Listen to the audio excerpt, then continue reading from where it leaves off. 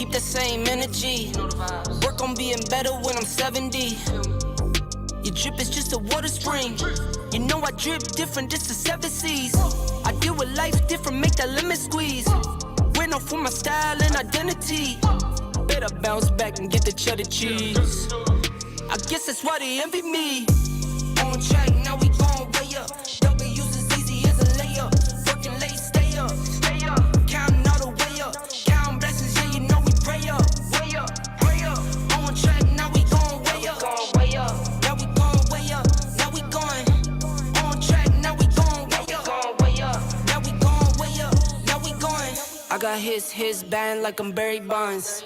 Running through the money, but the money's long. I don't love it, but I need it, keep it coming on. Only friendly, me and friends, we don't get along. I put that on my name, that I put them on. I put myself on stage as they sing along. I might book a session, do 100 songs. I'ma let you hear them just to prove you wrong. On track, now we gon' way up. W's as easy as a layup. Working late, stay up. Counting all the way up. Counting blessings, yeah, you know we pray up. Pray up. On track, now we gon' way up. Now we gon' way up. Now we going.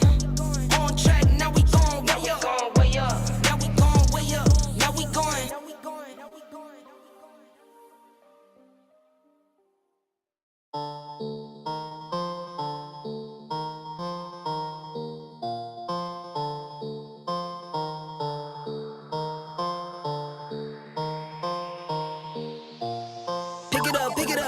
Pick it up. You see the drippy, I'm fitted up. Hop in my car and the giddy up. Secure the bag, yeah, I get the bus. Pick it up. You see the drippy, I'm fitted up. Hop in my car and the giddy up. Secure the bag, yeah, I get the bus. Pick it up. Ooh, I've been on the flex since flex on. Neighborhood all in your eardrums. I ain't never scared like Bone Crush. Boy, I got God, don't fear none. My line busy, take no calls. Feels like I don't have no flaws. Snakes in the grass, cut those off. Yo, squad shady, my bros raw. No breaks, we go. Throw shade, that's a no. Go high, go low. Like spinning in a 644. Cash money like 504. Ball like AD24. No sleep, need more. Pick it up. You see the drippy, I'm fitted up. Hop in my car and the giddy up. Secure the bag, yeah, I get the bus. Pick it up. You see the drippy, I'm fitted up. Hop in my car and the giddy up. Secure the bag, yeah, I get the bus. Pick it up. Ooh, I'm a real one, my day ones. Try speak up, can't say none. Try dig dirt, there ain't none. I make the money that save up. 10 to 80, my sleeve ons. Take to the top from the basement. New car, race on. Fast lane, pace on. With the booyah, that's a flex. Not human, I ain't from another planet. I'ma teleport, might vanish. I'ma wake up, do damage. Drawing number 7, C's Bordeaux. Working all night, need more though. I remember nights I was poor though. Pick it up. You see the drippy, I'm fitted up. Hop in my car and the giddy up. Secure the bag, yeah, I get the bus. Pick it up. You see the drippy, I'm fitted up. Hop in my car and the giddy up. Secure the bag, yeah, I get the bus. Pick it up.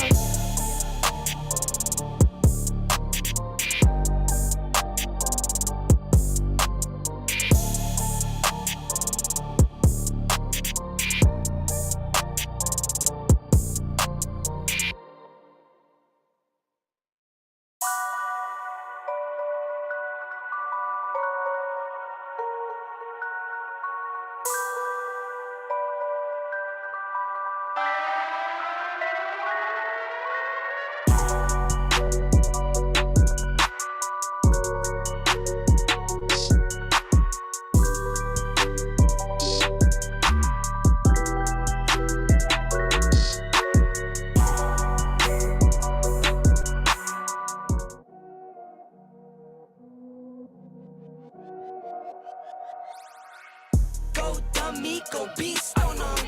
I go beast. Go deep, I OD on them. Apply pressure, put heat on them. Put that 500 degrees on them. 500 degrees. Go dummy, go beast on them. I go beast. Go deep, I OD on them. Apply pressure, put heat on them. Put that 500 degrees on them. 500 degrees. Countdown, levitate. Going up, elevate. elevate. Watch me demonstrate. On time, never late. I grind, celebrate. No pump fake, hesitate. I've been scoring every day. Champagne Perrier. Since 9-3, been in the box, now I'm stepping up to home. Like straight out the sandlot, now I'm plotting on the globe. I work hard, I show love, that karma steady growing. Got this far, I go hard, let God take control. I was starving skinny, now my weight up, got no energy for haters. See you trying, see you later. I'm shooting for the stars, need no laser beam blowing like the greatest, but it's one who's always greater. Yo, go dummy, go beast on them. I go beast, go deep, I OD on them. Apply pressure, put heat on them. Put that 500 degrees on them. 500 degrees, go dummy, go beast on them. I go beast, go deep, I OD on them. Apply pressure, put heat on them. Put that 500 degrees on them. Smile good, skin clear. This here my year. Hey, look up here. This here my tier. Same fit 4 days. I grind 4 Yo. ways. I play no games. All me, no blame. Yo. Wave my own wave, can't stop my shine. What up, what up, what up? Lane my own lane, can't stop my grind. Welcome, welcome, welcome. Shout out to the old subscribers. Shout out to the new subscribers. Shout out to everybody joining me. Shout out to the Passport Bros. Because we up. Right? Y'all come in, get situated, hit that like button on the way in. We're gonna talk our ish tonight. We gonna talk our ish tonight. Once again, it seems like the internet is on fire about Passport Bros. And it would seem that the Passport Bro Accountability Police Force is back at it again with Special Agent Amira now leading the charge against keeping Passport Bros in line, right? So, for those of you who don't know, Amira of Lapeef, okay, decided that she wanted to just have an all-out open discussion on Passport Bros, how brothers overseas are moving, what we're doing, and my initial reaction to this was just like, man, this is a bunch of smoke. I called it a bunch of clout. I don't think she really believes in what she's saying. I don't really think she cares. But I had not seen the full podcast from top to bottom. I had not seen her words from the opening of what she said when she went on Lapeef. Now, me personally, I do not believe that Amira has this much vested interest in men who travel and black men who travel and things of this nature, because she's married, for one. And Passport Bros nor black men had never any arrows was ever pointed at Amira. But I disagree completely though with, for those of you who watch Bernard Riley on when he did a show about this, right? And Bernard was saying that Passport Bros championed Amira and we kind of elevated her some type of way, or we made Amira out to be like, one of the most highly coveted women on the YouTube spaces. And I'm just like, bro, I'm sorry, Bernard, because I caught that stream late. And if I wouldn't have caught it late, I would have joined him. But we never championed Amira like that. We just, first of all, I don't know any Passport Bro who was ever saying, yo, Amira is top tier, or we follow her, or all this and that. We just said salute to her for being married. And, a lot of us didn't understand why she was on Lapeef. Now I'm starting to have a better understanding of what she's doing on Lapeef. Now she is what we like to call clout chasing. Okay. She's trying to get her likes up. She's trying to get her following up. And she's trying to make a splash by coming over here talking ish on Passport Bros, which I think is the last thing she should be doing. But we're going to get into it. We're going to break it down and see what she has to say, because I have not seen the full entire podcast. Right.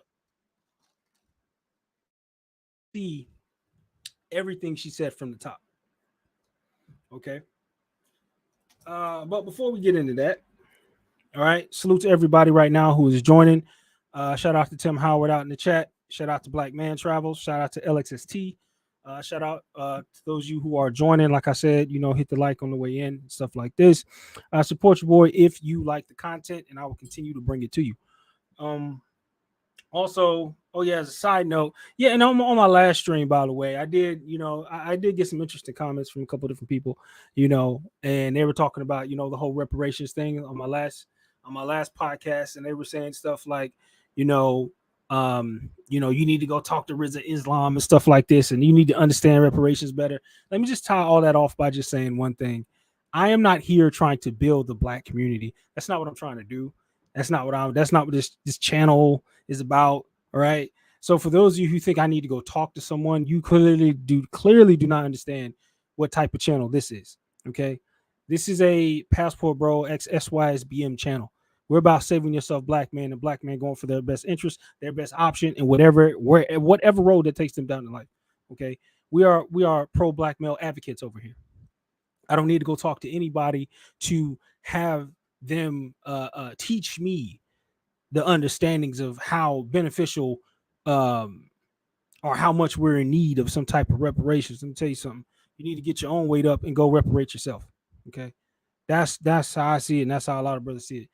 I don't believe in waiting on handouts for no goddamn body. Ain't nobody come to save you. Ain't no Jesus come to save you. Ain't no government came to save you. Ain't no white man come to save you. Knock that shit off. We don't do that over here. All right. We're about getting yourself together and doing what you got to do. Okay. So we're just going to tie that off right there. You know what I'm saying? We're not about that over here. We don't do that. All right. Shout out to Tim Howard again in the chat before we even get going. Shout out to you, brother. All right. So without further ado, we're going to go ahead and bring this up. Matter of fact, actually, let me switch accounts right fast, right before I bring this up, so we don't have ads while you guys watching. So we can watch it straight through with no interruptions before I bring it up. Is it playing? Let me make sure it's playing before I play it. Okay, good. All right, so let me add this to the stream. Europe. Top producers in the building. Europe. Shout out to the boy. Shout out to you, cuz. BMO in the building, representing. All right, so we're going to get into this. We're going to break this down. And of course, the whole thing is about 3 hours. Obviously, I'm not going to get into the 3 hours, but I am going to run this through, and we're gonna look at some of the real stuff she said. We're gonna go over it with a fine-tooth comb, because I'm trying to tell you, I didn't see her words as far as exactly what she was saying from the jump. I kind of caught things later after Marty and Edward. Shout out to both of them, because I jumped on Edward's panel after this pod right here. But shout out to them for getting up there and doing the work and spreading the gospel of Passport Bros. You know what I'm saying? And getting up there and putting the flag down and saying, yo, we're not gonna let you come over here and spread lies. And then the big thing, before I even get into this, because I already know the backstory. Her biggest point, she was trying to say that it's not about race. I want everybody right now to tell me what you see in this thumbnail. This is the thumbnail. I want everybody right now. You see clearly the dog whistle that she did in order to get the attention of Passport Bros, because that's what she wanted. She wanted to smoke a Passport Bros. Okay? And what did she use as her dog whistle in her thumbnail? She used the brother Austin Holloman. And brothers, even brothers who got up on that panel with her that night, and brothers who responded later, okay, were asking her, what's your issue? And the thing is just like, when you try to say something like it's not about race, how many white men were coming to say anything to you about your comments? because we know exactly what it is when you say passport bros. We know exactly what it is. We know exactly who it is. Now, in my personal opinion, I don't have an issue with other races using the hashtag or whatever. That's cool. But let's not forget where it came from. And let's not forget who pushed the movement in the beginning. Shout out to King Sigma for getting it popping in the way that he did as far as the name and the title and all that. Right. But I just want everybody to be clear before she says anything. See exactly what the visuals are. Okay. And whoever put her up to this, JR, whoever, whatever the case, you put a mirror out here to be a target. Okay. All right. I'm just saying. Let's before we even get started, I want everybody to see that. Now then, without further ado.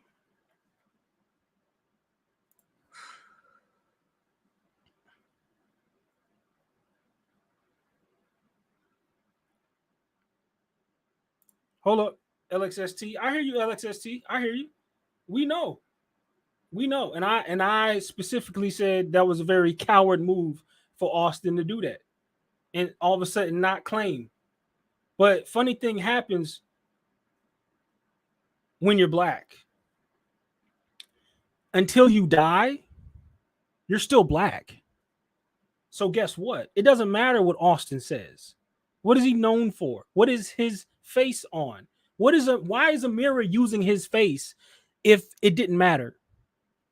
Okay. Why is Amira using him as a thumbnail? Now, I'm not saying that it's right as far as what Austin did. I'm not saying it's even right as far as what Amira did. But what I'm trying to say is she targeted specifically black men and black men who travel. I don't give a damn what she says. Okay. She may have been ignorant to what she was doing, but guess what? That's her fault. Okay. And she will be held accountable accordingly by black men who are going to say something to her and say, look here, hun, you're married. Yeah, I'm gonna be honest. Yo, if Amira was my wife, we'd have an issue. Just imagine if the roles were reversed. Amira's married to a black dude, right? And imagine that she's married to a black dude, but she's worried about a white boy movement and calling out white boys, right? So much so that she was so inspired to say that they're all liars and started calling out the women in the countries that they were frequently going to go to. Now, imagine if Mira, y'all out here in chat, imagine if Mira was your wife. Imagine. Damn YouTube. Wait a minute. Wife? The hell do you care so much? Why do you care so much? And for brothers like us, we know when a girl is constantly talking about her ex, that means there's still something there. As far as we know, no word has gotten out yet. Maybe somebody's going to come with some research. But as far as we know, Amira has not been involved with no brothers. As far as we know. But she does call herself an exile for some reason. Anyway, I could just be speculating. But my point is that why does she care so much? Because, and this is why we were calling this from the jump, is that somebody put her out front to do this. Hopefully somebody put her out front. And this is what I was saying. I was giving her the benefit of the doubt saying that, you know what? Hopefully somebody put her up to this. And this is not her just wanting to get all up in the mud with brothers and all this nonsense going on. Because as my wife, nah. Hell no. We nah. We would have had a long talk about this. You stay, first of all, you stay out of men's business, stay out of black men's business. Would have been the conversation. Right? It's like, why are you over here worrying about what the brothers are doing?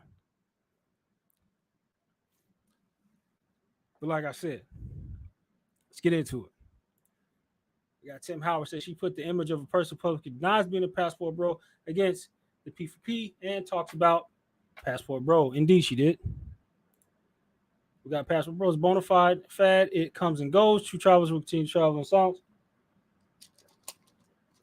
Black man travels. I agree with you to a degree. There will always be a faction who travels in silence, but then there will always be a faction of content creators. See, now I got to address this though, real quick. I hear what you're saying. There will be a group of brothers who don't talk about it. You're correct. But had it not been for Charles Tyler, I never would have knew about the great options going overseas. A lot of brothers would have never known. I believe that for a proper functioning movement, community, whatever, everybody has different roles. All right. So for those y'all who get so in a feeling about, well, it shouldn't be talked about. No, there needs to be a faction who puts out the information, but they need to do it in a way that they do not incriminate themselves and the rest of the brothers who travel. That's the issue. Not that they're talking about it.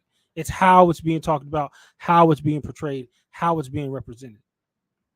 I was never one of the brothers that said Austin needs to go completely silent, because as much as some brothers feel a type of way, it's still same team. I'm not saying that everything he did was great, but I am saying that he did bring recognition to what it is that we stand for. And in that case, he's an ally. All right. Now, it was cowardice of him to try to denounce the movement. Then that's just him being a coward about it. It's not going to change anything, because at the end of the day, and I've said it before, you're still black. You're not going to get away from. See, the problem you're trying to get away from is being black. Family, it don't matter. They assume Anton is red pill manosphere. Why? By proxy of being with other black men or around other black men, and his name being echoed in the halls of the black manosphere. So by proxy, they'll say Anton is black manosphere, which we know he's not. But why is it first assumed that he is red pill or manosphere? Because he's black. If nobody said anything, then the word will never get out when propaganda comes against us. We need to speak on the facts. We need to speak on certain things, but we need to do it in a way that we don't incriminate ourselves or our other brothers behind us who are silent. So what you're really saying is we need better representatives. Not everybody needs to be silent, because black men have been silent since the 50s, 60s, 70s, and all the way up, which is why the Daily Morning talk shows was all about trashing black men, and we never had the microphone. The last thing we need to be is silent. We just need to make sure we represent ourselves properly. So I don't agree with the notion of us being quote unquote silent. That's bullshit. Some can be silent and do their thing, but the thing, everybody's not a content creator. We need proper content creators. That is more or less how you go about that. Not silence everybody, because silencing everybody helps the enemy. They want to silence us, and I do not advocate for the tactics of our enemies. I will not. Anyway, moving along. Let me see. Let me see. Yeah. All right, so we're gonna go ahead. We're gonna kick it off. We're gonna get it popping. Let's get into what Amir was talking about. Like I said, fair use, and also I did not see her earlier statements. Okay, I didn't see what she said in the very beginning. I heard everything I heard literally came from when I hopped on Ed's channel and Ed and Marty was talking, and Ed and Marty were telling me what happened in the beginning, and Marty was just like, "Yo, go back and watch it so you can see exactly what she said." So we're gonna rock into it, and yeah, we're gonna get into this. Let's go. Fair use, you bastards. All right. Do I look crazy? I look crazy. Yeah, you look crazy. Am I stuck? Oh gosh, I was stuck for a second. That's her. Okay, That's her guys, if the camera, not internet is mine. really bad, I'll switch it over. But for now, it's kind of okay. How are you guys doing today? I know the internet is failing me. As soon as it was fine, right before we started, it was fine. And then as soon as I start, all right, hold on one second, guys. I'll be right back. Let me know if y'all need me to turn it up or down. Make sure the sound is good.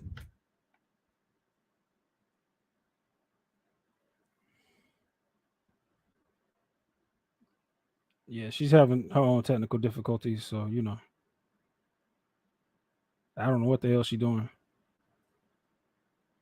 Here we go. Here we go. Here we go. All right, she's finna come back. Hold on. There we go. Are we still bad? Yeah, it's still kind of whatever. I guess this is what we're just gonna have to deal with for now. This is the best that we're gonna get right now. I don't know what's been going on with the. Hold tight. Black Man Travels. I'll be dropping the link soon, so we'll be able to discuss it if you want to get into it. I'll drop the link. You can come up. We'll talk about it. Internet service. We pay very good price for it, yet it still fails us.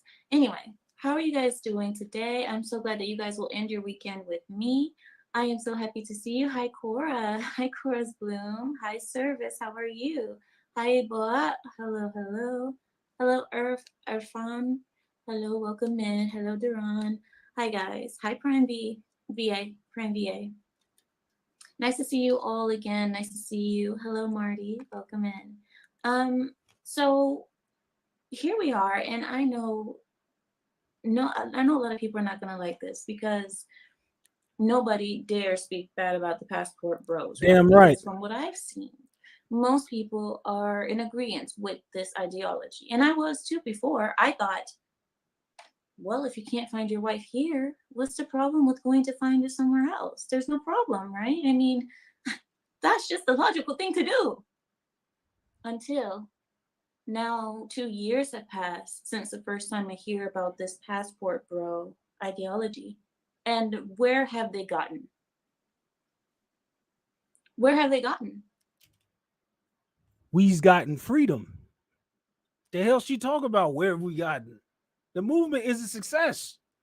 If you look at passport channels all across YouTube, they've all grown. Hell, I've grown. The hell do you mean? But again, we're going to get into how she's horribly flawed in the idea of who and what we are. Have you all seen something that I don't see? Because I do not see a great success. I'm going to bring out my inner Borat. I do not see great success when they're traveling abroad to, let's be honest with ourselves, to bang women. I said it. You don't see great success when we travel abroad to bang women. Banging women would be the success. The hell are you talking about? That would be the success, my dear. Correct. That's called winning. But the thing is why are you worried about it? My bigger point is, why do you care? Off the rip is, why do you even care? I don't see any great success. And furthermore, I'm going to bring up something to you. I'm going to give you guys two things. I'm going to give you the reasons why I believe they're bullcrap. And I'll give you the second reason why. I'm going to show you guys a list of every marital code in the world. This was given to me by one of my channel managers. I have a whole list of every marital code in the whole world. Every country listed like that. And I'm going to give you the marital codes for those countries. And maybe that will explain why the passport bros, I was going to say grows, why the passport bros, I said it again, passport bros. She's talking shit. Why the passport bros only go to countries where the women sleep with them. These are countries where they know the women are free with it. These are countries that they know the women are very liberal. Brazil. Who in Brazil is not giving it up? Whoa. Whoa. Amira, why are you worried about Brazil? Don't worry about what we do in Brazil. I have a question for you, Amira. Where's your husband? Where's your husband, Amira? Were you up late again, YouTubing? And he ain't came home yet? Where's your husband? Why are you worried about where other black men? Because her husband is Lebanese. The hell are you worried about where black men put their Johnson? This is typical depolicing 101. Like I said, Special Agent Amira. Passport Bros and Accountability Police Enforcement Agency is what she's up to right now. She's an agent. Passport Bros Accountability. Whoop whoop. Got to keep you niggas in check. The nerve of a Lebanese. This is such an American thing, isn't it? A Lebanese woman checking black men about where they go on their vacations out of the country, okay, that her family came to, Okay, your family, wait a minute. No, fuck that. Your family ran to exile, and you're worried about what the hell we're doing. The fuck is this? Right? The fuck is this? But some brothers want us to be silent. You kidding me? You serious? So when allegations like this or things get levied against us, we're not supposed to say nothing. This is why I disagree with that silent narrative. That's ridiculous. We do not be silent, quote unquote.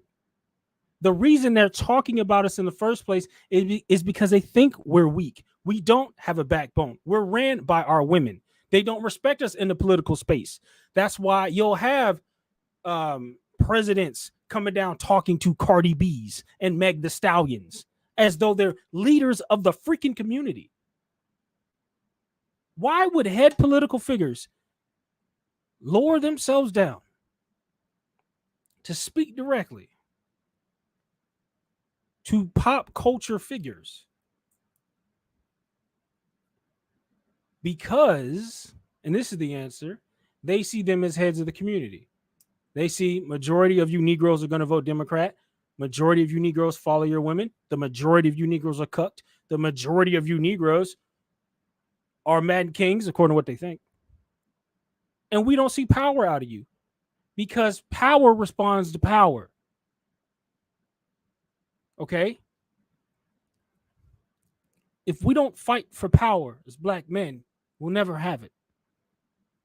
Okay? Power is not just going to give itself away. Okay? One of the two factions has to submit. And right now, black men have been fighting up a ladder to where we can then regain or even gain power in whatever way we can. I wasn't going to say by dominating black women in this country. No. Your power is in your power of choice. And what have they been responding to mostly in social media and media in general? Passport bros, because that holds its power. Okay? Because that's going to throw things off, because black men are no longer just throwing their heads up black women's asses, not making their own decisions, being comfortable with laying up on her couch, not being mediocre. Not black men not wanting to be mediocre shifts the whole narrative of things now. And we also have mics to tell the real story. If we needed to be silent and it didn't matter, then none of us would have any views, watch time, or subscribers. It's effective. It's working, Amira. Because Amira completely does not understand what it is that we do, why we do it, and why we continue to do it. Okay, let's keep going. Philippines. Let's be real. Yes, it's an Asian country, but Filipinas aren't known to be the most chaste women in the world. She meant to say chaste, by the way, which means non-virgin, for those of you who don't understand. But Amira needs to calm down because she will get smoked calling out Filipinas and Thai women. She best not do that. But actually, I think one of them actually did a video on her already, or I think they said they were going to because she just blatantly calling out different women for no reason. Again, Amira, why do you care? Where else do they go? Thailand? Thailand. Where Bangkok is, where there's a bunch of lady boys. Oh, that place. First of all, Mira, we take high offense to your charge to say that we are out here playing with lady boys. Out of all the things you could have said about Thai women, that's the first thing you go to. Again, the disrespect is ridiculous. Why should we subject ourselves to just allowing, okay, the continuous destruction of our name in everything that we've built so far? Who we are, what we stand for. And this chick is gonna try to levy some LGBT shit against us, yo. Come on, family. That's not how brothers are moving. Let's keep going. Place, oh yeah, they're definitely going to be virginal souls in Thailand. Where are the countries that these passport bros go to find women? Wherever the fuck we want. Let me offer you guys some information. When it comes down to women and wives, Facts, the most LSD. proper women that I know for myself, the most proper women that I know tend to be Eurasian women. Women in between that old Soviet Union area. Do you know what I'm talking about? I'm talking about Kazakhstan, Tajikistan. I can't even say the word. Tajikistan. You understand all of the stands, right? Uzbekistan, Turkmenistan, Azerbaijan. Bro. All of these women are from villages. Not only are they from villages, they are trained wives. They are trained from birth to be a wife. Stop the tape right there. Stop the tape. Amira, how dare you? So not only do you want to smack us on the hand and chastise us, you want to tell us as black men who and now where we need to be fucking. And you want to limit us to some Borat village bitches. Right? According to what she's saying. That's where you want to take this.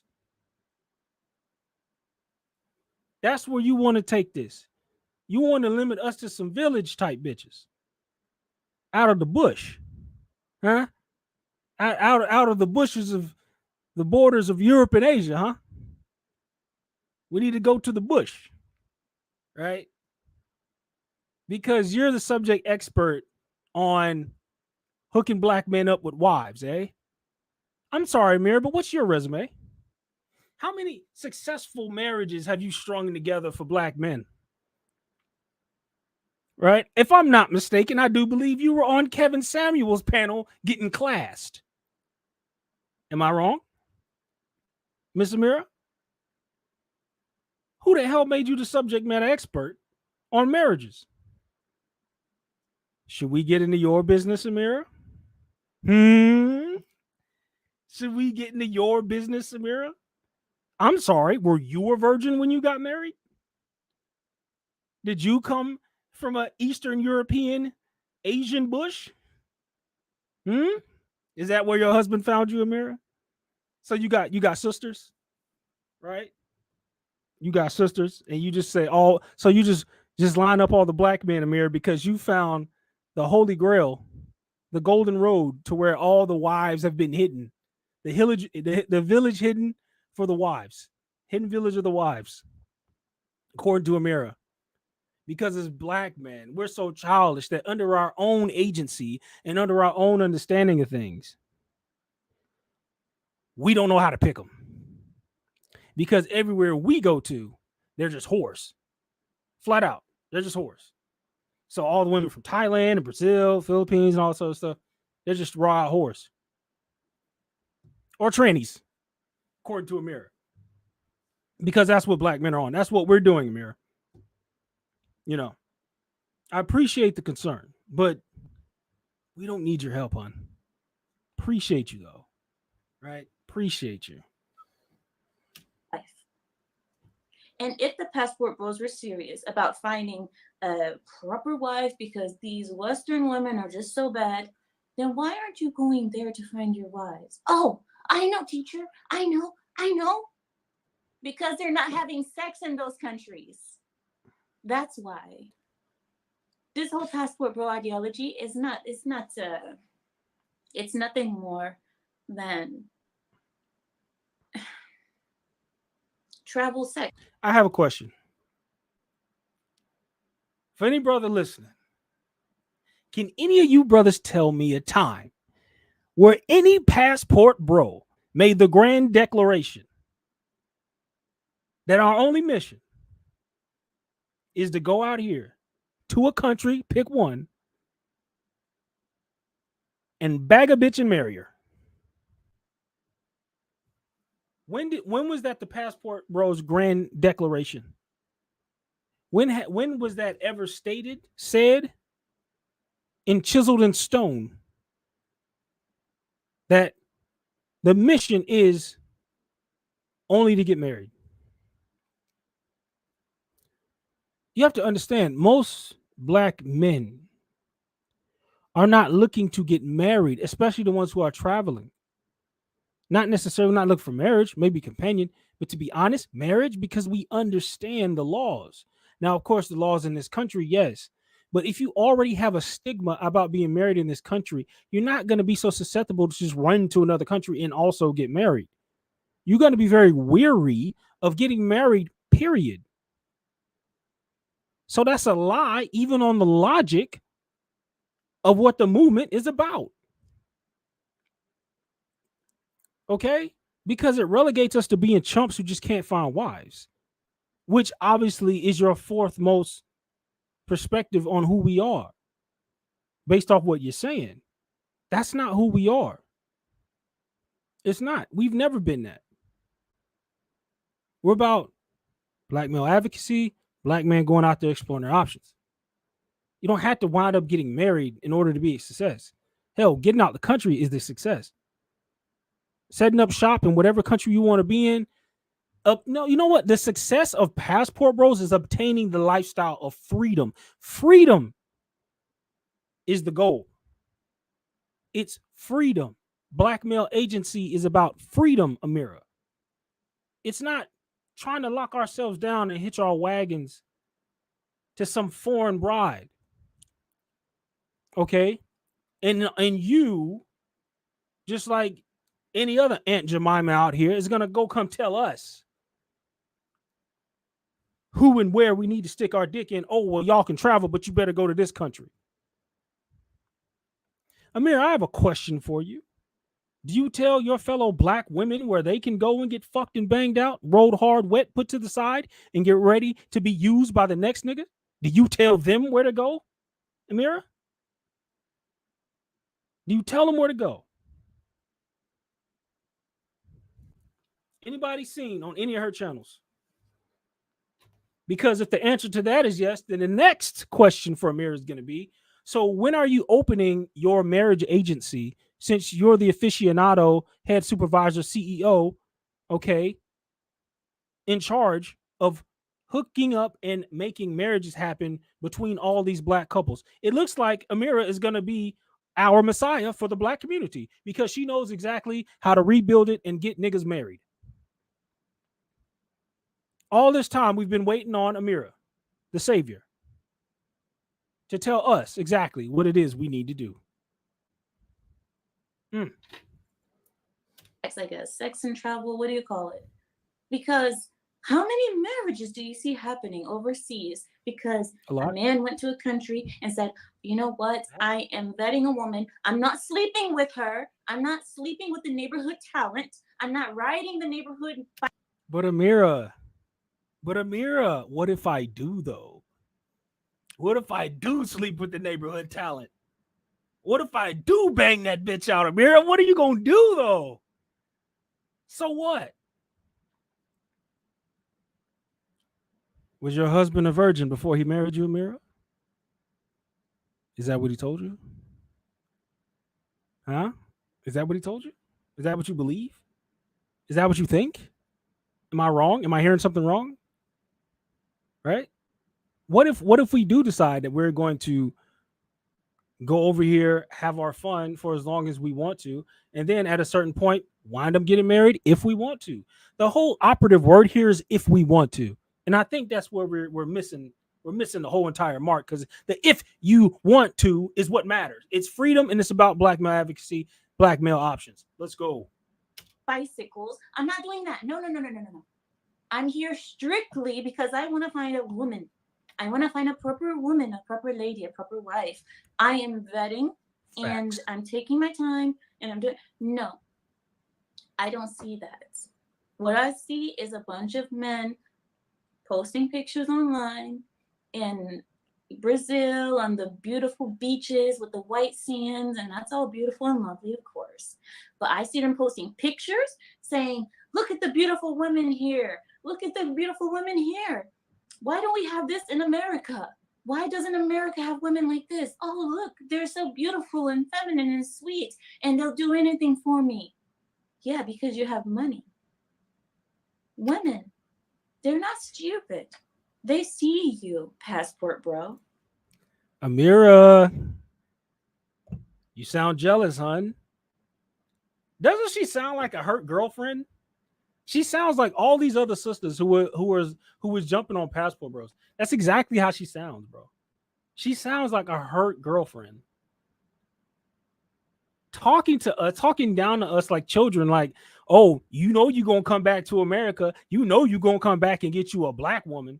You know you ain't gonna go too far. Yeah, I know Brazil look nice, but you know you gonna come back. Amira, she might as well be rolling her neck with 3 snaps and a Z. She might as well be.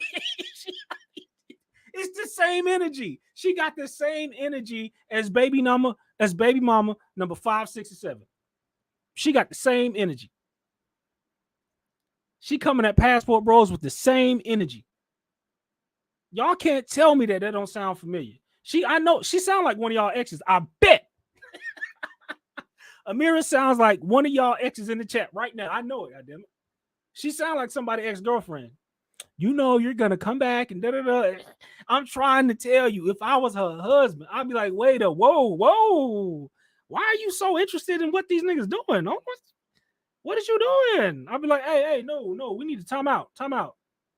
Yeah, YouTube is one thing, but why are you worrying so much about these Negroes? Amira. Why would Amira come? Because it just don't make sense to me. Why would Amira be so vested in where black men are going, as though it's going to affect her one way or the other? Why is she vested? Half the reason why I think this is cap, but also why I say it's clout as well. Okay, because you talking about, yeah, the beaches in Brazil are nice, but those girls don't really love you. Amira, what is your dog in this race? Now, everybody, literally, I want y'all to think about that right now. What is Amira's dog in this race? What the hell does she gain if more black men stayed in America? What does that mean for her? Why are you speaking on us? I mean, are you looking to be a side piece? Are you knocking Amira? I mean, I'm just saying, because I'm sure there are brothers who'll be more than happy to make you a side piece, Amira, because it sounds like your options are getting thin. Married woman. I don't get it. I don't get the logic here. I don't get the logic. Tico says she wasn't either. No. Facts. The black men are not supposed to have choices according to these. That's what I'm saying. Like, it doesn't even make sense to me why she has so much to say about it. Every passport wasn't looking for a wife, nor ever stated that. Indeed, brother Tim Howard. Indeed. He says, and American women don't require a man to have money. Bro, facts. Facts. No woman, let's kill the narrative. No woman wants to deal with a brother who doesn't have money. So then the other side of that is to have money, so you can have a decent lifestyle. Okay? You're going to have money. If you're going to have women in your life, you're going to spend money on her. Period. This is why the whole tricking thing is just more shaming that black men have to endure, because it's only a term that gets used against us. In other cultures, in other races, don't even know what that word means. Okay? Of course, if you're going over, I mean, we understand. Listen, I want to give brothers this tidbit of advice. There's a difference between tricking and simping. Okay? Both words are toxic, but my thing is this. All right? Tricking on a female is you throwing money at her expecting something in return. All right? You expected something in return and you ain't getting nothing out of the deal. If you made a business deal and there was money involved, that's different. Okay? If you take your girl out to eat or a chick you cooling with. You just cooling with a chick. All right. And you get a cup of coffee. You buy a cup of coffee for the two of y'all. Is that tricking?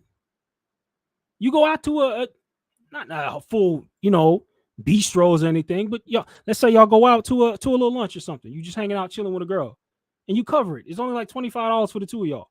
Is that tricking? Let me tell you what starts to get into the higher levels of you fucking up. Is where this woman don't respect you.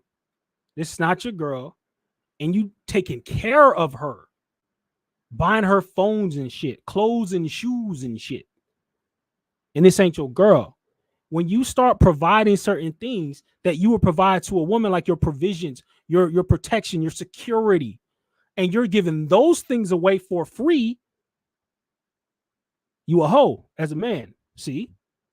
Because a woman who's just opening up her box and not expecting anything in return, or just loosey goosey with and nigga with no standards as a woman, we call her a what? All right then. So y'all niggas get the difference. Because it's not the same between men and women as far as dating and mating. It's not the same. Right? What the things that make us high value is our ability to have resources, our standards, and our finances, and anything else in between there, and our protection, security, provision, all that stuff, right? Giving those things away for free and expecting nothing in return makes you a lesser man, because those things are your value. A woman who runs up her body count, having a bunch of kids with ain't-ish niggas, and if she has bad attitude and all these other things attributed to her, makes her a what? Lesser valued woman. So it's not the same. It's not the same between men and women in mating and dating strategies. It's not the same. Okay? Men's value and women's value are different because we have different roles. So it's not the same. Okay? So that's why we need to get a grip on this whole idea of just shaming our brothers. All right? And understanding that there is a difference between a man who is burning his value on a woman versus being a little bit more traditional with a young lady. Because check it like this. And this is why I say there is still some element of traditionalism you can have as a man, because you eventually do want to find a woman who is going to be more traditional. All right. If you just out here in the streets just doing whatever, you can do that. But the chances are lower you're going to come across a more traditional woman. And if you do, you won't really know how to deal with her, because you're going to wind up pretty much treating her like a hoe. Now, what I'm saying is this. I do also believe in the philosophy of treating them all the same in varying degrees. You treat them all the same until she shows you that she has potential, or that she is not on the same thing that these other females are going to be on. Then you can walk that road, if you want her, to see if she qualifies for what you're looking for. Right? But at the end of the day, we don't need to start lobbying these phrases like, oh, you tricking and this and that. Like, fam, it's not tricking, bro. Black men, go out here and get your money. Get your money high. All right? Going out, hanging out with a chick is not tricking. Okay? You can go out here, enjoy yourself, enjoy your time, show the lady a good time within reason. Okay? And just keep moving. Right? So let's not shame our brothers who are out here making it happen. Okay? Because all women want you to have some level of money. And as a man, you should want money for your own as well. Yep. Don't do crap for money. Yep. What she also has to understand is that passport bros who are marrying people overseas keep their lives private. As you should. As you should. As you should. As you should. As you should. Tim, you on point with that. All right? Don't be putting your lady all over the social medias and stuff like this. I would do that. You get married, even if you're a content creator, you get married. I would say do your best to keep your private life private. That's what I would say, straight up. Who does she think she is that black men must show their proof? That's what I'm saying. And that's my biggest thing, is like, why do we need to prove shit to Amira? If Amira thinks that I'm out here banging every slut from this side of from here to Thailand, why do I need to bend the knee to Amira? and tell her, oh, Amira, I'm not banging all these whores who are just throwing it at me.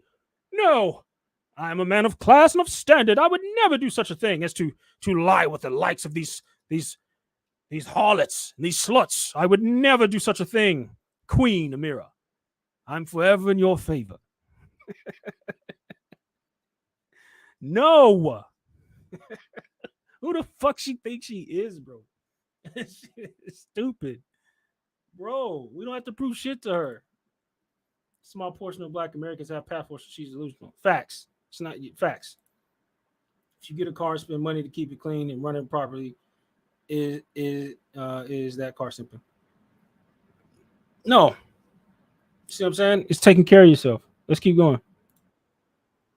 The other side of this issue, most of the passport bros tend to be Black. Am I gonna? Do you guys want me to say it? I'll say it if no one else will, because I'm not afraid of saying it. Talk your shit, Amir. Get it off your chest. What you're going to find when you go as a Black man to countries that are... I want everyone to yet again listen to what she said. Everyone knows that the majority of these passport bros and passport men are what? They are Negros. She just said it. I'm just want to make sure everybody heard what I heard, because I heard her say it. She did say it. Tracking? Track. All right. She said it. Let's go.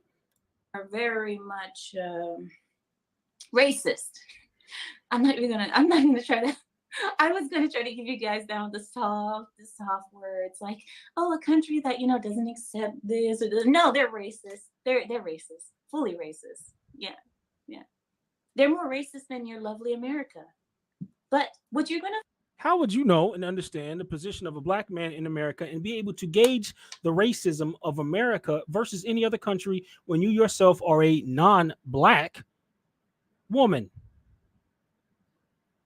What subject matter expert report to you and told you the lifestyles and hardships of Black males, and also compared and contrasted that and gave you a proper analysis report on the racism with bullet point details on how racist other countries are compared to the one that we have been in and grew up under, and has been known to be the most racist? Because when we go to other countries, they tell us, we don't know how y'all live up under them when they did that to you. Shout out to y'all, which is half the reason we get so much respect when we go overseas, is because other countries see us and they say, damn, y'all went through all that, and a lot of y'all still have made it to be great, successful people in that country. Amira, again, you are misinformed. Let's keep it moving.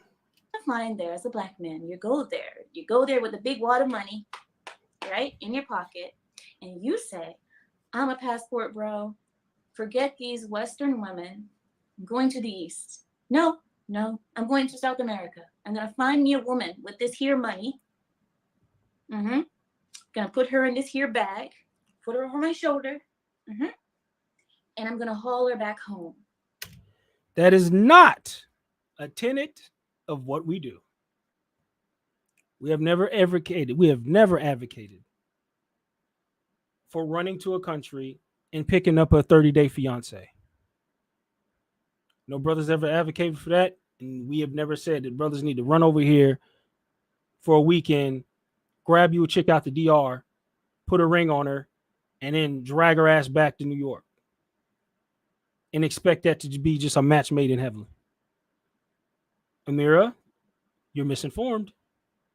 Don't know who you've been talking to, but that's cap. That's what I'm gonna do. Good luck. As soon as you go there, you're gonna have to deal with the family. You're gonna have to see her father. You're gonna have to see what they may say or what they may not say, but we know what they could be thinking about that situation. So I don't believe that the majority of Asian men who have a daughter want to give their daughter to a Black man.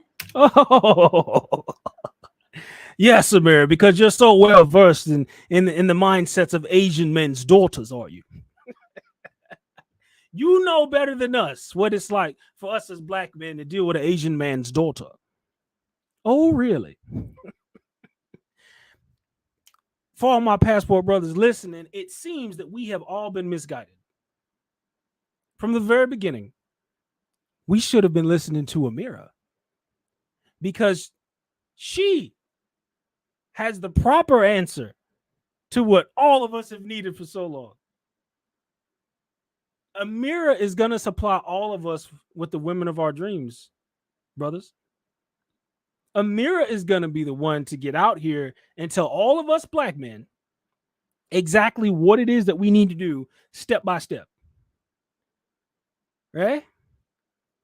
Because we are so scared to meet a foreign woman's father and family because we're just these renegade Negroes who just want to go out here and just slut it up. And none of us know how to have any class, style, or decorum with other countries and cultures.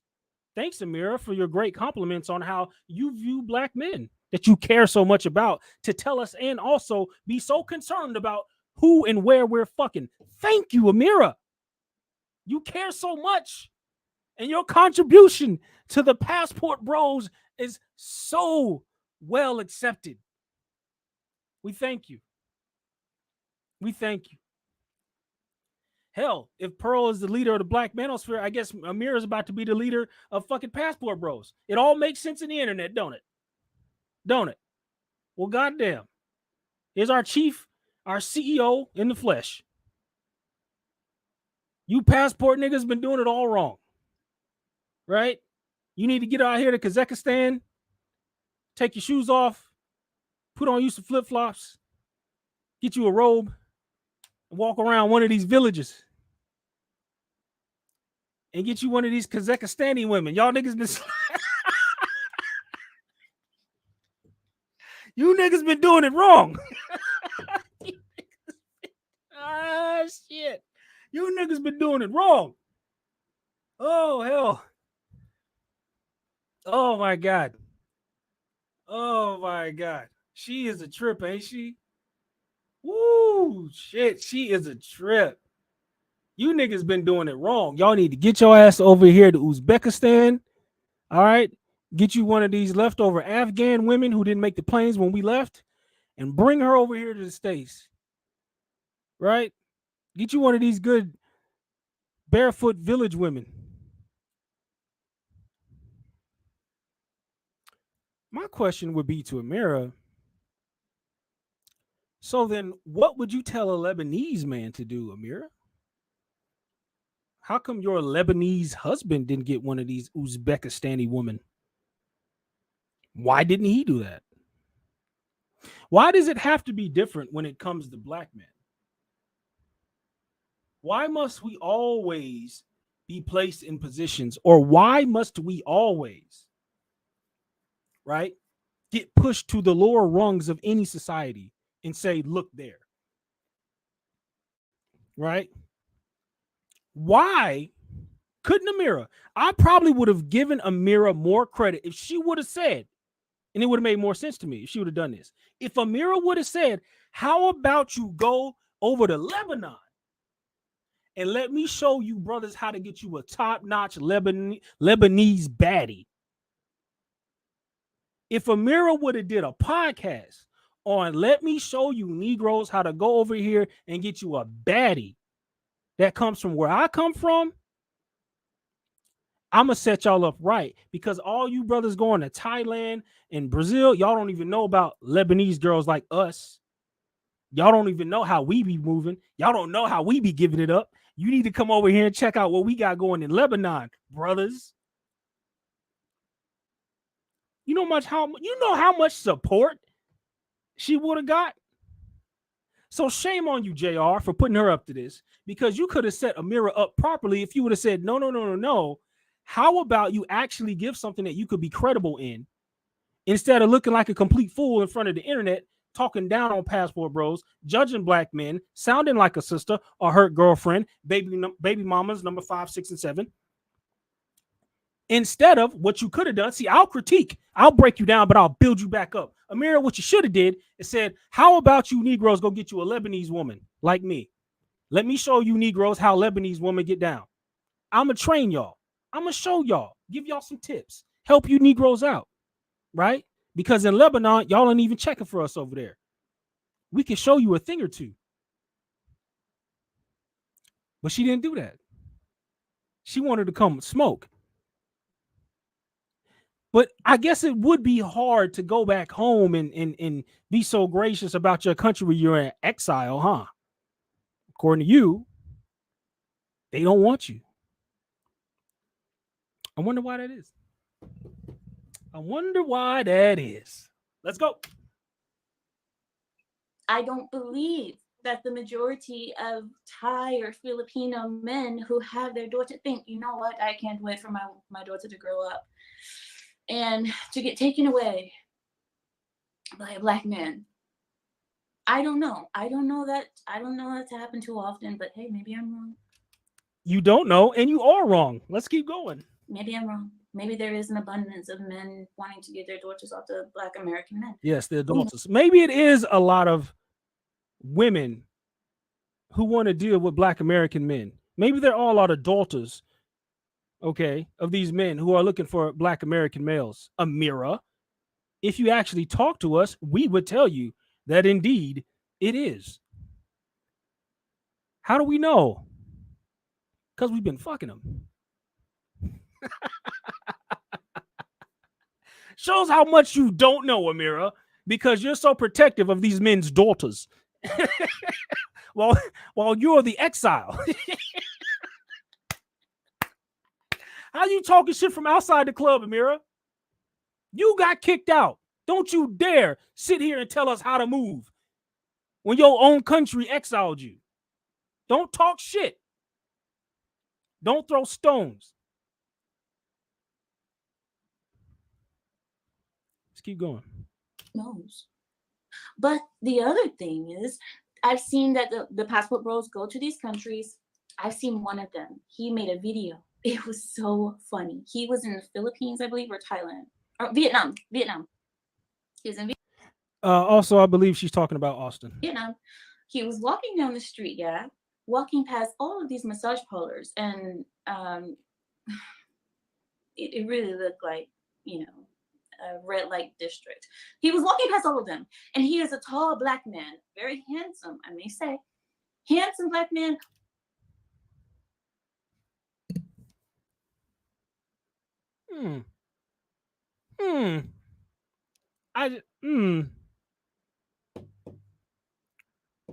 Were you checking him out that hard, Amira? Y'all, do y'all think Amira's telling on herself right now? If everybody's watching, put a 1 in the chat if you think Amira is interested in brothers and she just ain't telling nobody, because I think she is.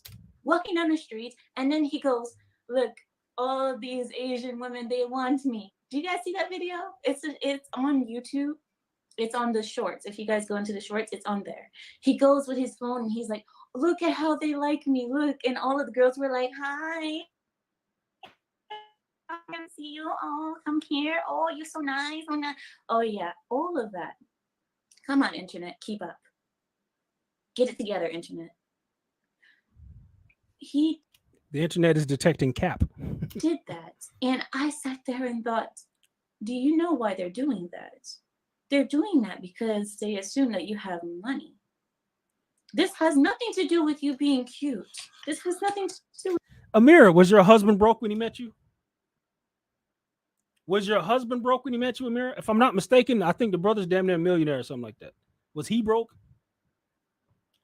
Jesus Christ. With you being a tall Black man. This is all about them knowing that you're an American. But I believe passport bros think, oh, look, they like me. Over here, I'm a king. In America, I'm nothing, but over here, I'm a king. She like that swag. Stop playing. She like that shit. She knows she like it. Look at her. Look at her body language just thinking about that shit. She like that. When a nigga talk his shit, walk around with his chest out. Yeah. She know what time it is. Stop playing. Oh my God. I'm just like, Woo! oh blushed. my God. All right. Get it All right. together, Amira. Okay. Now go try that in Tajikistan, in Turkmenistan, in Azerbaijan. Why? Why? In the countries that are actually serious about marriage, in the countries that will actually give you a proper wife, the wife that you're actually looking for. No, you won't go there.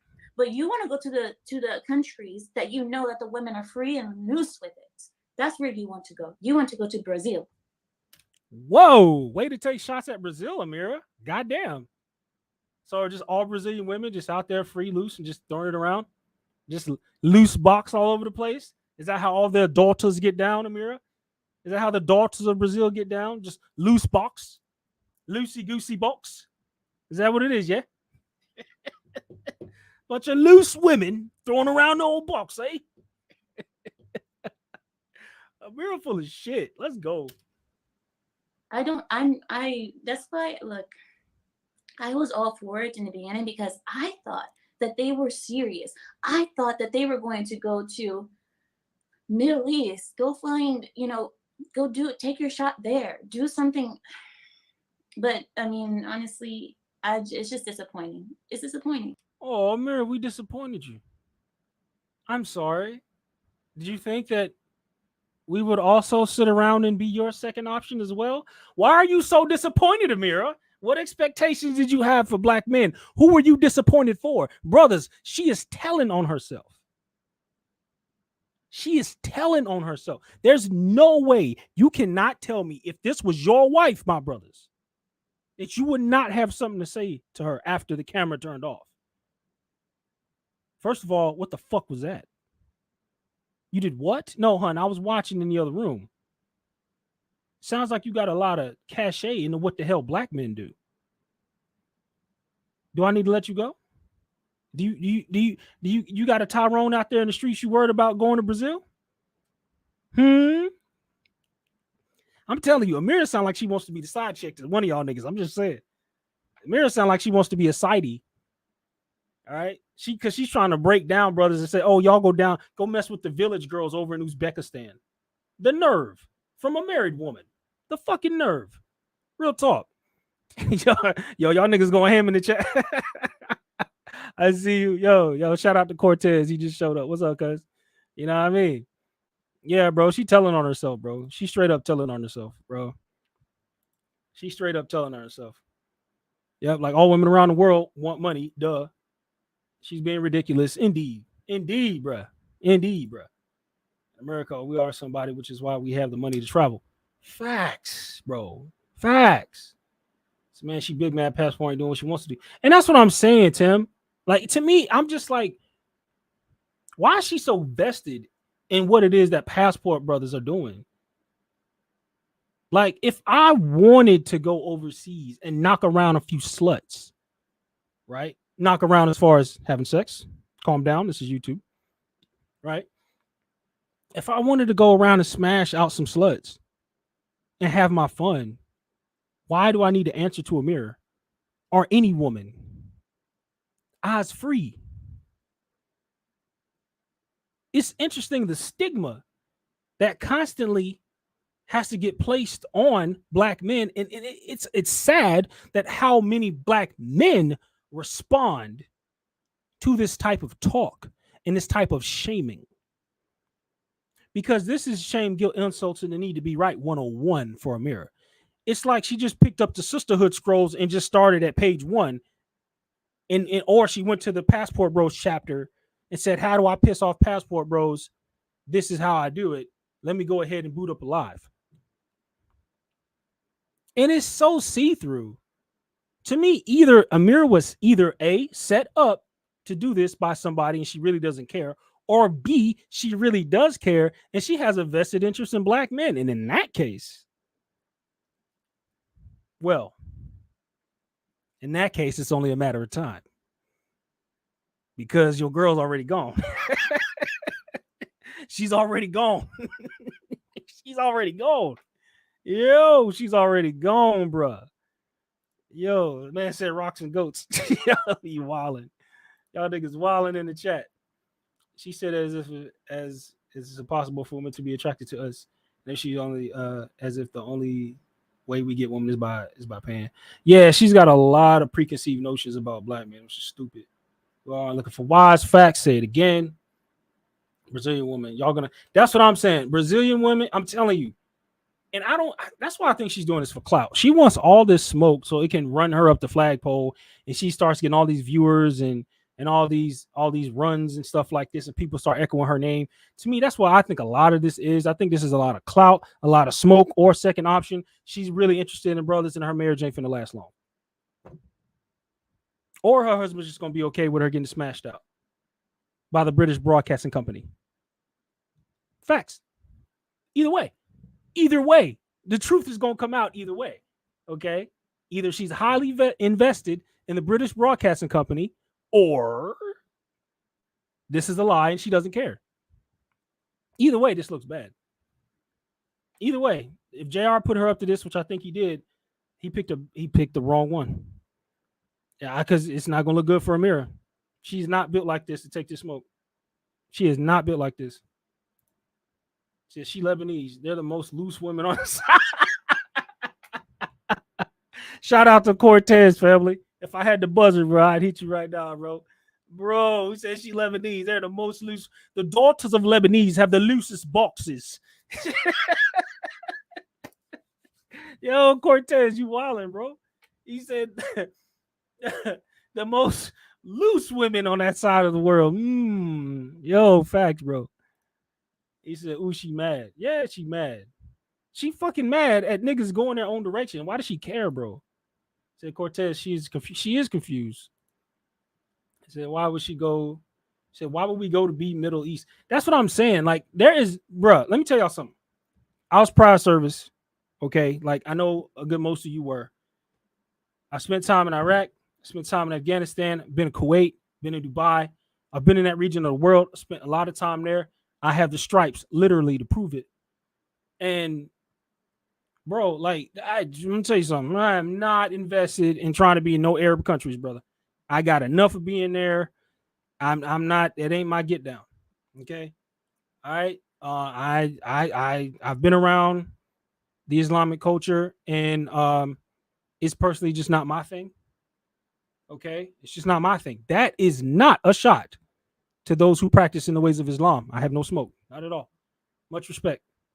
But I was just saying that that's just not my particular way, because even if y'all been to Dubai, for those of you who don't know, if you're not married, did you know that when you ride the train, the women still are supposed to board the back of the train while the men board the front? Okay, unless you're married, you're literally not supposed to have your woman up there in the part of the train that you're in. Hell, I don't even think women are necessarily even still to this day allowed to drive in that part of the country. Um, no, bro, I'm cool on that part of the world. I'm good on that. I've seen enough of it, been there, and I've literally earned my stripes. So we have no vested interest in trying to go over there. Um, and I think, like I said before, Amira, her strongest hand would have actually been convincing brothers about Lebanese women. Do you understand that would have gave Amira so much more like cool points on the side of, let me help y'all out? Because I, in my perspective, think y'all are just going to Brazil for sluts and loose boxes because their daughters have loose boxes, right? According to Amira. But let's just say that if she was thinking correctly, she would have said, okay, I'm on Lapith. I work with black men. I'm in these black spaces. I sit up here with these black women every day. All right. I was the one who set Courtney off just by my presence. Okay. We remember the Courtney and Amira beef. Okay. What if, because you're already in these spaces, Amira, you would have been a bigger ally, a bigger asset if you would have been like, yo, let me start showing y'all how Lebanese women move and teach you men about dealing with high class Lebanese women. But that would mean that she would have to be a high class Lebanese woman. So the question is, what's her backstory? Exile.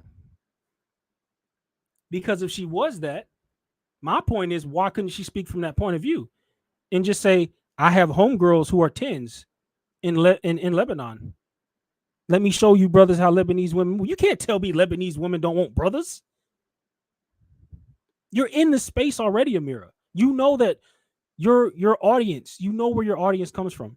It would have been such a smart move if you would have been like, yo, let me actually start dropping some jewels on showing brothers about Lebanese women and what it's like in Lebanon. Just saying. Just saying. Maybe I'm crazy, but just saying. I don't know. Let's keep it moving. Says she's confused. Passport bros are very diverse. Yes, we are. I'm gonna roll the tape. I just want to get through some of the comments because y'all are going ham. I'm keep it going, and I will be dropping the link. Y'all hold it down. In case y'all want to get on this, I'll be dropping the link. But really, I want to go through her part and a little bit of the opening of the God damn it, of when people came up on the panel. So I want to go get into a little bit of that because I know Marty came up and he actually kind of checked her on a lot of stuff, and I didn't see that part yet. So I'm gonna get to that. I'm gonna skip a little bit. I want to get her opening diatribe, and then I want to get into what some of the brothers said when they came up, because I already know that what's the name was caping for her the whole time because he was giving Ed a lot of smoke. But I do want to see Marty's response because I know he jumped up on this panel. But we're gonna get there, y'all. Bear with me. I just want to get through the some of these comments, and we're gonna keep it rolling. I'm gonna stop stopping so much so we can get through it because I don't want to be out here all night. Let's see. She said foreign countries are anti-black. Then ask why don't we go to those racist countries? For bro, right? See how the logic don't work, right? You're gonna say it's racist, but then again, tell us to go over there. All right, Amira. Why are you worried about brothers? Persian princess. Persian princess. Hey, but no cap though. When I was younger and I was growing up as a kid, Disney princess, I always had a thing for fucking Jasmine. To this day. Just saying. The Persian princess had me back when I was a youngin'. I ain't gonna cap. All right. I wanted to learn the whole new world from Jasmine when I was coming up as a little tyke boy. I'm trying to tell you, Jasmine, I don't give a damn about none of the Snow White, all that. No, brother, no. Because honestly, though, think about who was melanated back then. You really only had Jasmine, and all of them, the rest of them was white. So to be honest, I guess it does make sense now, you know. But yo, Jasmine, back in the day, yeah, that was your boy. That was your boy. He said, I would like to see how Brazilian women feminists respond to Amira calling them loose and easy women. Facts. I mean, we should send a message to what's her name because Amira's calling them loose. We should send a message to what's her name? Who got on Austin? Say hit the like. Yeah, y'all hit the like for your boy. All right. Share the content if you love what's going on. All right. Send a message to Amira so you can get her up on the panel. So I can cuss out in her face. Yo, Jamel said, where's her hajib? Yo, it's like Jamel, you ain't lying. She should be covered up right now. You should be covered up addressing these males. Should be covered up. They said one of the Lapeef guys gave her a script. Yeah, JR. Yeah. We was talking about that on Edge channel. Because obviously JR is, the head of the Lapeef network is his network, and this obviously had to be a play from JR to try to help her out with some freaking clout and some dumb shit. But yeah, we see through this. Yeah, this is definitely, we're blaming JR. That's why I kept saying I blame JR. Yep. He should have wrote her a better script. Yeah, like I said, this is either cap or her husband need to ask her some real questions. Just saying. Check her porn history. He said, right, black men should go to racist countries. Facts, bro. Said Mary's stupid. She could have profited from making a channel about Lebanon. That's, yes. See? Cortez, you rocking with me. You see where I'm coming from. She would have did way better by saying, hey, y'all don't even know about what Lebanese got cooking over here or what Lebanon got cooking. We got you. Let me show you, brothers, what Lebanon, how we be rocking. Because if Amira is going to be the example of the one who's married, non-black and supposed to be the quote unquote most feminine one on that whole entire area panel, whatever, it would have been completely in her favor to say, let me start giving you brothers information about Lebanese women. She should have leaned into it, not away from it. But since she wants to be an antagonist, she found her match. All right, said Mira fumbled the ball, messed up her reputation. She sure did. Said Ed went off on him. Yeah, Ed snapped on old boy. He did. He said, and here, Tim, here's the kicker. All right. We're gonna keep it going. We're gonna keep it going. Disappointing to see. What are you guys saying in the chat? I can't. I was just speaking, and then I look at the chat, and you guys are nutcases in the chat. I love it. Okay, but no, okay, but still, what I'm saying is that what I see, and I'm not talking about sexuality, guys. I see what you guys are saying in the chat. I'm not saying that. I'm not gonna say anything about that area because I wouldn't know. But one thing I do know is Brazil. I know Brazil. I know Vietnam. I know the Philippines. These places are not they're not places where you find the most chaste, obedient women. And a lot of people think, especially these passport bros, they believe I go there. These women are so kind and submissive to me. Yeah, because they want your money. You don't know that Asian women, oh my God, Asian women are the most biggest gold diggers you'll ever meet.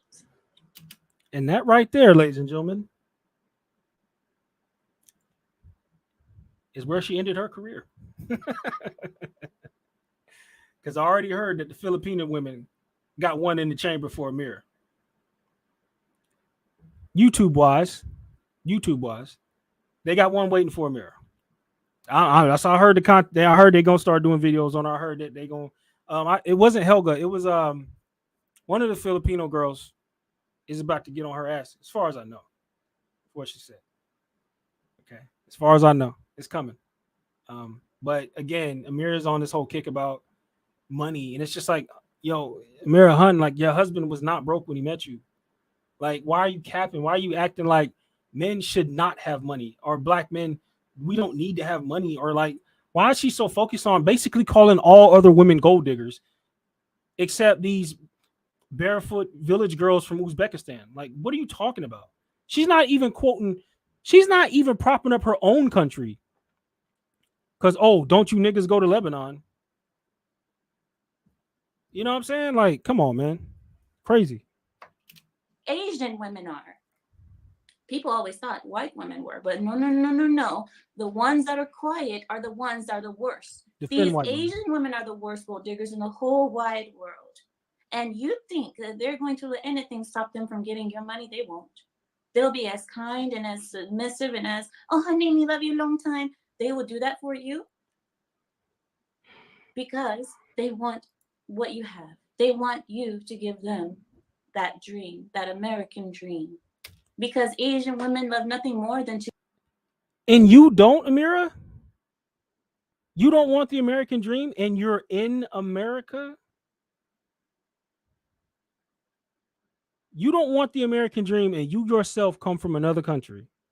And you're going to talk about other women who may want the American dream?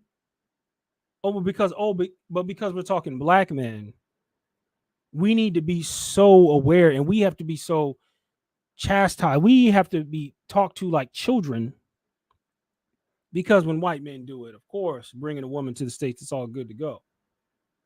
But Amira, you yourself, hun, ate off the American dream. How dare you open your face to speak on any other movement of women who would want to come to America? And as if we as men are not keen enough to pick up on how liar or how fake women are going to move with us. How many? Okay, Amira, since you say you're such a subject expert on Brazil, how many Brazilian women have you dated, Amira? How many Asian women have you dated, Amira? Why are you trying to school us as though we need to go kneel at the feet of the Persian princess in order for us to find these valiant, extravagant, chaste? She's saying chaste. She's saying it wrong. It's chaste. These chaste wives that you keep promising to us. Where are they? To brag and show off in front of their Asian other friends, the Asian girls, so they can say, "Oh, I'm the best." They love nothing more than that. And as for Brazil, I don't know, but all I know was that there's a lot of Brazilian women willing to do anything to leave Brazil. She says she doesn't know. So if you want the link, it should be in the chat. I mean, I think it's in the chat. I don't know.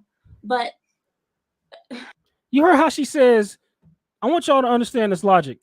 I know about Brazil is what she said first. Then she says, oh, I don't know.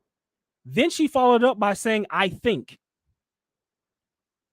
Did everybody catch how she just ran through her logic of Brazil? At first she said, I know about Brazil. Then she said, oh, I think. Okay. And then she said, I don't know. Am I crazy? Am I the only one seeing this? Am I wrong? Right? She said she doesn't know. I think she said, I know, I think, and then I don't know. aside from that, you know what? I don't even want to give the link anymore because last time I gave the link, everybody is scared to speak. So I don't want to have that happen again. Scared to speak. Last night they were asking for the link and nothing ever happened. You guys got scared. What happened? I said, oh yeah, I'm gonna tap in the chat and say all this stuff and oh, I'm against Amira and oh yeah, she doesn't know what she's talking about. Oh, she's so stupid. Somebody called me a bozo. What is a bozo? I don't even know what that is. But only a bozo doesn't know what a bozo is. But nonetheless, they called me these names in the chat. But I said, there's the link. Come. No one showed up. Everybody said, no. I don't want to be the first one to go. I don't want to be the first one to show up. Boy. Well, I know, Ray. I see Ray. Did she but anyway, but yeah, so that's the thing. I mean, so I'm gonna go down this list. Did she think that brothers are scared of her?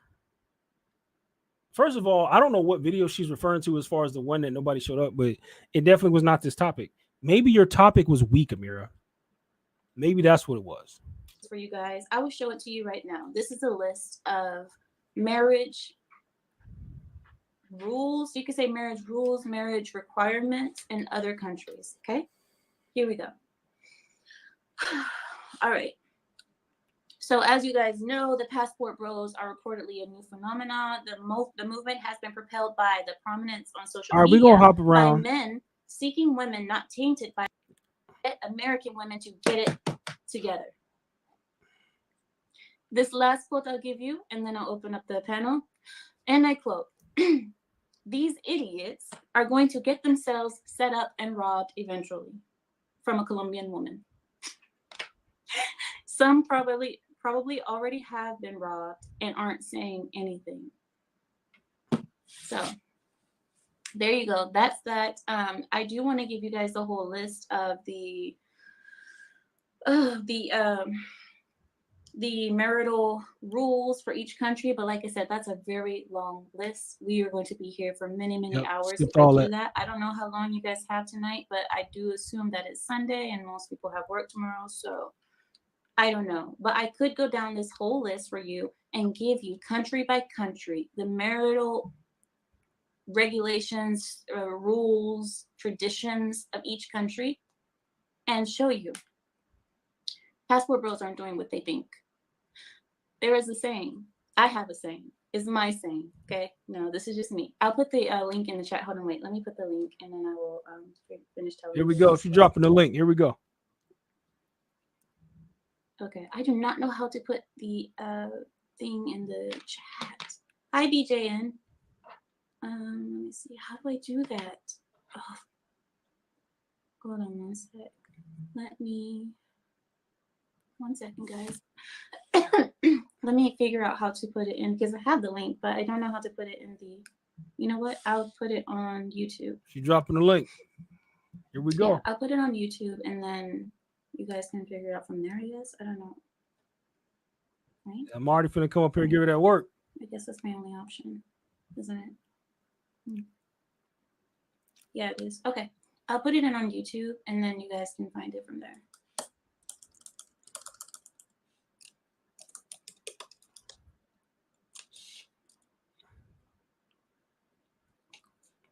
Okay. I guess you think brothers I'm are pulling it scared up of her. now. That's crazy. All right. Anybody Oh goodness, scare I'm looking you? at myself. Ew. Anita, your hair is oily. You look sweaty. You look tired. Okay, guys, I put it in chat. I hope you guys can see it. It's under my other YouTube account, but it's under my name, so you guys can tell it's me. Yeah. Let me know if it works. Yeah.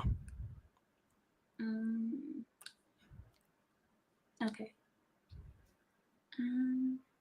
All right, there. So it's in there. So you guys can join if you like. All right. So we're gonna fast forward and Did I do that right? Oh yes, I did. Yes, I did. I did do that right. okay, he finna come Alright, right here the we go. fuck. Damn, bro came up quick. All right. Yeah, he Thank finna you, come up. Sean. All right, cool. I don't feel like it, but yeah. Oh, thank you, Lapeef, as well. Thank you, Lapeef, for putting the link for me. Thank you. All right, so the link is there. Whoever wants to come in, feel free. I am open to the conversation. It's okay, Mammy. Mammy or Mommy? Both work. All Fair right, use, everyone. I'll let you come on in. Hello, Brother Mommy. Marty. Hey, how's it going? There goes that mic. Hi, it's good. Let me put on my 1 second. Let me put on my AirPods. Peace to the chat. I had to turn it down because the nigga mic be loud as hell. Oh. All right. I am getting it together now. There we go. Now take your time. Take your time. Can everybody hear me correctly? Is everything smooth? All right. Mic loud as fuck. I'm fresh off a trip myself, so I hear you fine. Can you hear me? yeah, I can hear you good. Can you hear me? Yeah, I can hear you. Okay, perfect. All right. So what do you have to say about the topic? And there's a delay. Okay. Now, everything is cool on my side.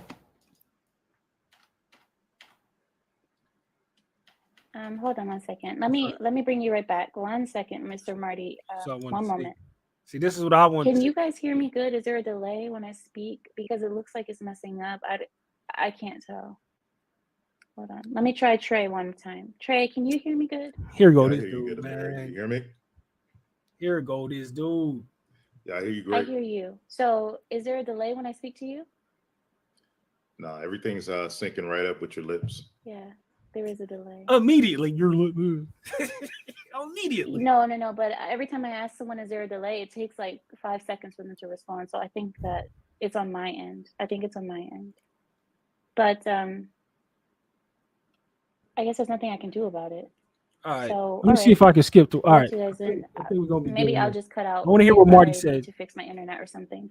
All right, guys. So what do you have to say about what I said? Do you think that the passport bros are liars, like I believe, or do you believe that I'm wrong and they are actually getting out there and doing the best thing for?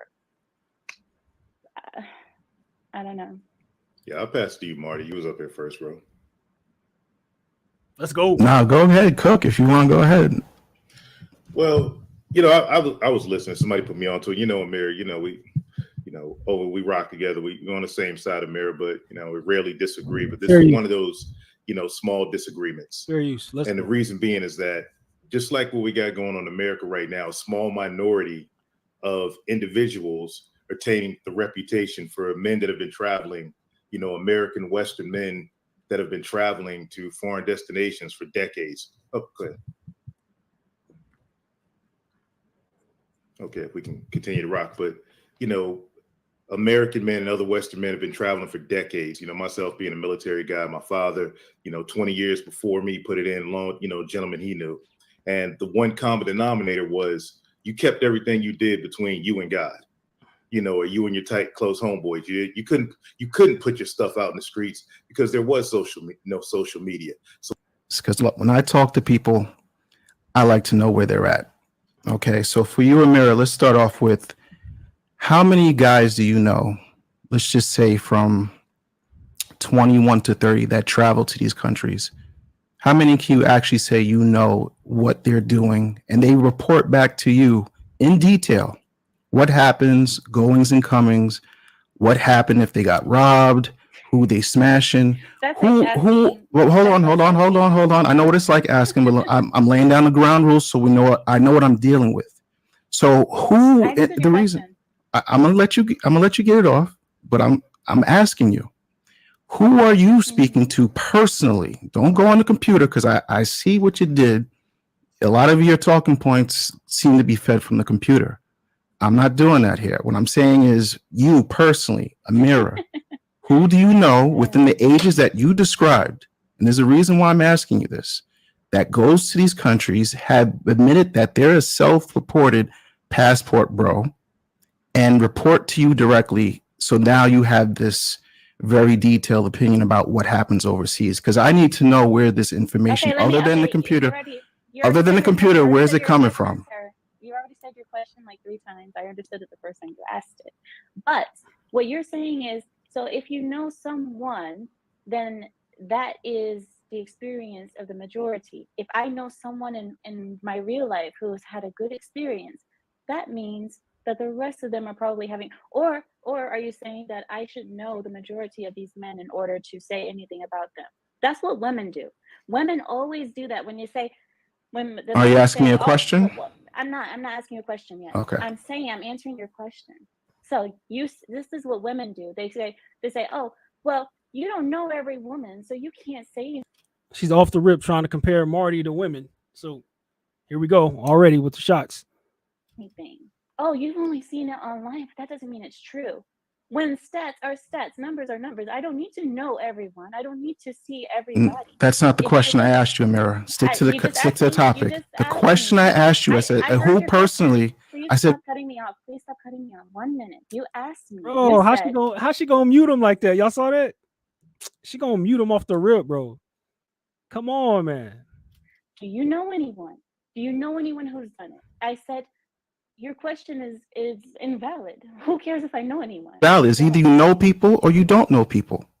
It's not a trick question. Do you know people who travel, or do you not know people who I don't travel? need to know them. I don't Okay. need to know them. See, this is why I like to establish a baseline, because now everything makes sense from this point Thank you on. so much. We already understand from the very beginning. Now we see. This is why it was so important. This is why it was so important for me to let the beginning of this rock. Because Marty essentially told me the energy that he went up here with and how it started to kind of somewhat play out.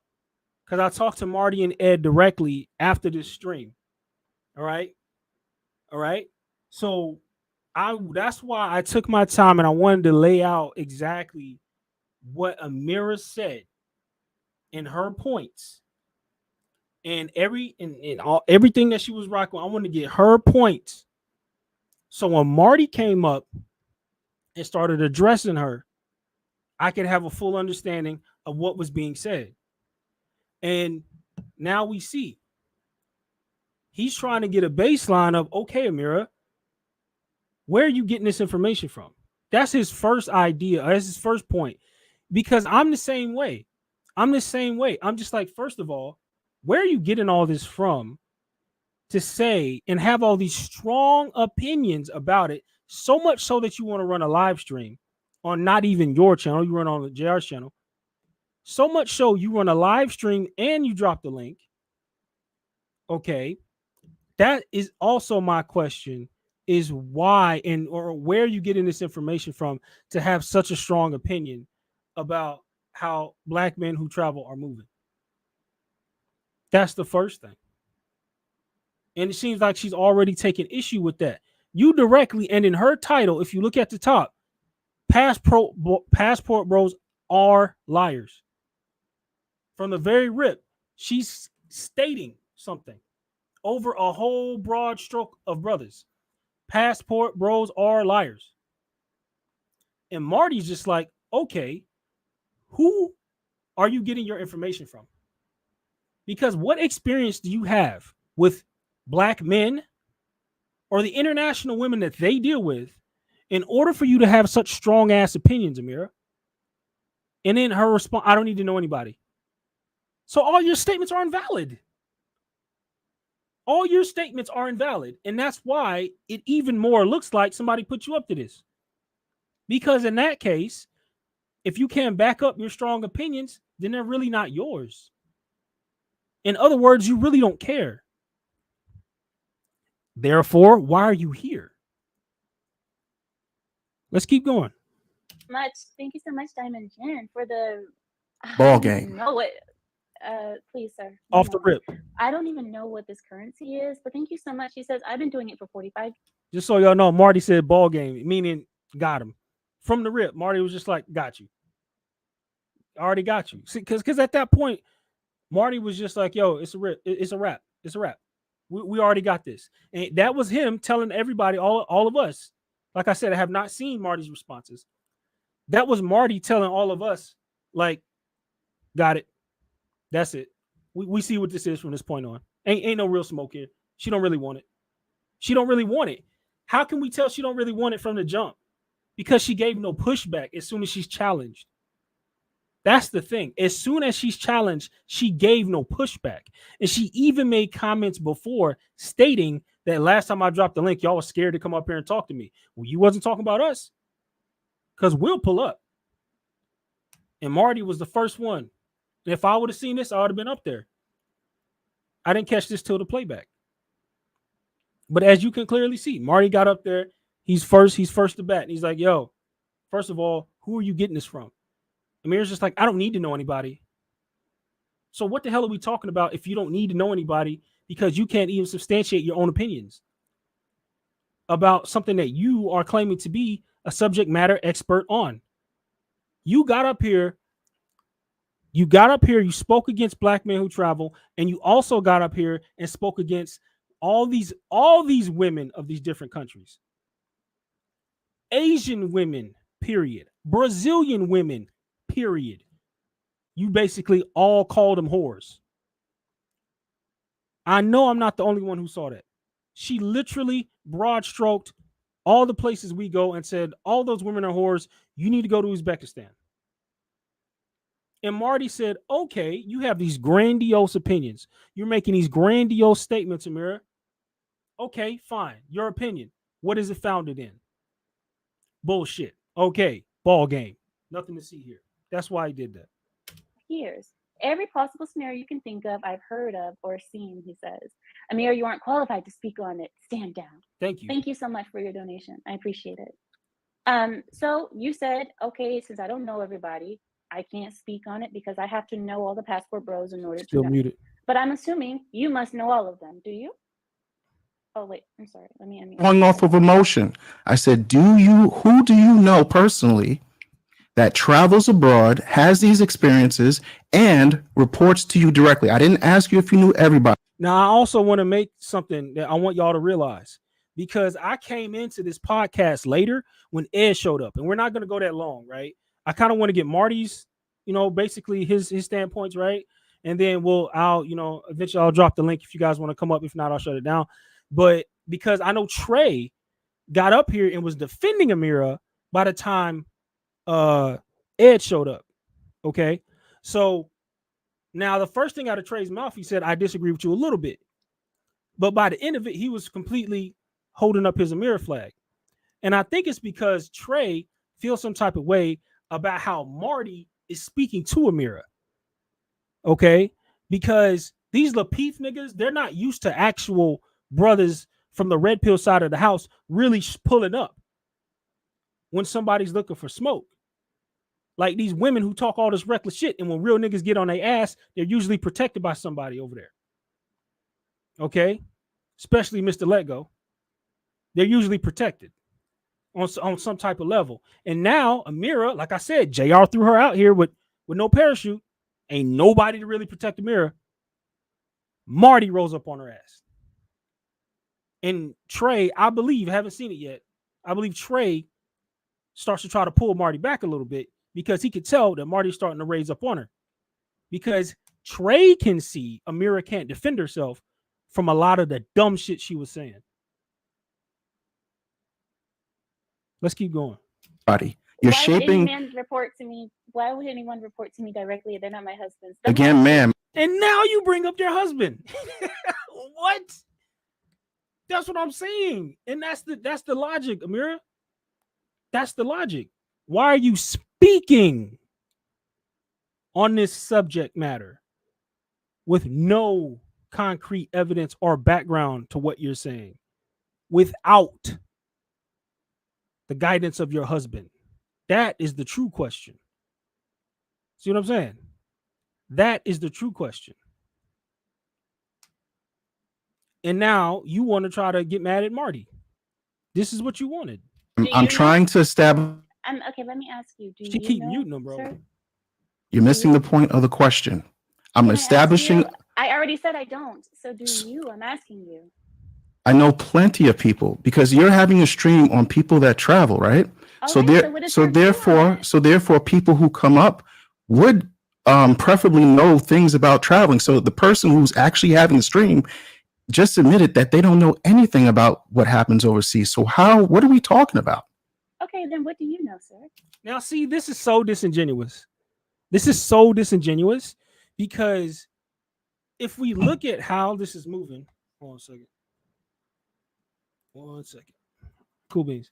This is so disingenuous because if we look at how this is shaping up, she wants to make, she wants to essentially throw out the dog whistle and then have passport bros come up and incriminate themselves in some type of way to where I guess she could cut it up and make more content off of it. But it's just like, no, we're going to come up and give you the spotlight. Say, okay, now that we're on panel together, all right, what is it that is driving you to have this strong opinion? And it's just like, oh, it's nothing. You talk. No. You started this. Now you need to substantiate your claims. Right? And it seems like when Marty pulls up, she ain't got nothing to say. She just wants Marty to talk. And I don't know, lash out and be all mad at her. Where it's just like, no, you said some outrageous shit that you need to clarify. You're going to try to make Marty look foolish. And it's just like, no, you started this. You need to speak for yourself and answer the questions. Now we have, after you have lobbied all these assumptions on us, now it's time we talk to you. Not we sit up here. See, now listen to the dynamic. Not we come up here and prove to you that we're not what you think we are. Prove to you we're not, whatever. Like, no, man, that's not what we on. We don't owe you shit. We're gonna come check you and see what your problem is. Not come kiss your ass. Tell us what you know. Well, wait a second. Hold on. Let's not mince the question. Let's not waste time on formalities here. This is your stream. This is not your show, please, sir. I'm asking you to go ahead and give me what you think. I'm not asking you to battle with me about if I know people or not. I already said I don't. I said I see what I see online. I see what's happening, and it doesn't look like they're doing what they said that they're doing. If you have a different view, I'm willing to hear it. But what we cannot do is sit and just try to battle with me about who I know or who I don't know. You said you didn't know anybody. So now we can move to the next phase. Is that cool? Sir, you do not. This is not your show, sir. This is my show. Ma'am, you asked me to give my opinion. I'm saying, can we move to the next phase? Is that cool? I would like, there is no phase. I'm telling you to give your opinion so then I can move on with Trey. Can you give me your opinion so I can move on, please?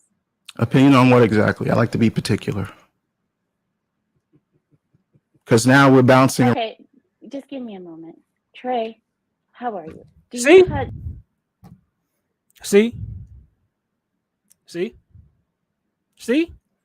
How dare you call out Passport Bros? You call Passport Bros liars. You make all these grandiose assumptions. And when somebody comes up and starts drilling your ass, starts asking you questions like, yo, what's your problem? Marty literally came at you like anybody would. Oh, what if we made a show that said all Lebanese women are basically 304s? And we went on this long diatribe for 40 minutes, shooting down Lebanese women, cutting them up, talking about them. And then a Lebanese woman, let's say Amira, pulls up on that podcast and starts asking questions like, how many Lebanese women do you know? Have you dated? Are you married? Or have you even been to Lebanon? And your only response is, oh, well, I've watched, I've seen the content on YouTube. And just also imagine that my wife is non-Lebanese as well.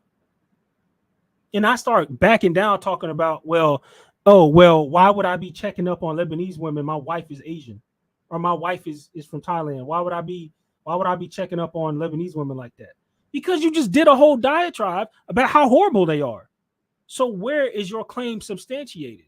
See, that's why I say this is a bunch of clout and a bunch of smoke. And I blame JR for this foolishness. That's why I said it's a fucking clown show. It's a clown show. This is garbage. Now, I know Marty comes back up, and I'm going to fast forward to it. But I'm telling you, this is what activated Trey Simpchip when he started defending Amira, because he saw Amira couldn't handle that smoke. And he wasn't even going at her that hard. All Marty did was just be like, yo, like, wait a minute, where's this coming from? Why are you talking so hard against Passport Bros? Like, you're not you're not your country, you're not national, you're not originally American. You came here, or at least your family came here. And now you got so much to say. You're not even black. And you got so much to say about black men. And then when a black man rolls upon you, you got no response and just say, oh, no, monkey, you just stand over there and just talk. What? Motherfucker, how dare you?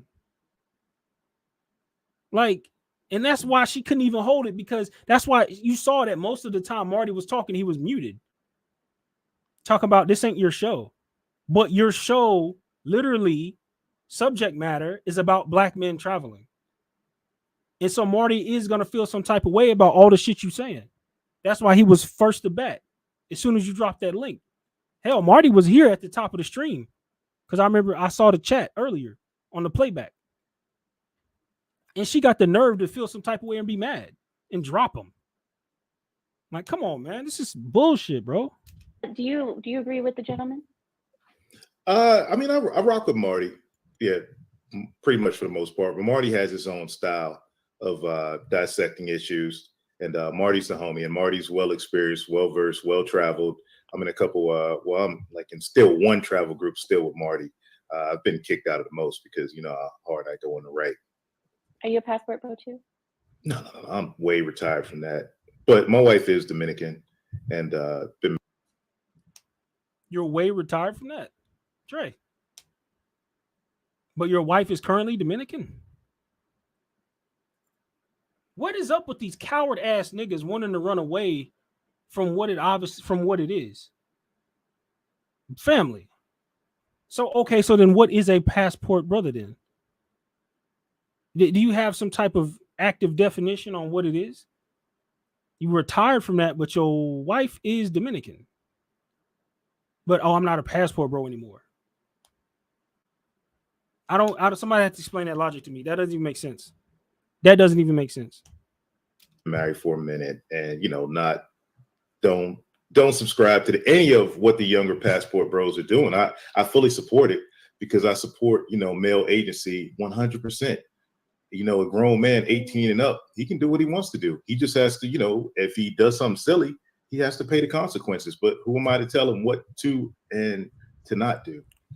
Did you get married to your wife the same way that we're speaking about how they said the passport bros go to the country, vet their women, bring them back? Is that what you did too, or no? No. I was stationed in the military with a brother, and I just happened to go to DR. Like I was in Haiti, and they just happened to send me over there, and got to meet his family. So it all worked out. Is that not still a passport, bro? What is this fucking active definition that we have for passport bros? That is so far out of the box of any other man who travels, black man, overseas and explores his options. That is the acting definition of what a fucking passport bro is. What in the hell is this talk of passport? You know what? Let me say this shit right here. For niggas like Trey, if you disagree with what Austin did, then you need to say, I disagree with what Austin did. Because now Amira will use the dog whistle of using Austin in the thumbnail, using the term passport bro, and then somebody like a Trey will get up here and denounce or run away from the title or the name of to not be associated with Austin. Austin was never the king, leader, nor head bishop of Passport Brothers. or brothers traveling. He did not even come up with the name. That was King Sigma. King Sigma came up with a name for something that brothers, black men, have been doing since the Second World fucking War. What are we talking about? You niggas are scared, and a lot of you niggas are cowards, and you especially start showing your true colors in front of women. You start showing what you really are in front of women. Okay? Because you see how Amira just treated that brother, but you said, oh, I'm in a group with him. Oh, well, I've traveled too. Oh, well, my wife is Dominican. Oh, I did it in the military. Most travel brothers was military. What are you talking about? You can't separate your... Listen, this is why I keep telling these niggas, you're not going to get away from being black. Yes, if you're a black man who's actively moving around overseas, or you moved around overseas at one point, or you were married to a foreign woman, met her in her country because of the military or anything similar, you would be considered a passport bro on the merit of what it is. The problem is people want to play with definitions. I would have said to Amira, what's your definition of passport bro? First. But he don't even question Amira. See, you see the difference between Trey and Marty? Trey is just talking docile, not pushing back on anything Amira says, answering her questions like a lapdog. And Marty came up there and said, no, hell no. We're going to establish some shit real quick. Settle it down. Cut all this shit down. Who are you talking to? Where did you get your information from? I'm not coming up here to play nice with your ass. And too many black men are so used to playing nice with these women. And you see that the simp chip gets activated very easily, very subtly, because Amira punishes Marty and then asks Trey, so what do you think about that? Are you with him too? So I can punish your ass too? And instead of putting his chest out, because he knows Amira, right? Instead of putting his chest out, standing on what the fuck he says he is, this nigga's married to a Dominican woman, traveled while he was in the military. By all intents and purposes, he would be a passport brother. Not, oh, I retired. Nigga, it's not a membership. What are you talking about? Cut the bullshit, nigga. Stand on what it is. Stand on it, nigga. Stop being scared. You was moving around in the military. You went to a place. You got you a foreign bride. Why? Because if you're not a passport bro, why didn't you marry an American woman? Nigga, you lying. Why didn't you marry an American woman if you ain't a passport bro? See? But then again, because Ed comes up here later, we ain't going to rock that long because it's later. But you see how subconsciously the sip chip gets activated. And he ain't giving Amira no pushback. He docile. Ain't asking her no questions. And Amira got the nerve to talk to Marty like, this ain't your show. Motherfucker, you talking about us. The problem is, it's just that we're trying to show you, Amira, what you founded and started this whole conversation on is cap. And it's like, oh, you're not allowed to question me. Excuse me. But you wanted to have the conversation with passport brothers and brothers who travel. But when we get up here, it's a whole bunch of, oh, you can't ask me certain shit. This ain't daytime television. Bitch, this ain't Ricky Lake no more. We got the mic now. We are free to speak. We's free now. And this bullshit you trying to run is not going to be tolerated.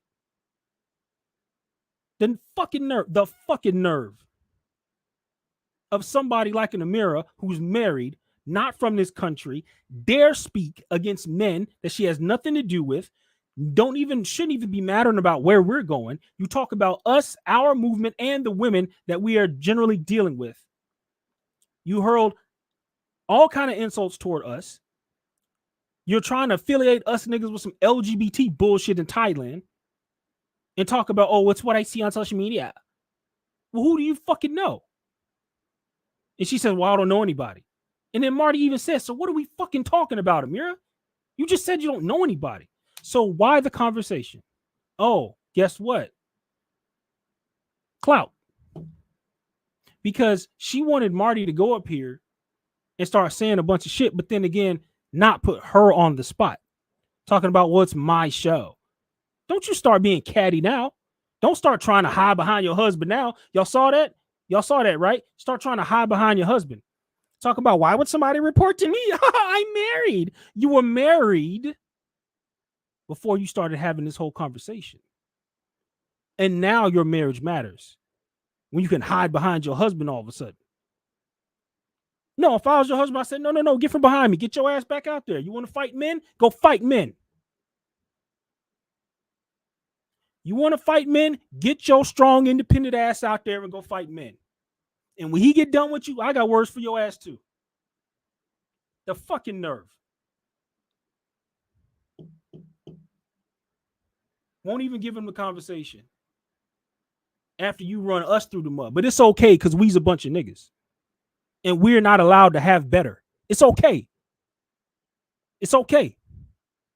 Because you're talking about black men and what we've built, stand on, and what we're trying to accomplish in life. It's okay. Because it's us brothers. It's all right. Because as soon as one of us comes up, the low-key disrespect in a just distasteful way, you won't even entertain the brother with the questions he's asking you because you know why he's asking you those questions.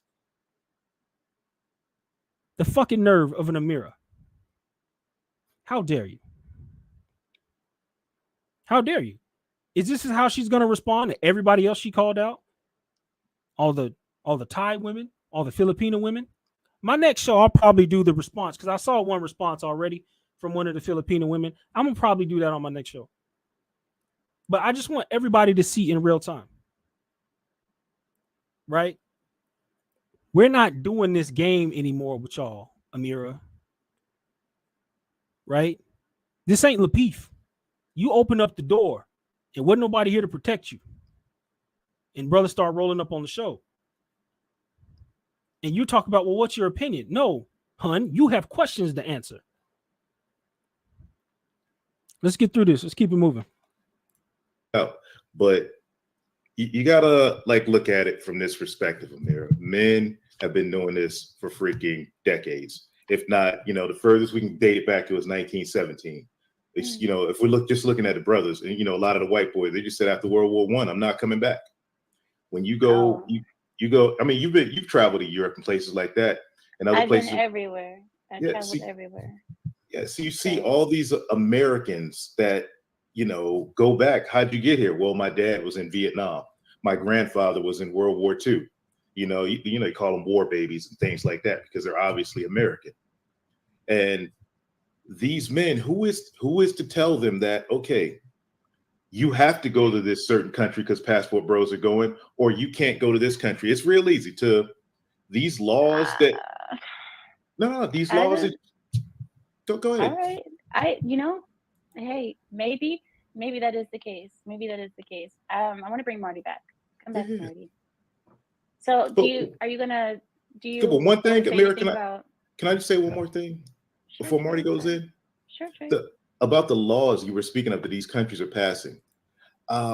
That's just internet jargon because any man can go to these countries, easily blend into the population, learn the language, learn the culture, not get down with any of this YouTube stuff, which is really just a minute microcosm of society, find him a wife or a trick or whatever he wants to do, go back and forth, and nobody would ever know anything about it. He could just live his life. You believe that one of the passport bros could just go in and fit in any country? Yeah, I've done it. Like me, I speak Spanish. I know the culture. I could go to Honduras and blend in like a Garifa, just like that. Oh, well, I used to live in Honduras too. Anyway, okay. Is there anything else that you guys wanted to bring up about it? No, I'm good. Mr. Marty, did you want to bring up anything? Did you want to bring up any points? I think we have a lot of misinformation and a lot of, because let me just be honest with you. And MBD's, he's in a couple of spaces where I am. And make no mistake about it, I don't necessarily get along with passport bros either. I'm not a passport bro. I'm a guy with a passport who travels. I want to make that distinction. And the reason why I asked you that question in the beginning is not to like, it's not a gotcha question, because what happens in this particular space on this particular topic is that a lot of people are talking about stuff that they have no one-on-one experience with. Now, you might say, oh, I don't have to know a million people to know what goes on overseas. And some of that has validity, but that's almost like me saying, I don't have to work on Wall Street to know exactly what happens in the back rooms there. No, you do. And to really have, to get up on panels and to really talk in depth as things are factual with no experience is kind of like an insult to people who actually do travel. And you might not be aware of this, but that's why guys like me have to come and set the record straight. It's almost the same thing when you guys have these shows on Lapeef, and it Wait really. a minute, sir. Wait a minute. You're just keep rambling on and on. I need you to like make a point so other people can respond. Well, I want to respond to your points too. You said I come up here and I have no facts or anything. I just gave you article after article listing the laws that people are making, that other countries are making. Do you have any solid proof other than I know people, so I'm right and I set the record straight? I never said I know people. What I'm trying to listen to what I'm saying. You just said that, sir. No, you're not listening to. This is the thing right here. What does her finding laws about marriage in other countries have anything to do with all the stuff she was saying about brothers who travel? Right? What does her having laws, knowing laws, what does that have to do with anything? You found some laws, whatever, about marriage in certain countries. Again, your premise is the idea that the only reason brothers are moving around is to be married. Again, I disagree with that premise, and most of us do, because it's not a we're not a monolith. Every brother is moving around for different reasons. Some of it is job related. Most of it is job related. And they're exploring and enjoying different countries. Why the smoke? Why does it bother you so much? What I'm saying, you listen to the emotion of what it makes you feel like. What I'm saying is like this. Hold on a second. I'm not trying to be funny. I'm trying to be serious. What I'm trying to say, there's a difference between pookies and legitimate black men. And what happens a lot of times, let's take it off of passport because that's a hot topic. What people like to do who don't really know black people that well, they tend to loop all guys in this pookie group. So when something goes wrong in this so-called community, it's everybody's fault. And what I'm like I said before, if you disagree with what Austin did, then you disagree. And it's okay. But under no circumstances do you have to act like anytime anybody ever says passport bros, it's automatically has to be looked down upon as some type of pookie movement. Right? The brothers who are on that or whatever, pookie or whatever you want to call them, they're generally not traveling. So like I said before, it's okay to say, by definition, I'll be considered a passport bro. Well, however you want to shape it, you're still going to get reeled in. But the thing is, you can separate yourself by saying, yo, I don't disagree with moving like that. And we all don't move like that, which we don't. Everybody don't move the same. Well, we got one person who stuck his neck out, made waves, and now everybody wants to attach everything to one person. This is why I like to name names when dealing with someone. Amira quite literally has already done two things. She used Austin in her thumbnail, and she also said before, because I made a note of it, to say that most black men most people when we use passport bros, we're talking about mostly black men. We've already made that a point. Okay? I don't understand why she's trying to act like she's so offended all of a sudden.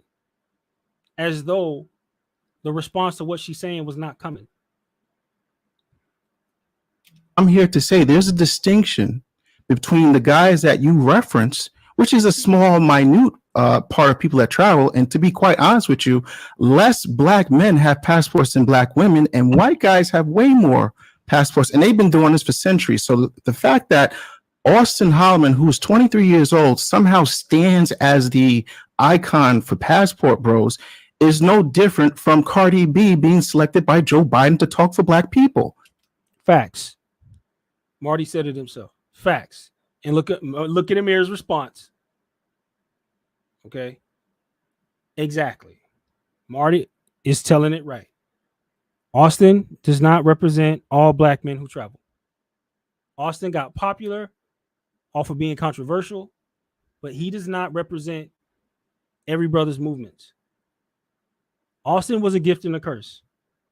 He brought notoriety to what we do so that we could spread the word and have more brothers understand the freedom mindset, freedom lifestyle, and give us who are content creators an opportunity to let the message go further and strengthen the conversation. Okay? Same as Kevin Samuels may have been a gift and a curse. He was able to get the ideas out for the manosphere, but he also was hated at the same time. Okay? It's a gift and a curse. All right. If you want to make waves in social media, because there's a let me say this, there's an advent or there's a section of brothers who are in context like, you know, be silent and stuff like this, like you seen earlier when I addressed Black Man Travels. Yes, there is an avenue or there's a section of brothers who are more or less on this, oh, well, we don't need to be talking. And I said before, we need to talk in order to push back on narratives. You can disagree with Austin. That's great. We don't need to be silent. We just need better representatives. Okay? We just need to do what it is that we do. We just need to do it better as far as how we portray ourselves. Okay, of course. But then again, it's not to say you Negroes need to be quiet and y'all need to shut up. There's going to be brothers who are about pushing the movement, pushing the message, pushing out the information, and there are going to be brothers who are behind who are just living the life.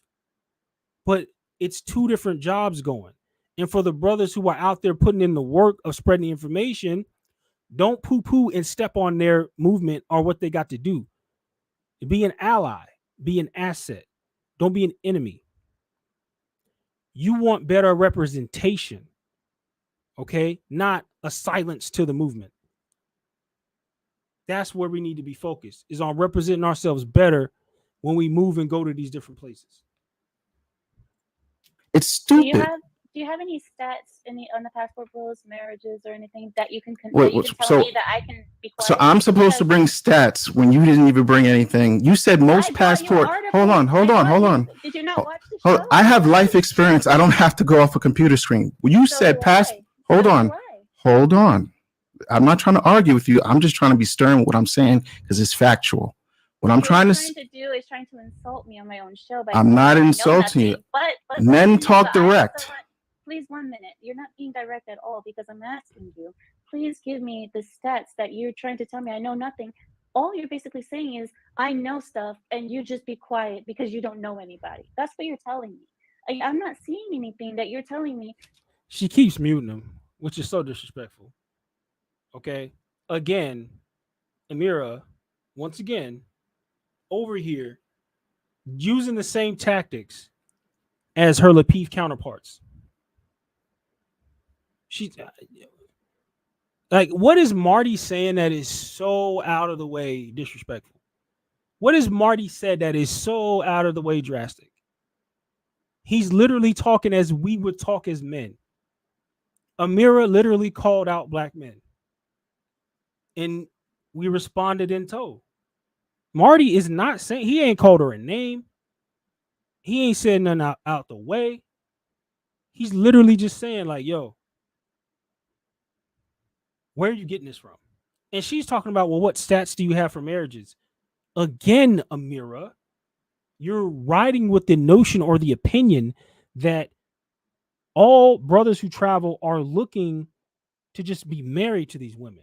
You're not even understanding the cause or why we're moving and what it is we're actually looking for. Completely off base and trying to hold Marty accountable to a point that he never agreed to. Marty didn't agree to you and tell you that, oh, a lot of brothers are getting married overseas. And then you would reply with, do you have a statistics for marriages? It's like she has a list of rebuttals that don't even match the argument.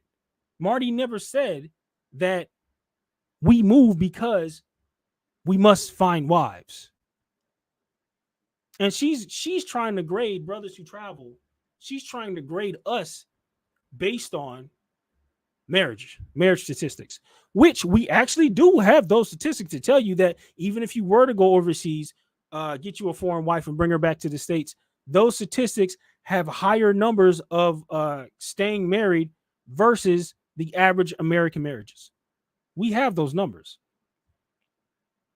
They exist. But Marty doesn't need to be wearing them on his fucking forehead.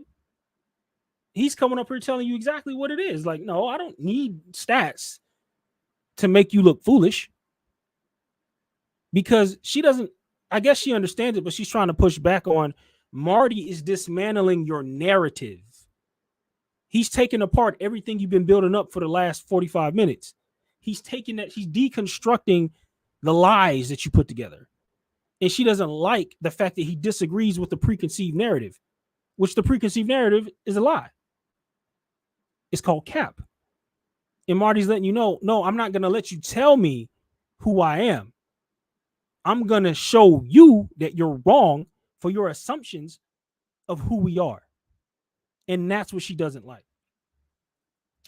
This is the marriage numbers. Amir, you don't know what you're talking about because this, and this. You're not giving me anything. And you're telling me you're being so direct, but really you're rambling on. I'm not rambling. Everybody in the chat understands exactly what I'm saying. You're the one that's not getting it. I'll reference Thomas Sowell. Thomas Sowell quoted the study where, as far as when it comes to American GIs marrying German women and having kids, and those kids from those unions produced IQs that blew every American demographic out the water.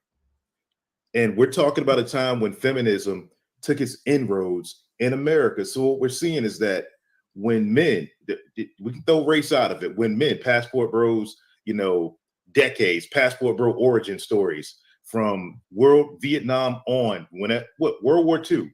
Since World War II, Americans have been in Germany. Since then, the IQs of those children have blown Americans out the water. And I will say that that's a result of the nurturing, because men. I'll go ahead and drop the link in case anybody wants to come up and give their piece about it. Drop the link. I'm gonna keep rolling, but I'll just go ahead and put the link out now in case y'all want to get in here and talk about this and throw your 2 cents in. But I'm gonna keep listening because I want to get the full extent of what Marty was saying. Because I talked to him after this and he told me how he went up there, what he said, and how she was responding to it. So I'm dropping the link in case any of y'all want to come up, but we're gonna keep it rolling. Men have gotten with women that actually know how to be moms. And it continues to this day. If Germany might be infested. However, brothers now decide, all right, I'm going to go to somewhere where, the women's sexual market value hasn't been gassed up to the point where they believe it exceeds a man's blue passport and relationship market value. So if a man decides to go to Colombia and marry a girl from the cut out in the country, so what? I wouldn't, if I was a younger dude now, I wouldn't want to deal with one of these women here, one of these girls listening to Ice Spice and Cardi. I'm gonna go to the country and I'm gonna get me a little dirty foot girl who don't speak no English whatsoever, who don't know what is nothing. Ice Spice? What is Ice Spice? Sorry. Another Dominican pretending to be black to basically, get black girls acting all freaking crazy. Amira don't even know what is an Ice Spice. She don't even. Oh my goodness, don't even know. But you want to talk these talks. All right. Okay. 1 minute, Trey. I wanted to ask you because somebody in the chat asked, they said my sound is low. Is it low? Trey and Marty? They said my sound is too high. Do I have to turn it down? It might be that you sound high because I sound low. That could be what's happening. I don't know.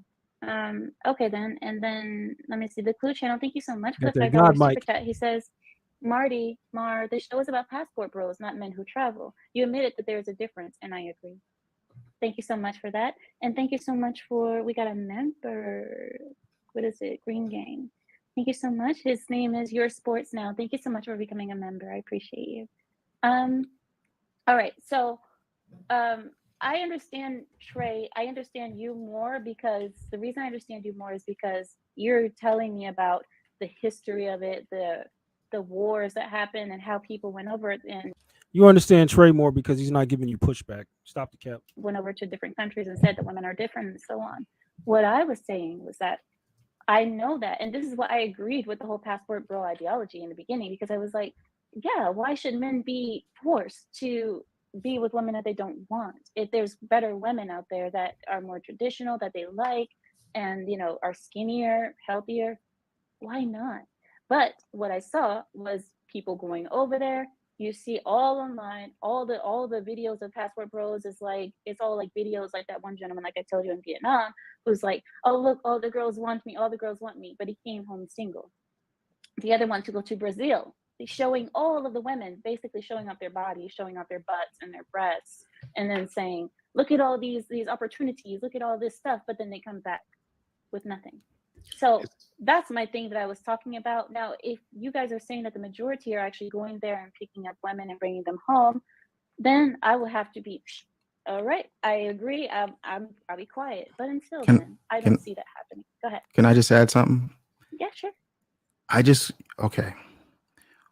What percentage of men do you think are actually going overseas with a specific goal to get married? Because let me be honest with you.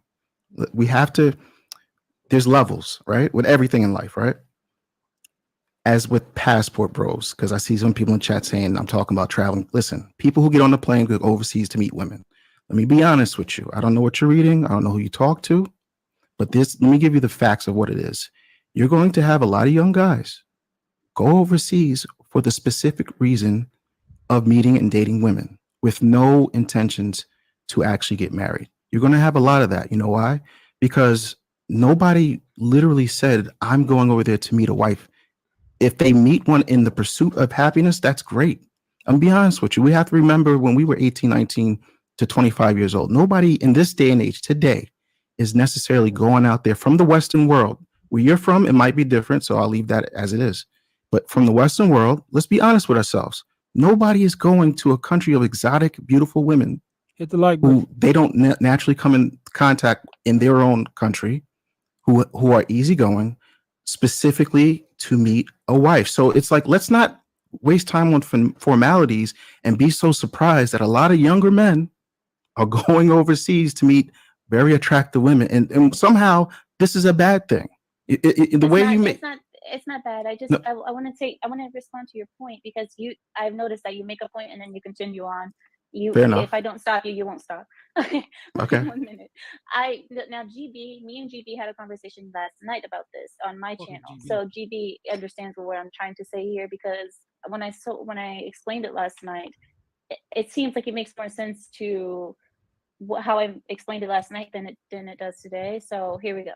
GB was saying that we are spreading promiscuity to other nations. We cannot complain when all women are 304s global. And that was the point that I was getting at, mostly with GB, was saying that, isn't it basically doing the same thing? You're just, you sleep with all the women in America, and then you go to another country and sleep with all the women there. So you're not Is GB a changing dude? anything. What? You're doing the same thing. No, it's a guy. Yeah, it's a guy. Sorry. Yes. Okay. Well, Sleep with all the women in America and then sleep with what? I don't think that most brothers who travel are quote unquote sleeping with all the women in America. I believe that most brothers who are traveling are tired of dealing with the issues that they have been putting up with here in America, and that they're looking across the water for better lifestyle, not running through all the American women and now running through all these foreign women. And it's just, she's so obsessed with thinking this is all about just sex and just running through a bunch of whores. Like, is that her perspective on all it is that passport bros stand for, or men who travel, blue book gentlemen, all the other names affiliated? Is that her opinion on what all this is about? Running through as many whores as possible. Like, why does it have to? Why can't it be about black men having black male agency, moving and coming and going how they want to, and understanding that these men are looking for better lifestyles and opportunities overseas? Why is Amira A seemingly so offended and B so fixated on it being about just sex and running through a bunch of whores? Why must it be that? It's like it can't be any other way. And that's what happens when you come from these goddamn purple pill spaces and think you know every fucking thing. You think you know every fucking thing because of the shit you hear over on Lapeef. And then she'll say, oh, well, show me stats. I don't have to show you no fucking stats. What? I don't have to show you no marriage stats to speak on black men wanting to have a better opportunity in life. I need to show you the stats on black men wanting to move across the waters and have better options in life. I need to show you the stats. I don't need to show you no fucking stats on that.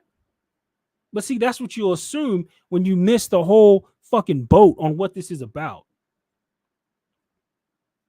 And now she's trying to be all pompous and arrogant talking about, well, you're not showing me any stats.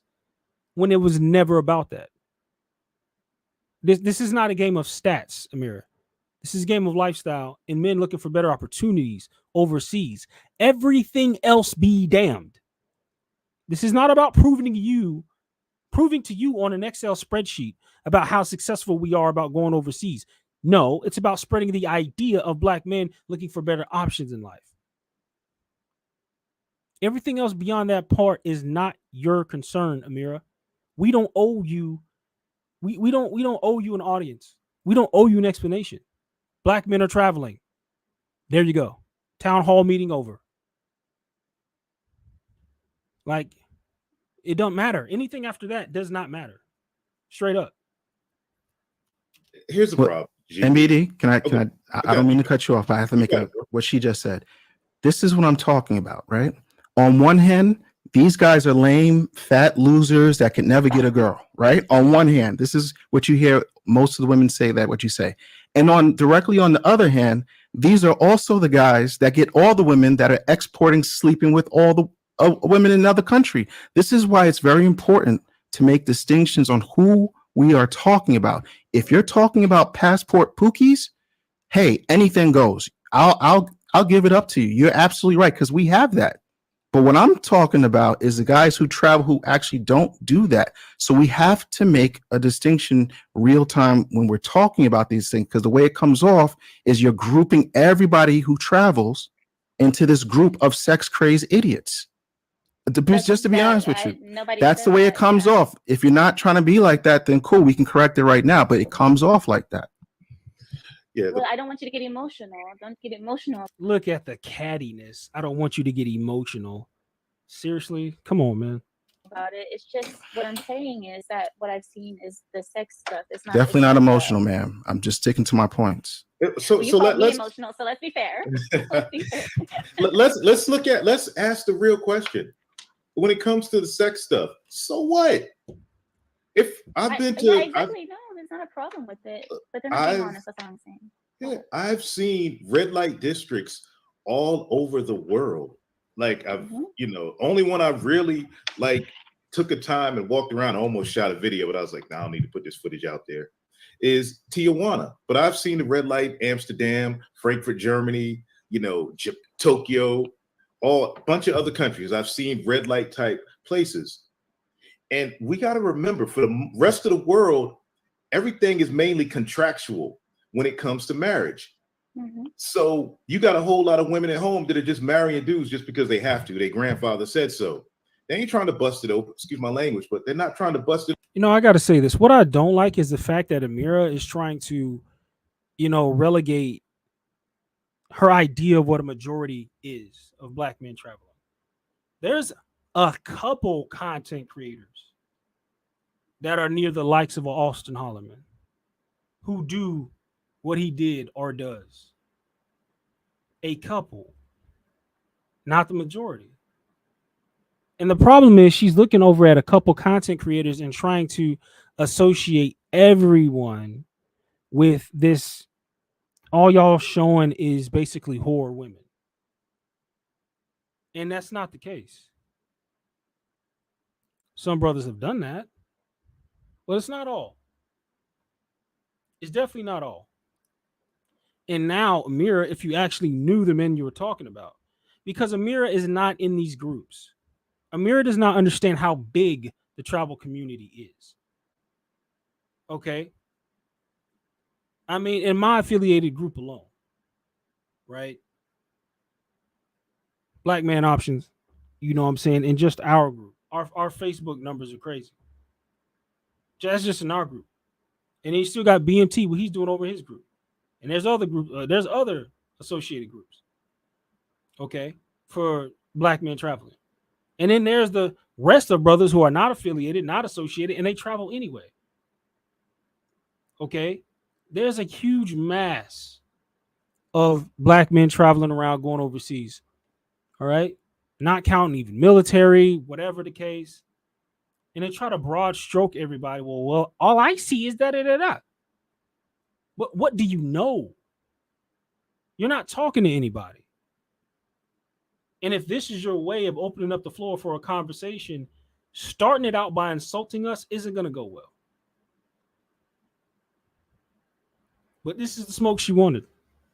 It open for their husband. And in order to keep those marriages working, you have red light districts where the local men, instead of being frustrated, could go down, get their rocks off, and go back home and be good fathers. That's how it's worked forever. Well, why can't we be honest about that? Just say, I'm going there to bang the women and basically do the same. But why do we need to answer to you though? Like, why is it that we must answer to you? Right? Who is, I want to know who's lying to Amira. Who is lying to Amira that about anything that they're doing, if they're going to talk to her about it, who's lying to her about it? First of all, we don't even need to have an audience with you. It's not necessary at all. That's what I'm saying. This is, again, we're coming back to the same points that just don't make any sense. Like, who are you to question us about what we're doing and how we moving? Same thing that I do in America. I bang the women here until I can't find anymore, and now I go to another country and bang the women. Because instead of seeming so noble and saying like, oh, there's traditional women over there, but yeah, you're going there and banging them and coming back. See, the thing is, in America, we have a problem where we can't eat and chew gum at the same time. Walk and chew gum at the same time. I'm sorry. And to be honest with you, people monitor where black men put their penises. To be quite honest with you, because I'm going to give you an example so we understand what we're talking about right now. White guys, Europeans, Arabs, they've been doing this for decades. This is nothing new.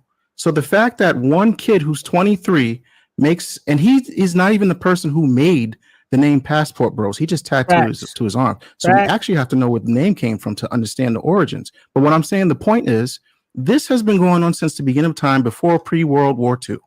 And the fact that black men have basically expanded their options is creating this frenzy like the Joker. Like, people don't know how to handle it. Listen, guys are going to travel who have the money. What women like to say, which you've alluded to, is these guys are either socially awkward or sex hounds. That is not the case. You should know. Never said that. But you made it seem like they're exporting sex to a different country. And I made the distinction. There's two different. But you made the grand assumption. Out of all of the shit you were saying, you made the grand assumption, even in what you just said, that these dudes are only going over here for sex and sex-related activities. Amira, that is what you're assuming. Don't back down now. None of us are dumb. We can clearly see what you're saying and how you're trying to paint this narrative against brothers who are traveling around. Okay? Don't back down from it. Don't back down from it. Stay with it. Types. There's two different types. We just said that, ma'am. I mean, I don't want to cut you off, but that's what we just said. We just agreed as a whole that men go to different countries and have sex with the women. So now you're saying, well, they're not sex addicts. I never said they were sex addicts. Ma'am, the assumption, if I'm having a conversation with a woman and she tells me that men from America are exporting sex and 304 culture to another country, that by default means that he has some type of dysfunction that he's spreading to another country. The difference is not. That's not what that meant. You're taking that completely wrong. But I do want to get to the super chats. 1 minute, please. Maurice, thank you so much for the that's great. 65. Mexico pesos, 65 pesos super chat. He says, is she coming for white men? Yes, because passport bros aren't just black men. 6% of black men travel. That we already know that. I told you guys it's white men too. It's everybody. Thank you so much for the 65 pesos. So I guess this is the point to where she tries to say, oh, well, it's white men too. Whereas you did say in the beginning of your own opening statement on your podcast that, oh, well, I understand that it is basically mostly black men. So with that being said, we're going to continue to tear down these niggas movement. Don't run from it. Stand on it. Definite G gave $5. Thank you so much, $5. He says, rich men fly out foreign women for sex all the time. Amir, do you have a problem with that? No, I don't. Because what these men are not trying to do is marry them or saying that they're so traditional and so much better than American women that I want to. Have you guys noticed? Here, the main reason that these men say they're going to different countries is so that they can get traditional feminine women. But yet, you go there, you see these traditional feminine women, you enjoy them, you don't marry, you come back. That's okay. There's nothing wrong with that. But just be honest about it. Don't say, I'm gonna go find me a wife. Who are these men that she knows so well? Who is she clocking? Who is Amira clocking to where she watched his whole overseas saga, to where she saw what the nigga said why he left, what he did when he got there, and then came back to the States and didn't marry him? Who is she talking about? That is very specific. That is very specific. All right? Because she keeps trying to hang her hat on this idea that it's all about traditionalism. Amira, I could tell you right to your face that yes, I would like a traditional woman, this and that, and cook and clean for me, and take a trip to Thailand and run all up and down Walking Street, knocking down any of them that was ready to go. What the hell difference does it make? Does that change my opinion about wanting to have a more traditional woman, the one that I'll decide to actually be with and marry? Does that change my initial statement, Amira? What is the policing about? Somebody lied to Amira and hurt her feelings. Somebody lied to Amira and hurt her feelings. Because remember, she said before about the one guy was handsome. He was tall and black. Over in the red light district somewhere in Thailand. She's talking about a specific person that she's been clocking. Apparently, Amira has been doing her research on this for quite a while. Again, if I was her husband, I have questions. Because I don't understand. I don't understand. Why in the hell is she so disappointed in passport bros? Why do you fucking care, married woman? So let's just say that let's give it to her. Let's play a game. Let's play a game and say that, yes, every passport bro lied to Amira. Let's just say, hypothetical. So what? So what? What are you going to do, Amira? Going to break up with all of us? What does it fucking matter? Even if we did lie to you, are you somebody's side bitch? What do you care? Like, that's why I'm still not understanding the point of contention. Why do you care so much, woman? You are somebody's wife from another country. Criticizing men from the country that you ran to who are going overseas to other countries and doing whatever the fuck they want. Why do you have such a strong opinion to that? Woman from another country who calls herself an exile? The fuck is your deal? Marty does not have to come up here and give you any audience. Marty does not have to come up here and give you any stats. You should be answering our questions. Because you're not naturally from here anyway. So the fuck's opinion is it of you? Why do you care? To sit here and be highly disrespectful to a group of men in the country that you live in. All right. And you have so much to say about men that you apparently don't deal with. And now we owe you some type of audience. This isn't CNN. This is real life. This isn't headline news. We'll call your ass out too. You can get the smoke. And don't be mad when brothers come up to you and they got something to say. Because you want to play YouTube games and shit start getting real. And now you start backtracking. Everything Marty has said, you backtrack. Well, I never said that. Oh, okay. Well, I never said that either. Okay. So what did you say? Well, I never said it was all black men. Did you not? I think you did say it was mostly black men. But it's funny how she doesn't have a problem with when white men do it. Rich men fly out foreign women for sex all the time, Amir. Do you have a problem with that? Do you have a problem with that? No, I don't. Why? Because they have a different narrative. Do they? Again, she's completely misguided on the initial narrative, and that's why it's so frustrating. Life over there, and then you just go there, and then nothing is happening. Thank you so much, Definite G. 1 minute, let me see. I don't want to miss anyone. Okay, good. All right, go ahead. Before you, I don't mean to cut you off, and I'll keep it short. And I'll say this for every person who has a backbone. And this is no offense. Trolling, Casey. And this is sorry. This is seriously, this is no offense to you. Stop trolling. But why do black men have to give you or anybody else a definition or a reason or an answer to the reason? That boy Marty. Well done. Before he even finishes. Well done.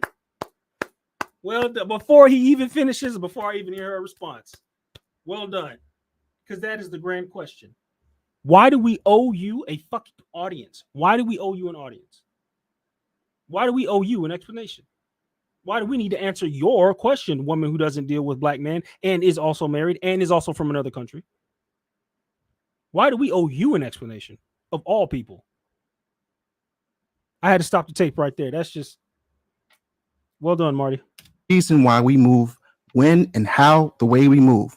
Why do you not go to the Arab man? Do you go to the white man, to the Chinese man and say, hey, why are you doing this? Give me an explanation and now it's all good. But when it comes to a black man traveling, we got to stand up like we're in court when we giving depositions. You got to give me the honest reason and then you can go do what you got to do. That's what I find that's disingenuous about this entire discussion.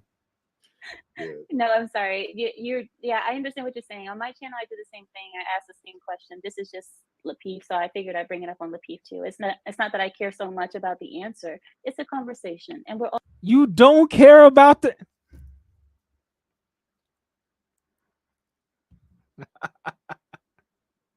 You don't care about the answer,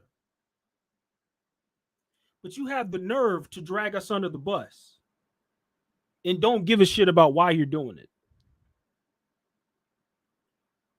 You got some fucking nerve to, it's about the conversation. This ain't fucking Lapeef.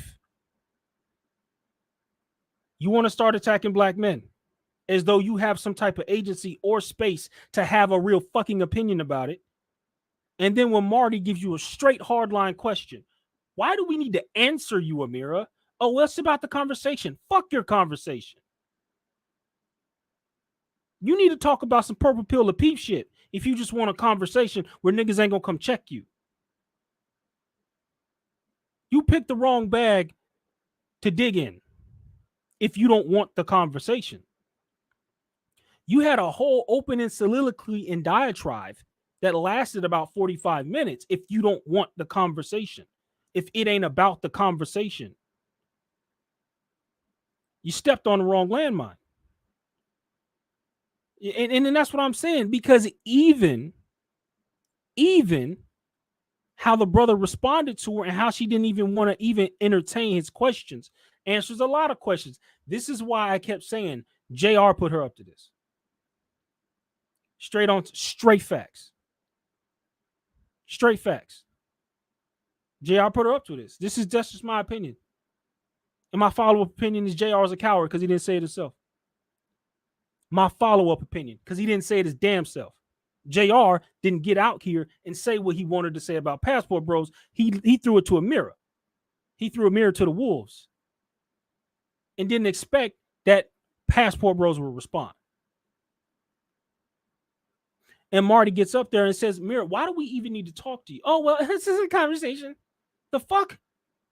If I disrespected your country where you came from and a movement you had going on in your country, would you just sit back and be like, if you were to come up to me, why are you disrespecting Lebanese women? And I said, oh, it's just a conversation. I don't really care. You're going to look like a whole goofy. You're lame. That's cap.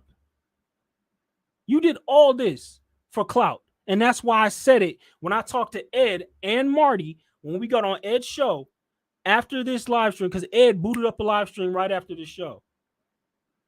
I talked to Ed, and Ed told me, right, what had happened before. And then Marty came up, and he also explained what happened before. And now I'm seeing it with my own eyes.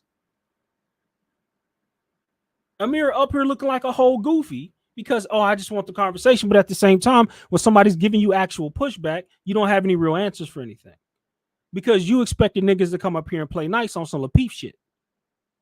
And Marty rolls up on you like, no, we're not doing that. We shutting all your shit down. Why are you bringing up goofy conversations, dragging black men under the bus, of which you have no reason to even care about?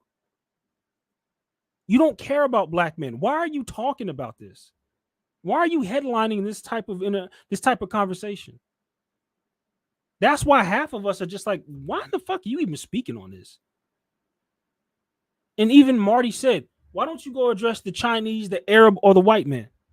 And now I understand deeper when Ed got up here, why he came up with the fire that he came with. Now, I'm not going to rock that long because I believe Ed comes up much later, right? We're not going to rock entirely. Oh, no, actually, Ed comes up pretty quick. Well, we're not going to rock entirely too long on this because I ain't going to keep y'all up here all night. But still, though, that's a good question.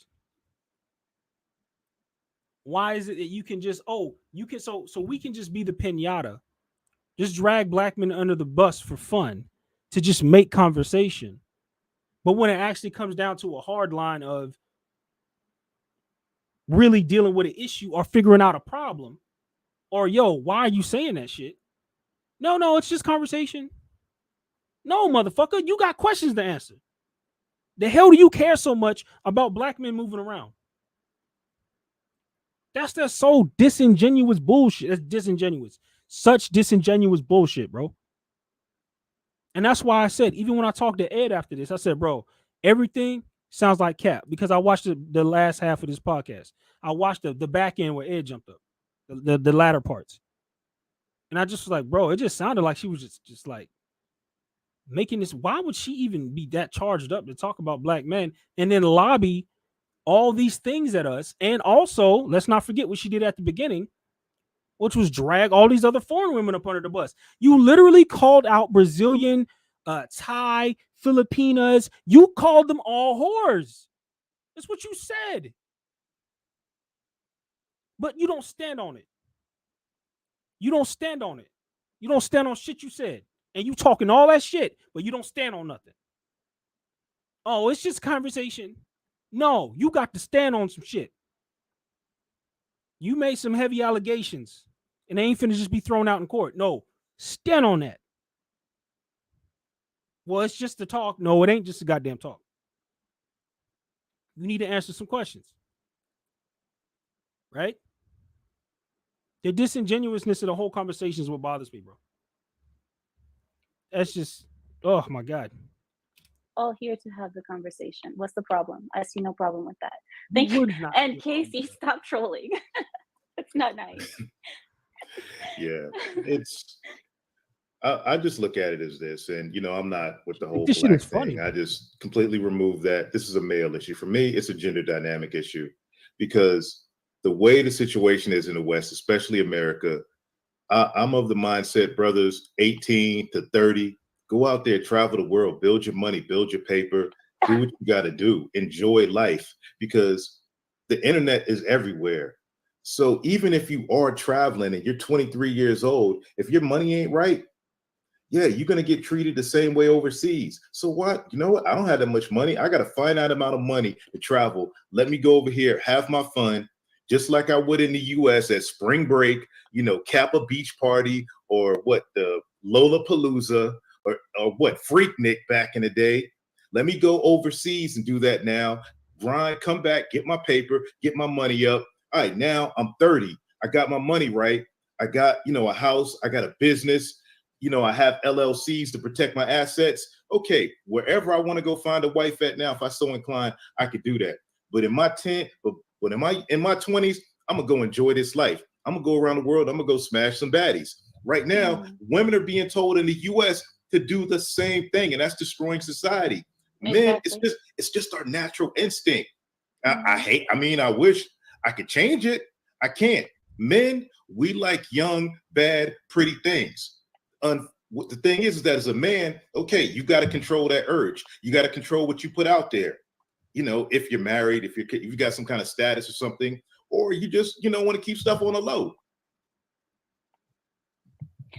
Trey, I can't disagree with you. I mean, the way that you break it down, I can't, there's nothing really I can say, because there's maybe what I'm seeing, maybe what I've been seeing online is not the representation of passport bros that they say that they are, but they're actually not. Maybe it is. Maybe the one person you're watching, okay, say his name.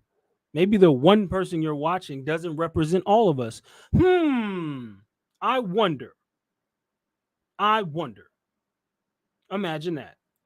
Just the younger generation that are just enjoying their time before they actually settle down. But my question is, the problem that we have here in America are women being promiscuous, not settling down because they want to wait until 30, 35, 40 to marry. All of this, we have this problem already. Do you not think that Americans going over abroad and doing the same things that they've done to American women will not change the women over there as well? No. Well, American women or Western women. Wait a goddamn minute. The same things that are being done to American women. So, Amira, once again, is implying that it is men's fault that the modern woman is in the state that she's in. Again, this is what happens when you come from these purple pill spaces and you think you know every goddamn thing. Men are the problem. So if men go overseas, aren't they going to turn every country into a whorehouse? Let me tell you something. Countries that have whorehouses and 304s walking the streets, they were there before black men showed up. Just saying. You see the premise that she keeps trying to go with. It's men's fault. It's men's fault. Right? It's somehow our fault. Therefore, we need to be held accountable. And we need to have the boot on our neck and the foot in our ass every time we decide to go somewhere. Oh, because it's y'all's fault. This is what happens when you come from a Lapeef neck of the woods.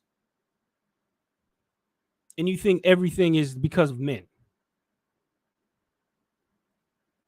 And that's why the more you let women talk, and I tell people this, let women talk. Let them talk. You'll find out so much information by listening to these women, just letting them just ramble.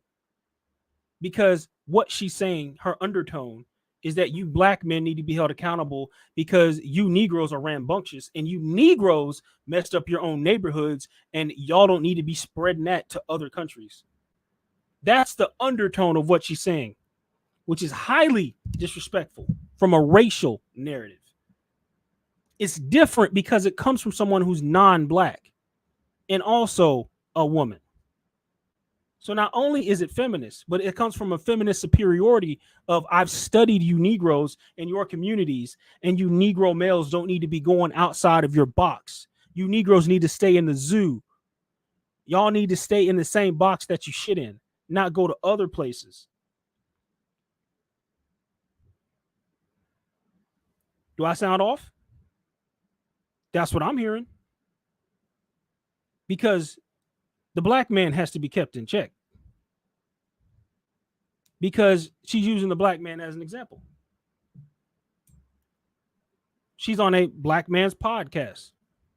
She's on Lapeef. We understand the narratives and opinions that come from over there. And here she go thinking that she has some type of space or agency to speak on black men. The problem is Amira has been in too close a proximity in the black woman. And that whole matriarchal gynocracy attitude is starting to rub off, which is why we're so keen to pick up onto the bullshit. We're like, no, Amira, you're not going to use the tactics that we've been very aware of because we live with these women. And know what? You sound just like them. So guess what? You're going to get the same motherfucking smoke. You are not special. You are not a Persian princess. You are not finna run that shit over here and think we black men ain't going to pick up on the bullshit. We were born in the bullshit.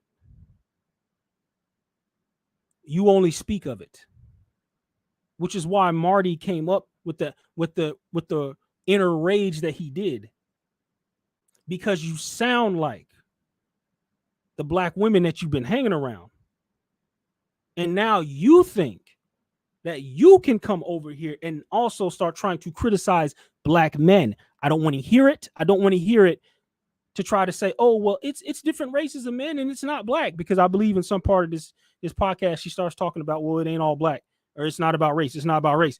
No, you made it about race. You made it about race because of how you illustrated the whole conversation, and you thought you were just going to have a little pity pat, kid gloves conversation about dragging black men through the fucking mud. You know what? If that's what you wanted, you shouldn't have dropped the link. What you should have done is stuck with a podcast where you had some sisters to back you up, because you jumped out here, you stuck your neck out, and niggas showed up. And black men are tired, Amira, of the bullshit that you yourself are also playing with. The weapons that black women use against us, you're picking them up, shooting at us, and say, no, don't shoot at me. I'm just playing. It's just a game to me. Ha ha. I'm from Lebanon. Ha ha. I don't mean it. Ha ha. No, it's not me. It's black women. Ha ha. Nah, Amira, you get to smoke too. And then you have the nerve to say, oh, it's just a conversation. No, bullshit. It stopped being about just a conversation when you made it about black men.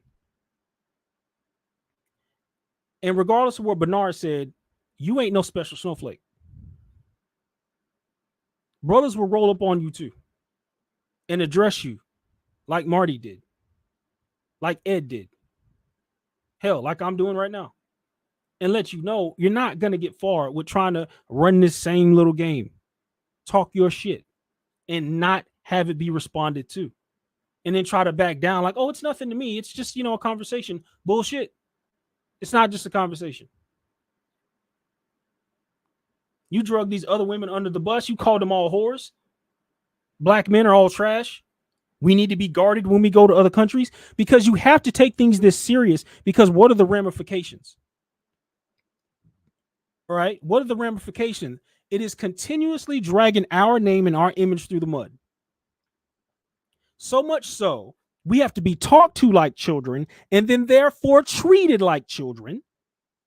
And when other races of women start to join in on the same thing, it starts to furthermore confirm the associated or supposed narrative that black men need to be held on a leash even when they go overseas.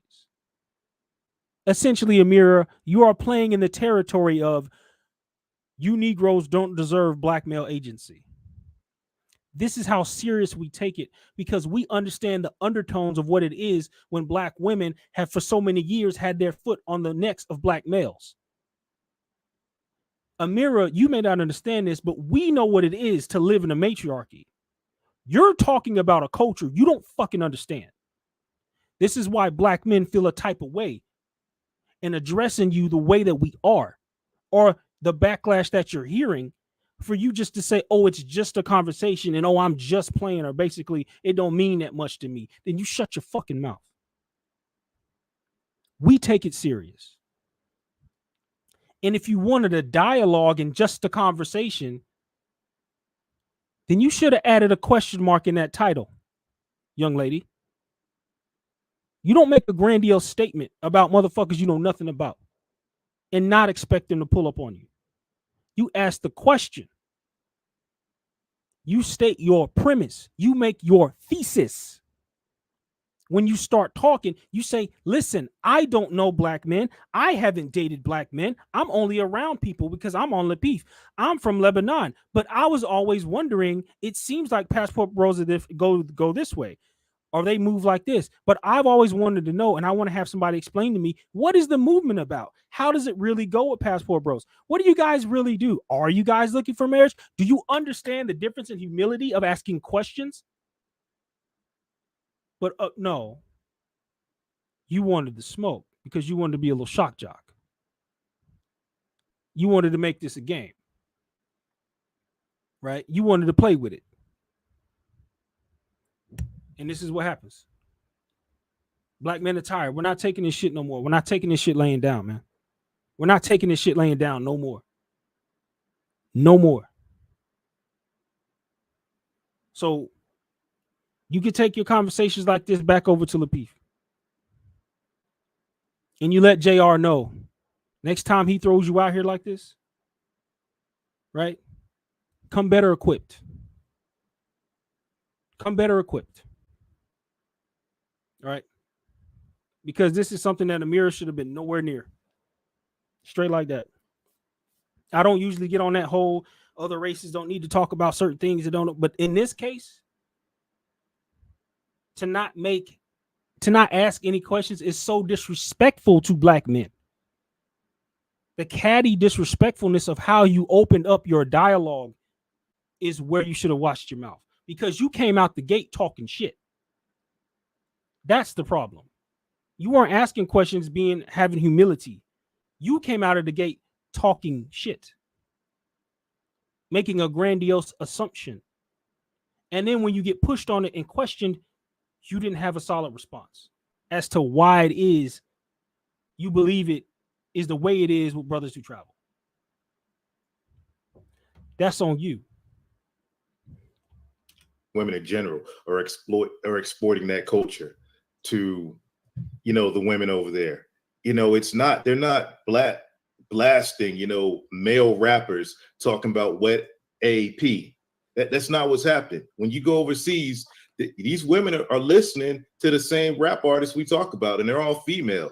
They're listening to feminists. They're over, in Brazil. Austin Holloman went through what he went through because he had to run in with a Brazilian feminist. And then the Brazilian simp army came right along. I would like to add something. Ooh, wait 1 minute, Marty. Trey, can you expand on that a little bit, please? What do you mean the Brazilian simp army? What happened? Well, it's just like here on Lapif, and shout out to the brothers, Anton and Lapif Jr. But if there's a panel going on over here and there's, a woman up here, Sister Queen, is acting out of pocket, and one of us really base dudes be like, shut the F up, you crazy? And if she's talking really out of pocket to a man, at that point, the men are going to jump. Hey, that's a female. You can't talk to her like that, bro. She could have been talking to you all kinds of crazy. But as soon as you check her, no, man, you can't do that. Oh my gosh. Sorry, thank you so much, Trey. Marty. All right. I'm sorry for cutting you off. No, it's all right. It's all good. We here to talk, right? Yes. But what you said earlier, and again, this is not towards you, we do not have a problem. I want to make this clear. The women have a problem because the men who got it are able to go get it.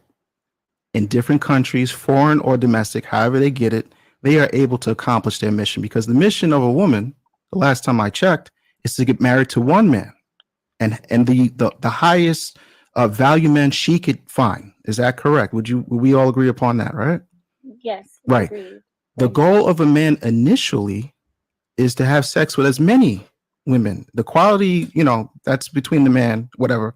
But the goal is to have sex with many, and then when he feels he's met the one, settle down with the highest quality woman that he could find, right? So again, in this dynamic of men traveling, just like you said, to these countries where the women are submissive in shape, the men who got it don't have a problem getting it. So what does that mean? The women here, it is not we have a problem.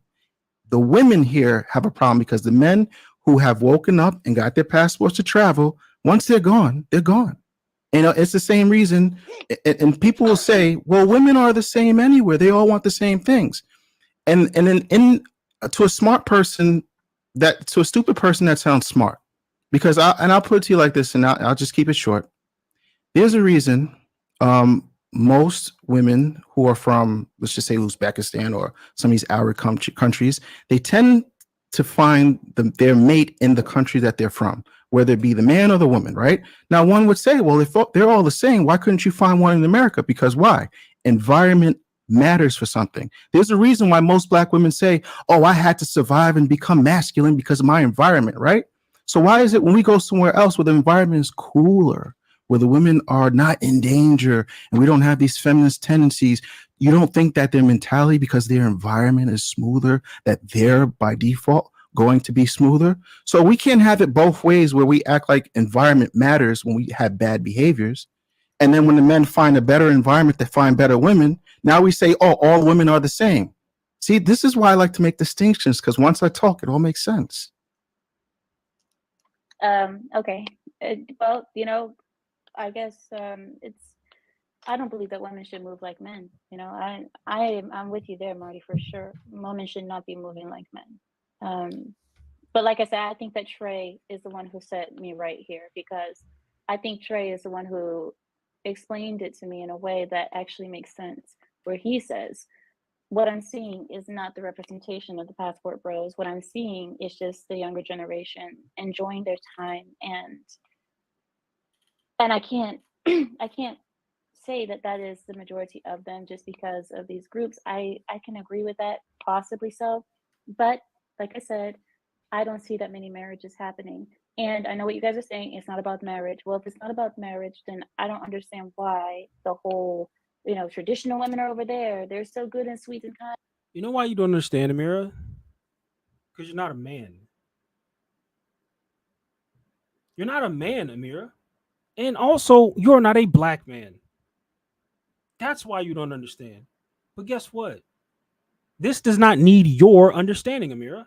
We don't need to explain it to you in a way to where we need to make sure Amira understands exactly why we're traveling. Had you opened up your dialogue with asking maybe a question instead of attacking or dragging Black men under the bus from your opening dialogues and assuming we're these radical, ridiculous Negroes who don't know how to keep ourselves in check. We don't know how to address ourselves in front of proper women. We don't know how to address ourselves in front of a woman's family. Because remember, your opening statements was talking about you're going to have to meet these these fathers and stuff. As if we don't know how to carry ourselves in front of somebody's family. What are these grand assumptions? Once again, who are you talking to? Who are you getting your information from? Like I said, through deductive reasoning, we can always pretty much point to she watched some Austin Hollerman shit and associated all of us to Austin, which is a damn shame. If she was unclear, well, her problem and her arrogance, she thought she knew everything. If she was unclear, she should have addressed this whole entire topic with asking questions about, I need to understand passport bros because I don't get why X, Y, and Z. You would have had a better conversation. The point about us not needing to respond to you still would have been there. But the way you did it shaped what happened. Now, we're not going to go through this whole entire interview, but I do want to hit the points that I wanted to hit as far as Marty's opinions and what she said and how things played out. Because I needed to answer some of my own questions. Like I told you, I have not seen this part of the interview or the podcast. And it's like, well, then, so you just want to use them and then come back to your toxic women over here in the States? I'll tell you exactly. I'll tell you what's happening. Go ahead. Yeah. What most guys that travel don't have the financial staying power to stay there, to actually really vet the woman long term. So what you see a lot of times is you see weekend warriors. They'll come in for 2 weeks. They'll probably Tinder it up. And this is why a lot of guys get robbed. I preach about this too, because a lot of times people don't put the time in to actually get to know people. What they'll do as soon as they land, they become keyboard warriors and Tinder. Then they'll meet a girl they don't know, invite to their house, have a couple of drinks, boom, she slips in something. And the reason why she does that, because she knows you're not going to be here more than 2 weeks. So what cops are you going to go to catch her? And what happens is the reason why some people die is because, let's be honest, a lot of 19, 20-year-old women do not know the doses of scopolamine. So what happens, sometimes they overdose the situation because maybe you're resistant to it. So they give you another hit and the guy overdoses and dies. That's why you see a lot of people dying in Colombia recently. But this is what goes on. So when you say things like, well, I don't understand why guys travel and they're not marrying them, you got to know what's going on to even ask the question. I already know why. Most cases, guys don't have the money to stay there. And I don't mean visit 3 times a year. I mean stay there 6 months and come back 1 month, do another 6 months. Because sometimes everybody doesn't want to do the digital nomad visa. Somebody might not want to buy a property, get the M visa or the R visa. They're not retired. They can't get their retirement visa yet. So sometimes they're peppering the situation here. And when you say, well, how come people don't go to Uzbekistan or these other countries? I'm going to tell you why. The reason why they don't go to there or places like Africa and certain other places, because the distance and the money is too much for people to bear. Some people are not going to want to be on a flight 14 hours and spend all this money in a country that doesn't even conform to Black people. We feel a little bit more comfortable to Brazil, to Colombia, or even DR, because these are Afro Latina spots. You go into a whole nother culture where people don't even understand you. And to be quite honest with you, a lot of these cultures view Black people as a detriment to their society. So why would you put yourself in a situation where you might be harmed? And when you have people similar to what you're saying, that these guys are exporting this sex culture overseas, people tend to view us in a bad light. So when we get there, our stay is not going to be preferable. So we're going to go to places that we have, like Brazil, Colombia, DR, that we already have. Can I yeah, I piggyback on understand that that? you said that you already, yes, but I just want to say that, yeah, I see it in Brazil and DR as well, but they're going to Asia, Thailand, Vietnam, Malaysia. I mean, not Malaysia. What's the other one? Philippines. These Yeah, are, and like, if they were all about being comfortable, and they wouldn't be going to Asia. But go ahead, Trey. Well, here's the reason for that, Amira. It's called a sniff test, and we can blame rappers, Tupac.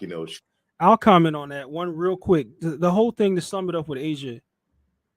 Okay, Asia, Thailand and Philippines mostly. Anything outside of that, let me say this again. Thailand and Philippines mostly. Anything outside of that is generally going to be job or military related. Most brothers are not traveling direct to Japan. Okay? She said Asia. Hun, Asia is big. Most brothers are going to specific places in Asia. Most brothers are not going to China, even Hong Kong. They're not going to Hong Kong. They're going to the spots that have, one, been vetted, and two, brothers are familiar with through the military. That's how most brothers will experience Asia or hear about it. Military. That's generally going to be brothers' reasoning for going out there. So a brother will sacrifice the time to get out there because they understand how well they're going to be received. But that doesn't mean they're traveling all over the Philippines, all over Thailand. Okay? They're going to go specific spots usually. All right?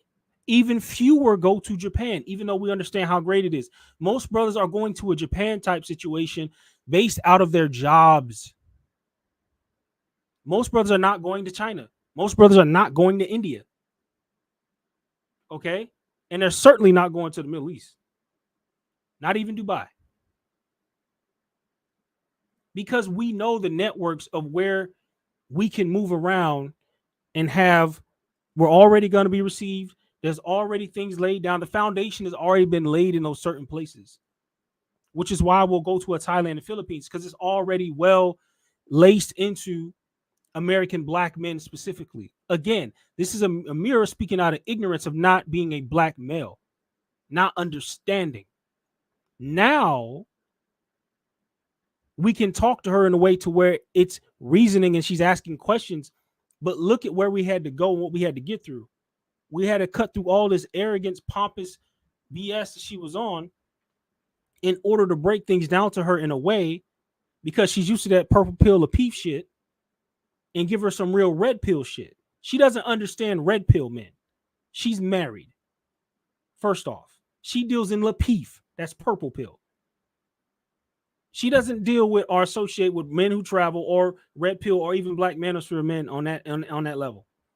To even understand the plight of why it is we do travel. She might as well say, why don't y'all go to Europe? Because most brothers are not trying to be on anything from Europe. We feel more comfortable throughout other parts of the diaspora. More brothers are starting to go through Africa, but we feel more comfortable, and nobody wants to be on the plane 14 hours at a time.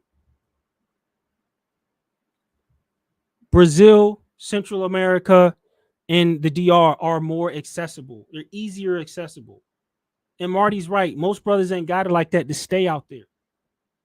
Most brothers ain't got it like that to just hop on a plane and I'll just go live in South America. You can visit, and while I'm there, I'm going to visit and spend time with some females. What's the problem? Because I'm not a full expat yet. I'm wrong. And so I'm supposed to go see, because it's funny how Amira will say she literally criticized you going down there having your fun and also going down there, remember this here money, and then bagging some female and dragging her back to the States. So it's like we can't win either way with what the hell she's talking about, which is just like, yo, it's like you're not even rationalizing any of your thoughts. Because damned if we do, damned if we don't, once again. So why even have the conversation with you? You don't understand black men. The real third question is, again, why do you care? Because you hopped in this hotbed playing with fire, not understanding what this is and what this means. Okay? You hopped in this shit. You hopped in this hotbed. All right? But it matters when you say these type of things and we get in here and you don't even know. You're the host of the show and you don't know your subject matter. And you want us to get up here and give you all the information so that you can then first make Marty look like he was an attack dog, make him look silly, and then start asking questions. And then in your ignorance, you start hearing answers and you're like, oh. And in the whole while, it was just like, yo, the disingenuousness. Mad disingenuous. You don't even care about this. So why are we talking to you? Why? You need to feel better about what you see when you watch Austin? Because all I'm hearing is the angle from someone who all they know is what they've seen Austin talk about, say, or do. And now Austin is every black man who traveled ever. Get out of here, man. It's ridiculous. Chicago, black on black crime or whatever. But when you first touch ground as a brother, you're American. When you run into locals, just like you, when you're passing an old white lady on the street, or even me, I do the same thing. They collectively hold their breath to see if you're Pook or Ray Ray or not, because the internet is real. World Star is real. Yeah. Like, even if you're dressed to the nines, they still looking at you like, this is an American guy. I know Tupac. I know what I see because your news is blasted around the clock about what American black men are doing, or how violent they are. So when they're holding their breath and you pass that sniff test, you speak the language, you can dance, you want to learn Thai culture, Vietnamese culture, you get in there, oh, let me eat your local food, and you're well-spoken. Okay, you passed the sniff test. But the problem is a lot of young brothers, they're going over there traveling.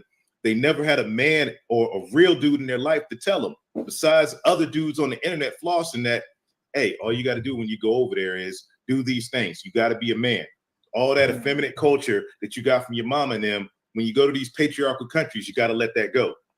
If you go over there with the patriarchal mindset, that's the kind of women you're going to deal with. However, you go over that effeminate behavior, flossing, out there stunting, just running around like there's women. Yeah, you're going to set yourself up as a lick. The scope queens, they know you coming. You're going to end up with a lady boy in Thailand. It's happened. No, I mean, Colombia, you get robbed. Thailand, you end up with a lady boy. I mean, Marty, I've seen it. I've seen a dude get convicted of murder over in Thailand because he did the do a Marine. I know a couple. There was another one in the news. He did the do with a lady boy, found out afterwards and killed him. Now, doing life. Yeah, you know what happens, Amira? Let me be honest with you. The if a guy is looking to be married, it's not the best way to do it. I'm gonna just tell you, be honest with you, is when you get there, you actually touch down with the locals. Why? Because what happens is by you dealing with a local guy or female, by osmosis, she filters you out to see if you are good enough for her girlfriend. Because by default, a lot of times the American dollar triples, maybe 5 times in certain other countries, because they know finances is not an issue. So if you're going to these countries, like the gentleman said, if you're clean cut, you know a little bit about the culture, you know how things move and shake, and you're personable, the best way to find, let me tell you, this happens to me all the time when I'm in Colombia. I'm getting set up with the most beautiful women who are regular, like doctors, lawyers, or just have a regular desk job. It doesn't really matter because I'm not looking for a woman to bring finances to the situation. But what I'm saying is those are the type of scenarios you want to be in if you're trying to go for a wife. By just going there and touching down, that's not it. But if we don't have these conversations, it looks like just guys are just going over there. And yes, you'll have some of that, but it just looks like it's a frenzy. Oh, we're just going over there smashing this and going home. But all of this stuff is happening and you don't hear about it because it's not popular. I'm not letting you up. I'm not letting you up. I see you in the back. I'm not letting you up because this is not Undead Chronic's show. This is my show. Guys, I apologize for what's going to happen right now. I mean, honestly, you guys will probably agree with him. Arta Will is here. Hello, Arta Will. How are you?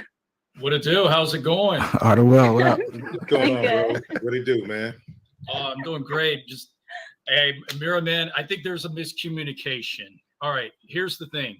I do not believe, and again, this was never the narrative of going overseas for marriage. It is to go overseas, all right, to be around feminine women, because women these days don't even look like females, and they just want to be around something that reminded them of the good old times. That's kind of the way I see it, as opposed to what you see now. So everybody with that knows being you. said, they depolicing, they hating, they stealing, trying to catch you flying early, trying to catch you flying early, trying to catch you flying early. Now he's singing. Oh my God, no. Yes, me and Arta will go way back. Oh really? Yeah, we do. Wow.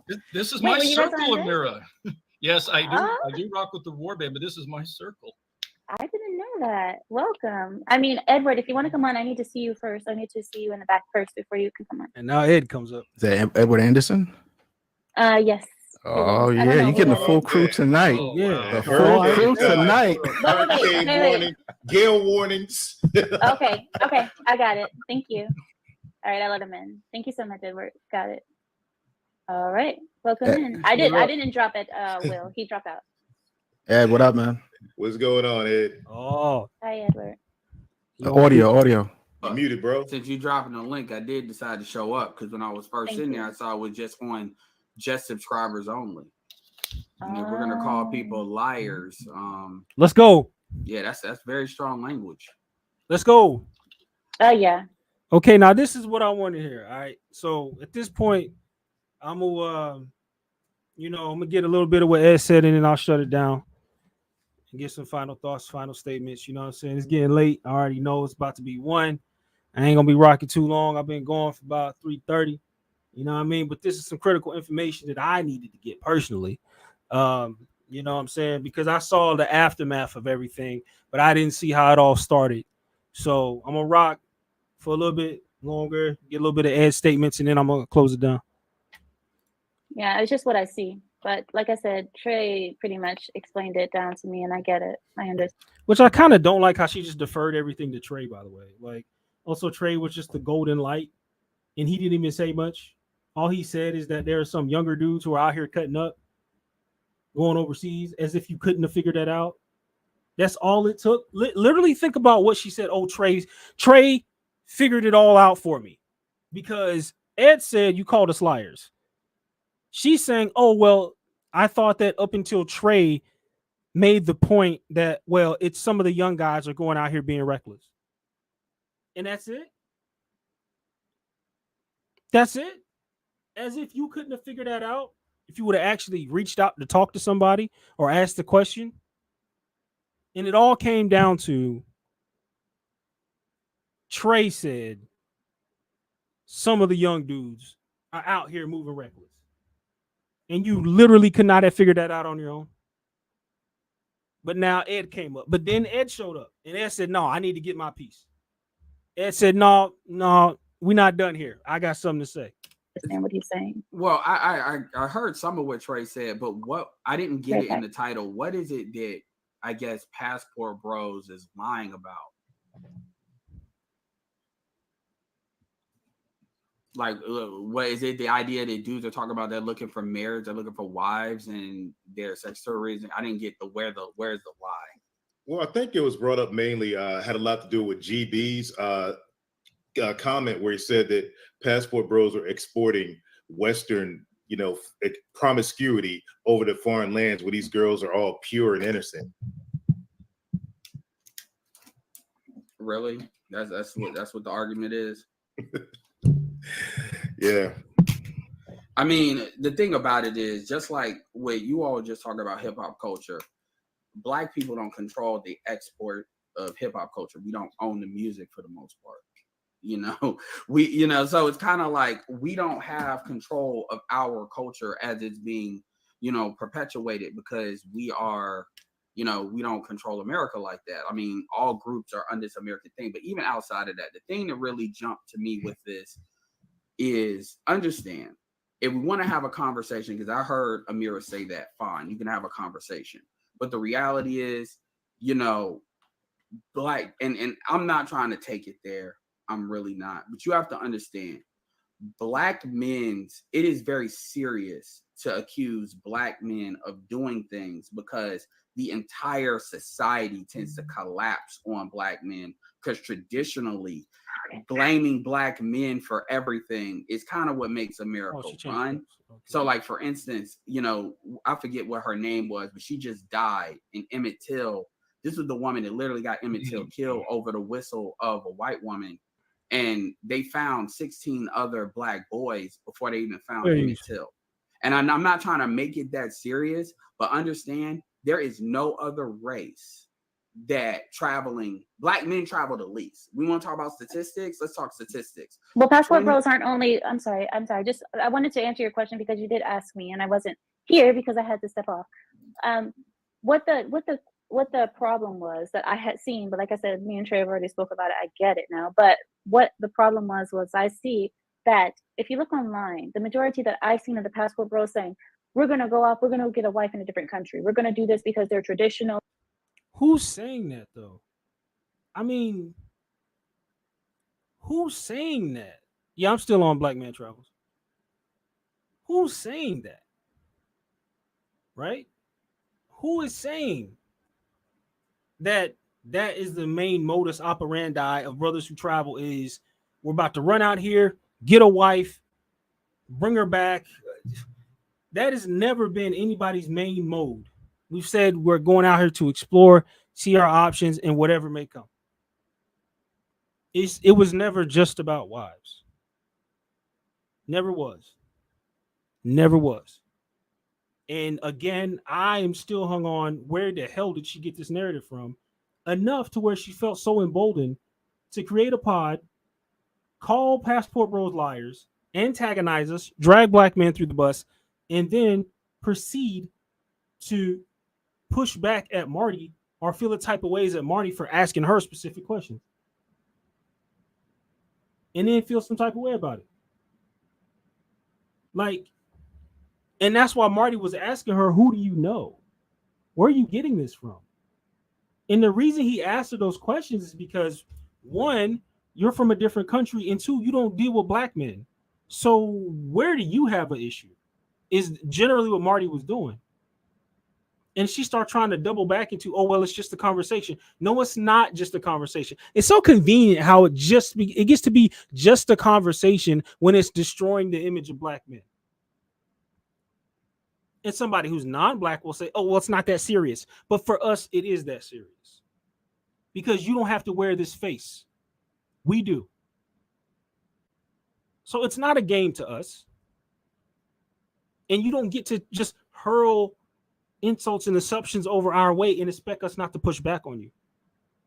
And then you want to look at us crazy when we got something to say like Marty did. She want to start looking at Marty all type of ways. Dropped him down and was muting him when he first came up. But he was coming at her with straight facts. He was coming at her with straight facts. Just like, why are you asking these questions? Where did you get it from? Why do you feel a type of way about this? Who hurt you? Right? It made no sense from the rip. Let's see what Ed had to say. Oh, they're feminine, they're so on and so forth. But what I've seen, especially around, you look around, you see that they're going there, enjoying the women, coming back. They're not getting married. So basically, it's just sex, really. And that's okay. There's nothing wrong with that, is what I was saying. But Trey said that that's not the majority of them. He says that these are just the younger generation basically tagging themselves as passport bros because they're just enjoying any iteration of black men traveling, because technically it's a guy that actually came up with the hashtag. His name is King Sigma. He's actually a friend of mine. He comes out of the black manosphere, but people forget that. But even going all the way back to Al Grease, which is not passport bros, but they talk about frustrated. Shout out to BMO. Shout out to Coach Grease, who inspired a lot of black men to travel. Al Grease was Frustrated documentary. Charles Howler, rest in peace. Y'all go out there and get Frustrated 3. Your boy was in there representing, along with a good number of us, Culture Condition, Beautiful Eyes, and a lot of a good number of us was in there representing.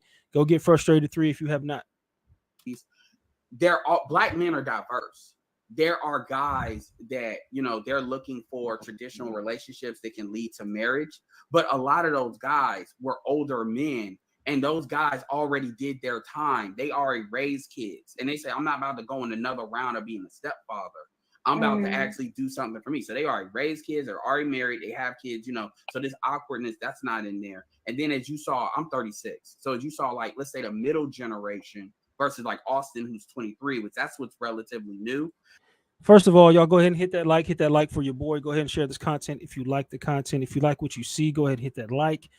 Share this button. Share this content. Get the information out if you love what you see. Also, I do want to speak on the fact that she's still trying to pin something to one or two people. There's not really a young movement of brothers who are traveling. There's one dude. That's why I keep saying Austin. It's literally Austin. Okay, because he's the youngest dude out here talking about traveling. Everything is getting pointed to Austin, and it's getting attached to all the other black men. I'm gonna tell you something. Most of the black men who travel are 40 on average. 40. I'm almost 35, and I'm the youngest in my group. I said the average is 40. We got brothers out here in their 50s, best shape of their life, money all the way up, out here doing their thing, moving around. Ain't got no issues with no females, ain't got no issues with no money, and they live wherever they want. We're talking about a whole different echelon of dudes. And just because somebody like Amira is looking over and judging everyone based off of Austin, because that's literally about the only brother she could be basing this on. I'd feel way more comfortable if Amira would have did a podcast dedicated directly to Austin. This is what she should have done. Just called Austin out. But you want to drag all of us in here and making it seem like we're all one big nigga. We're used to it. But the thing is just like you got Marty here, Ed's here, Trey, Will's up here. I'm speaking on it. And it's just like we all have varying perspectives about how this rolls, right? In regards, we all have different varying perspectives about this whole travel thing. But we all are under the idea of we are a pro-black male agency, meaning you should have the option and freedom to move as you please. What you do when you get there is going to fall on you. We're not going to be held accountable for exactly what it is that you do once you touch down. We'll get you out there. We'll show you the pathways and ideas and opportunities. But who you really are is going to show up once you touch down. We're not in the business of policing you when you get there. That's not what we do. And in the respective groups, we'll lay down some things so you can move safely. But we're not going to be your parents out there. And there is not this big cohort of young dudes in their 20s traveling like that, to be honest. It's really not. So you literally are not only are you talking about a small percentage of the American population, the males of that population, the males of that population who have passports, and then the males of that population who are traveling, you have distilled this water so many different ways to where you're literally talking about one or two people. And I would have felt way more comfortable if Amir just would have said Austin and probably the homie that he travels with, or he was traveling with in Brazil. Outside of those two, I don't even think he's that young, his homeboy. Austin is the youngest dude out here traveling, and cuz is 23, which is why when all the shit popped off with Austin, I did not hurl insults and I didn't viciously attack him because I understand he's a young dude. I understand he's a young dude. He's having fun. He's wilding out. He's going to make some mistakes. I got that. But I did criticize him in a way to say, hey, bro, you slipped up right here. And I heard through the grapevine that a lot of OGs was trying to correct you. You wasn't really hearing it. And you just decided I'm going to move my way. That's called being hard-headed and young. But in my personal opinion, I don't think it deserved a vicious attack. But he did get his criticisms.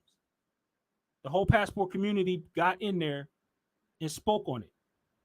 Okay, he did get his criticism. All right. But at no time can you say that Austin is a representation of all of us. And this is what happens when you assume things, you think you know everything, you don't ask questions. And Amira does not understand the plight of Black men, especially what we're going through with the women we deal with the most, to why brothers are traveling in the first place. You're hearing it from a perspective of a dude who's probably younger than her. Everybody doesn't specifically agree, but it runs much deeper. And when you hurl everything on the one dude, because I swear to God, that's the only person she could be talking about. And she's watching him and watching all his moves because she said she watched him from coming from America to where he was, and he came back and didn't have a wife, which Austin's not back in the States, but whatever. I guess she's trying to look at it like, how come he's not married yet? Because he doesn't fucking want to be married yet. So again, it's just there's so much disingenuousness that goes into this conversation. Which is why you should be more careful when you want to talk like this. You watch your mouth, you ask questions if you want full perspective. Right? Don't come in here thinking you know everything and thinking that all passport bros is just Austin. It's highly disingenuous.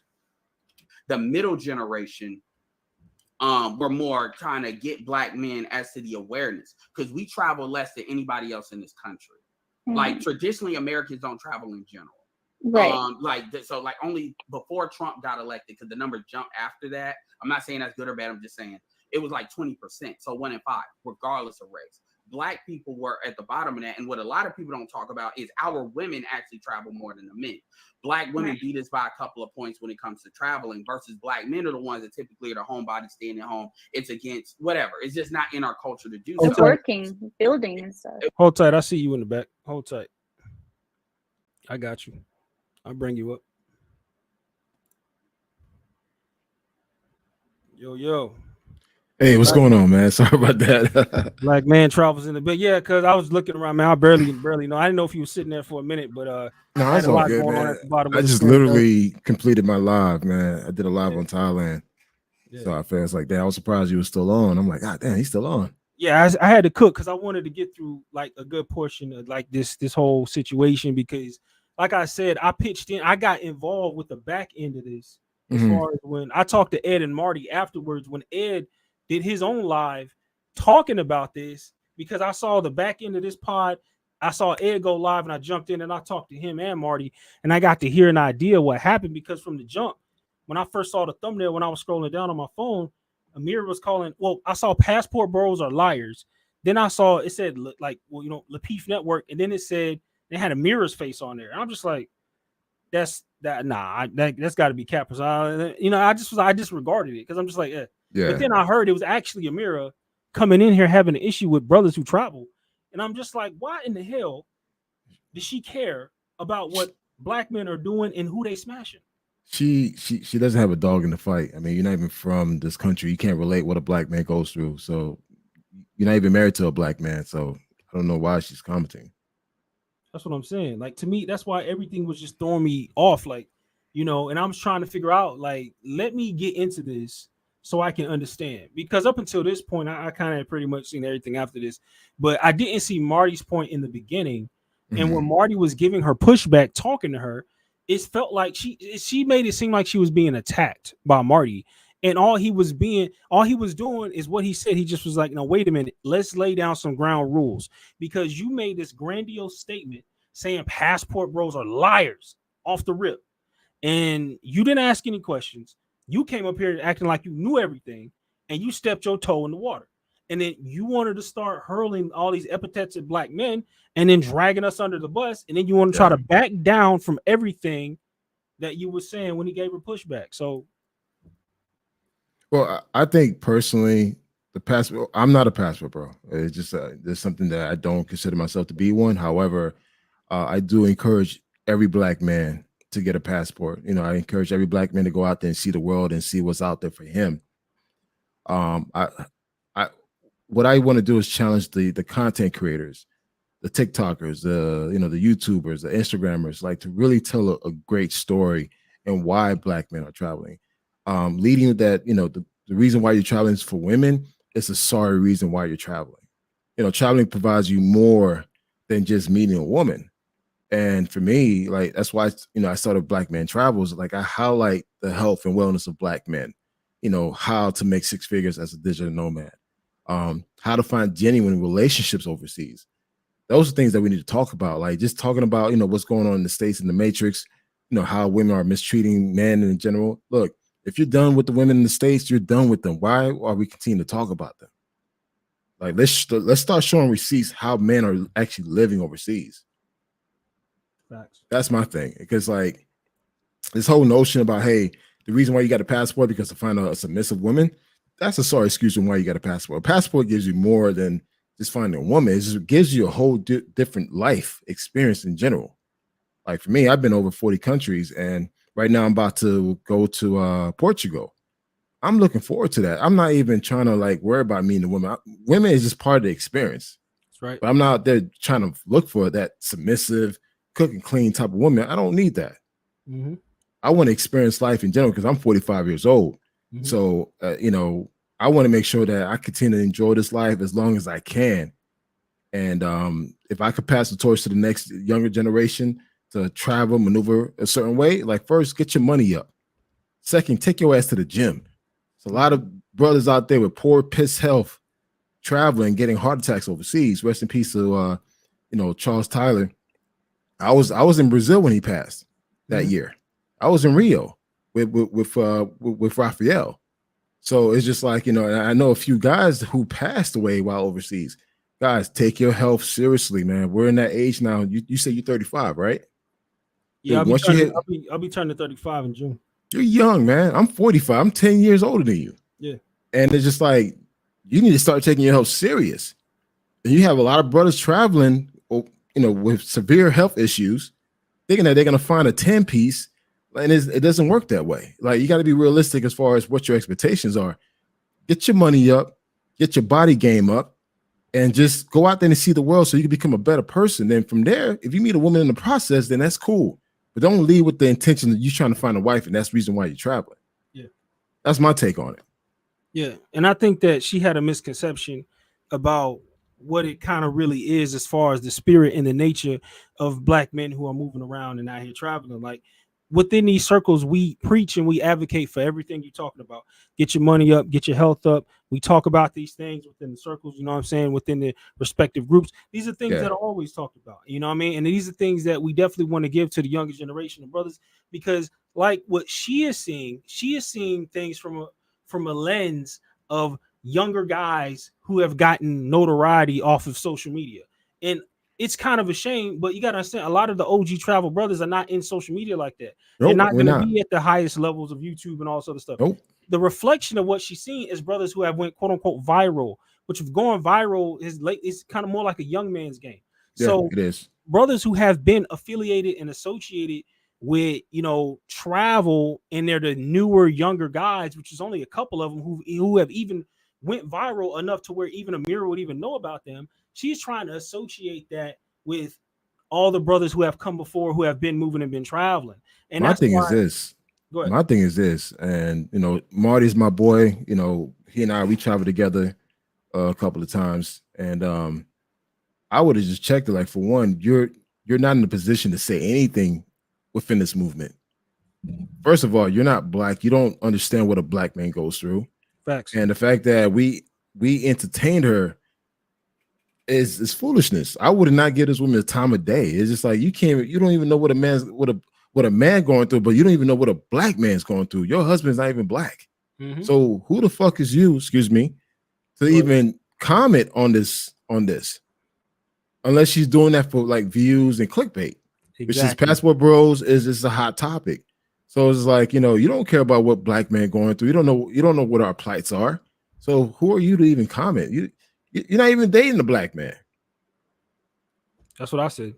That's what I said from the beginning. I just was like, why does Amira? Because the original things I was saying is, what is Amira's dog in this race? Because I either said A, she's doing this for clout, or Clout. B, her husband doesn't understand that she is really interested in black men. And in that case, Oh, she ain't is. that long. You know She what I mean? is. So She's on every black person platform. yeah. So obviously you are ingrained, or you are fascinated with our culture or subculture, that you feel like you need to comment on what we do and how we move. Fact. So you probably want some black dick. It is what it is. That's what I said. She wants to work for the British Broadcasting Company. I said that. That's exactly what I said. You know what? I was like, her husband doesn't know it, but Amira look at right now. If we freeze frame even everything we see on the screen right now, Amira is surrounded, right? Even on my surrounded by brothers all around her right now. Even on the Something just came across my mind, man. Like, you know okay, she's surrounded by brothers right now, right? And then even when she's on Lapeef, surrounded. Yeah, same thing. Yeah. You know? And the thing is just like, and then the fact that she calls herself an exile, it's just like, no, wait a minute. Exile you want to what? get out here and she calls herself, she says she uses the term exile. I don't specifically know if she's been quote unquote actually exiled from her home country. But the thing is that you want to sit up, because remember, I don't know if you saw it, but go back and even on your own time, watch the very, very beginnings of this podcast. Yeah. When she opened up dragging Brazilian women, Dominican women, Asian women, calling them whores, and they're not the most chaste, and the daughters of these women are this and like this. And I'm just like, no, wait a minute. Now, how in the hell do you have so much opinion, not only about black men, but also the women that we are frequenting? How do you have so much opinion and also so much smoke? And then that's when Marty eventually got up there, asked her the right questions. And at first she said, because it's so funny how this happened, I called it out. She said, oh, I know about Brazil. And then she said, You never been to Brazil. And she said, I think. Then she made an I think statement. Then she followed it up with, well, I don't know. And then it's just like, now wait a goddamn minute. How within the span of 5 minutes you completely dismantle your own argument? And then Marty gets up here, and then she was acting like Marty was attacking her, because if you go back and watch when Marty first got up here, she had him muted. I seen the video. I seen the video because Marty sent me the video and I saw it. Yeah, she had him muted for like the first, like when he got up there the first time, and she had to drop him. Like he was trying to talk and she was muting him. And I'm just like, yo, don't try to make Marty look like he's attacking you when you started this. You said passport bros are liars. You said most passport bros are black men. And black men in tow showed up, gave you pushback, and then you want to start making it seem like you're being attacked in some type of way. Well, oh no, it's not your show. It's not your show. And I'm just like, yeah, she's playing the victim. And I think this whole thing was a click and clout bait to get subscribers and views, because the passport bros is a hot topic. But the thing is, for you to comment on Dominican Republic, Brazil, Colombia, any other country, Thailand, and you never been there, you're wrong for that, and you lose all credibility with me. Facts. So I think she's just full of shit. I mean, to be Facts. honest, like, although again, I don't consider myself a passport bro, but I will defend black men traveling. Yeah. You can't just put us in the category like, hey, a lot of us do have successful businesses. A lot of us are married to women and have family and kids that we are taking care of. So we're not just doing that one thing that people assume that we're doing. I've seen it in myself. A lot of black men are actually living their best lives overseas. That's a fact. But the thing is, you just hear a lot of the younger guys with the larger platforms are being heard because they're more visual. So they could talk the loudest. Yeah. Because they have more people. Because the younger brothers have harnessed the power of social media. They have they've been able to build themselves platforms, and they understand that more, because even like when I was in school, hell, I didn't have a cell phone until I was in high school. And so I know for brothers who are even older than me, I didn't have a cell phone until college, and I was a junior year in college. See, so like for the older brothers, they're later having to kind of step into being big on social media and stuff like this, like Zoom to Thailand and other brothers who have been successful with social media. But it's just kind of like, but the hot hand is over here with the younger dudes. And so a lot of people are first seeing these things through their perspective. And it's just like, so for people like Amira who don't know, you don't. How old is she anyway? What's up? Like, how old is she? Like, what, 25, 26? I know she's young. As far as I don't necessarily know how young, but I know she's younger. But but it still stands, from the same thing. It's just like, she's from another country, not even black. You apparently don't deal with black men, but you want to make these broad, grandiose statements about us and how we're moving, what we're doing, and you're trying to tailor make everything to Austin. And it's just like, we're not Austin, as Austin has never represented us. Like, we acknowledge that Austin had made some mistakes when he did what he did, but at the same time, that is not something that you want to be trying to say that, oh, that's all of us, right? And that's how all of us are moving. But and that's what you're highly mistaken. But also, to Austin is old news. He literally disowned Passport Bros, so he's not affiliated with Passport Bros. Why people are still talking about him? In the way she did it, she used him in the thumbnail. Yeah, but it doesn't make any sense because he's no longer a Passport Bro. He openly admitted that he's no longer a Passport Bro. So why is she even reaching out to attack him? He's no longer part of that movement. Well, this is the thing. So this is the thing and how we look at it. Brothers on the inside look at it one way. The outside world looks at us another way, which is why I'll use the hashtag, even though I'm affiliated with my own groups. You know what I'm saying? So my thing is that as far as being called a Passport Bro, I accept it. I'm not gonna get it tattooed on my fucking forehead. Yeah. But my thing is, it's just like, I accept it. That's what they see us as. So I use that as a way to relate in social media and on the platform, so people in the world can recognize where I'm coming from off the rip. I don't necessarily of course, it's not like an official membership group or anything. But the thing is, Austin has it tattooed on his arm. Austin is the main one who got the hot hand, and most people looking at what a Passport Bro is, they looked at it through the lens of him. The thing is, it doesn't matter what he says. He's still going to be the face of, I hate to say it, at right now, a lot of black men who travel, people on the outside are first going to understand it through the idea of Passport Bro, which is why I use it in a way as a vessel to get the message out. Austin used it in a way to where he built up clout. It doesn't matter what he says, because like I tell brothers, you still black. So it don't matter. Like, you could say you're whatever. That's cool. Like, we know between us what it really is. We know that we're this group, we're that group, we're over here, we're over here. We know, and we're not gonna like come at each other like, oh, don't say you're this group, say you're a Passport Bro. Like, no, we know between each other. But the outside world doesn't know the inner workings of what's going on with BNT or BMO or Passport Kings or all these other things. They don't know that. The world is quick. The world is lazy. The world is microwave. It's, oh, Passport Bro. Oh, okay, I got it. Passport Bro. So it's the way of relating and communicating in today's social media world, which is why I understand why some older dudes are going to be like, oh, well, we just need to be silent and this and that, da, da, da. I'm just like, nah, it's not really the case, because there's going to be a level of brothers who are going to get the word out, who are going to get the message out, who are just going to be content creators. It's not to say that all content creators need to be silenced. We need better representation of what is being said. I agree with you. That's the line that we need to go down. Not just, oh, well, don't say nothing. No, It's we need better representation of what is being said and how the other brothers are being portrayed. Because I For me, understand there's yeah. a lot of older brothers who have done a lot of work in different countries and they don't want to be affiliated with things that could destroy it. I completely understand that, which is why I Well, said we need better representation. Well, I'll tell you this. I'm a marketing strategist, over 20 years consultant, work for the top 3 consulting agency in the world. Branding is everything. Branding and perception is everything. So when initially when you started the podcast, I said we need to move better. And what I mean by that, in silence, that means that we need to stop being so harsh, or like understand whatever ill that we're going through. Let's stop talking about it and let's start showing what we do. I know a lot of great men right now overseas living their best lives. We need to share our stories so people can actually see us living. Someone complaining on TikTok, oh, this is why you traveling because of modern women or Western women or whatever. That's not a good reason. It's like, show them what's out there. Like for me, like with my platform, Black Man Travels, I showcase based on my photography, my videos, my blogs.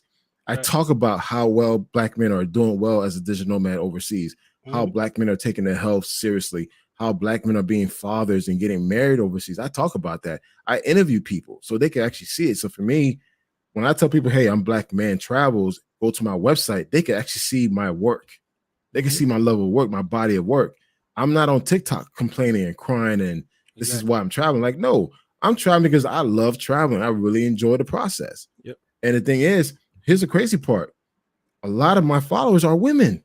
They follow me and they like a lot of my content. And they're just like, we need more brothers like this. And I'm like, well, they are. They're just quiet about it. That's it. And it's the younger guys that just talking on that reckless shit.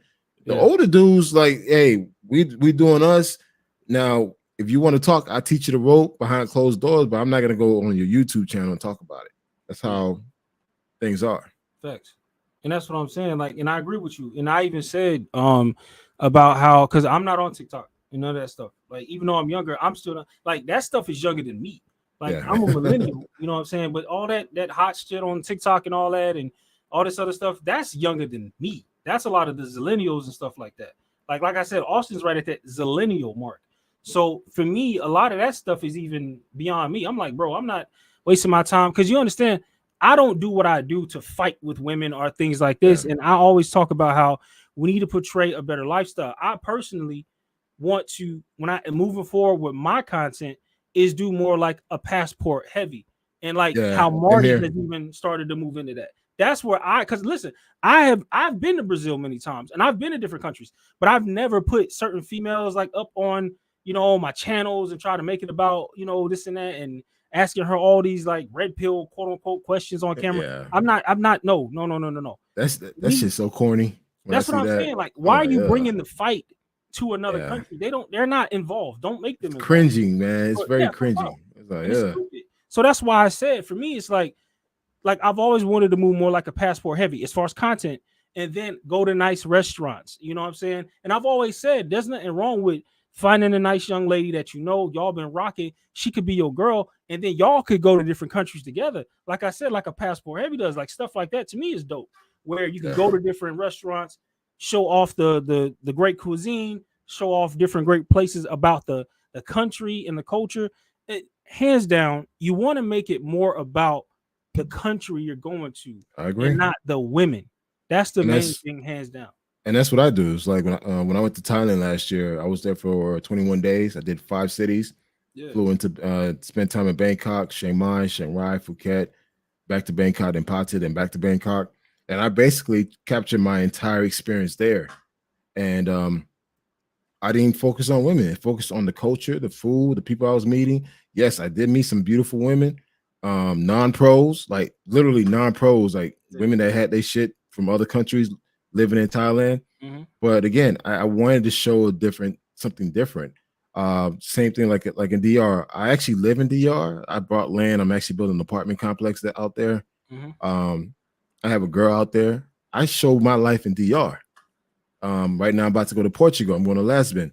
Again, I'm showing that, like, okay, this is how I move. My travel never focus on a woman. The woman is probably in the background. Exactly. But I'm showing you how I plan out my trip. And I think that's what guys want to see. But I think, the whole hate between the passport bro. I think that stuff's starting to die down. I mean, people like her, Amira, whatever her name is, she's kind of jumping on the tail end of it. So it's a little bit too late. But I'm surprised we're even entertaining her.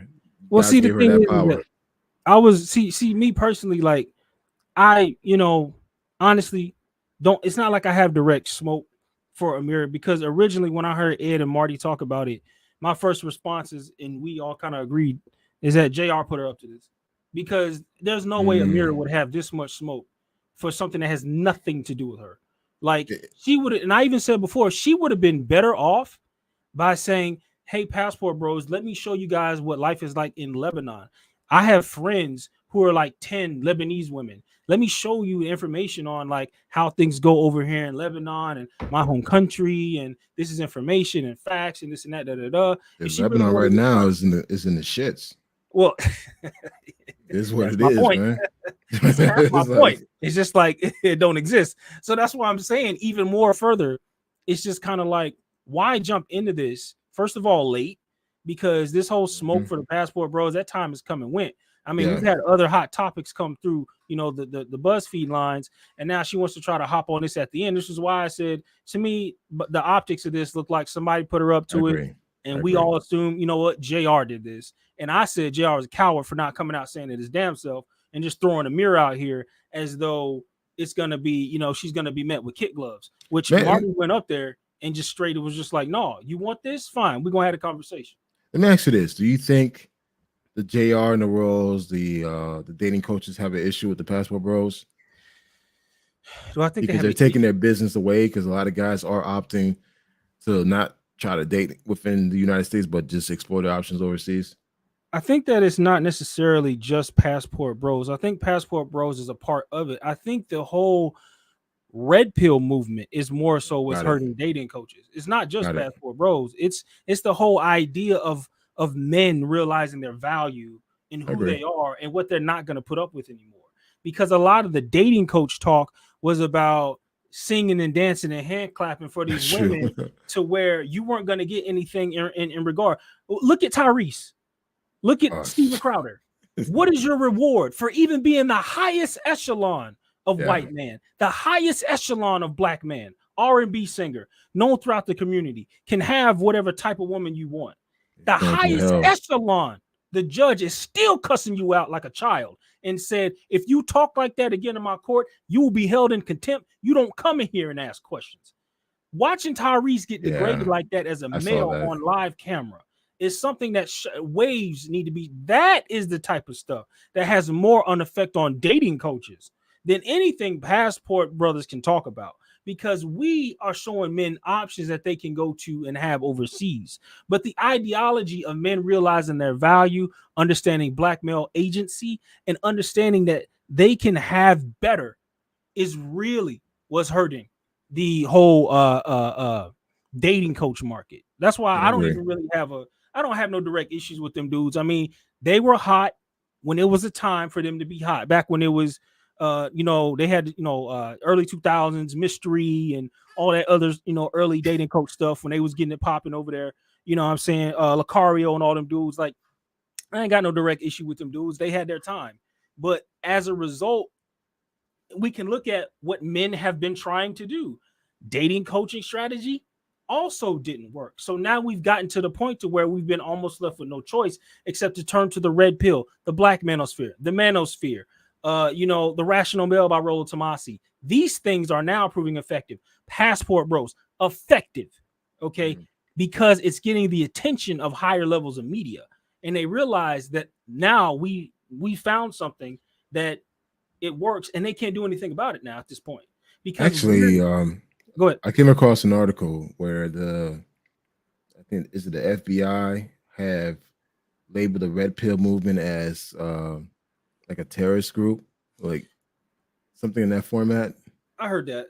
I heard that they were like a dangerous talking group about certain, but in that article they outlined things that pointed directly to extremism. Extremism. There you go. What we would call extreme ideologies. So for us who look at things and understand things through a red pill lens, we look at that stuff and we can look at the sheet, look at the tape, and be like, oh, that's not us, because listen, the outside world has a perception of what it's like to be in a certain area.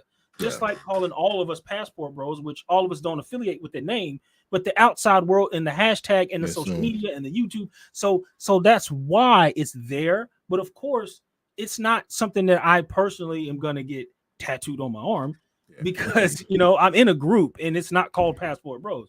So the thing is just like, even with the red pill side of the house, we really understand what red pill is. Articles and shock jocks are gonna come out there to get the attention and stir up some drama, and then it's on the people who represent that to come out and set the record straight and just be like, okay, so no, that's not red pill. That is some extreme right wing, whatever, X, Y, and Z. Because I heard they were trying to tailor certain people who have done violence in schools and shot up schools. They're trying to attribute certain things to red pill, and they're trying to attribute certain things to manosphere. And it's just like, no. We're gonna set the record straight and let y'all know that was not manosphere people affiliated. That was not red pill affiliate. Just like they try to affiliate Anton. They'll try to say Anton is manosphere because they're on the outside looking in. Anton is definitely not manosphere, and he's denounced the manosphere. Yeah, he came in throwing shots at the manosphere. I think he's a fraud in a nutcase. Yeah, it was a hell of a Anton fraud, man. He's an odd dude, man, because even on his own, he left Lapeef. And he did? You didn't know? Yeah. No. Dude, I've been so disconnected, man. I'm like, but shit, what? He left? Shit. So it's funny how things started happening. Anton eventually he recently separated from Lapeef because he said he was moving on to do better projects and this and that. But it's funny how it was at the same time where so let's back up a little bit to the whole Pearl situation.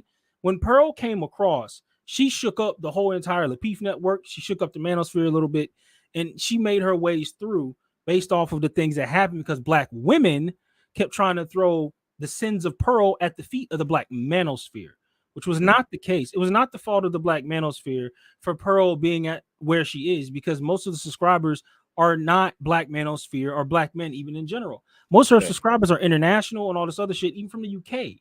So that whole saga got hemmed up, and it started boiling down into talks on Lapeef.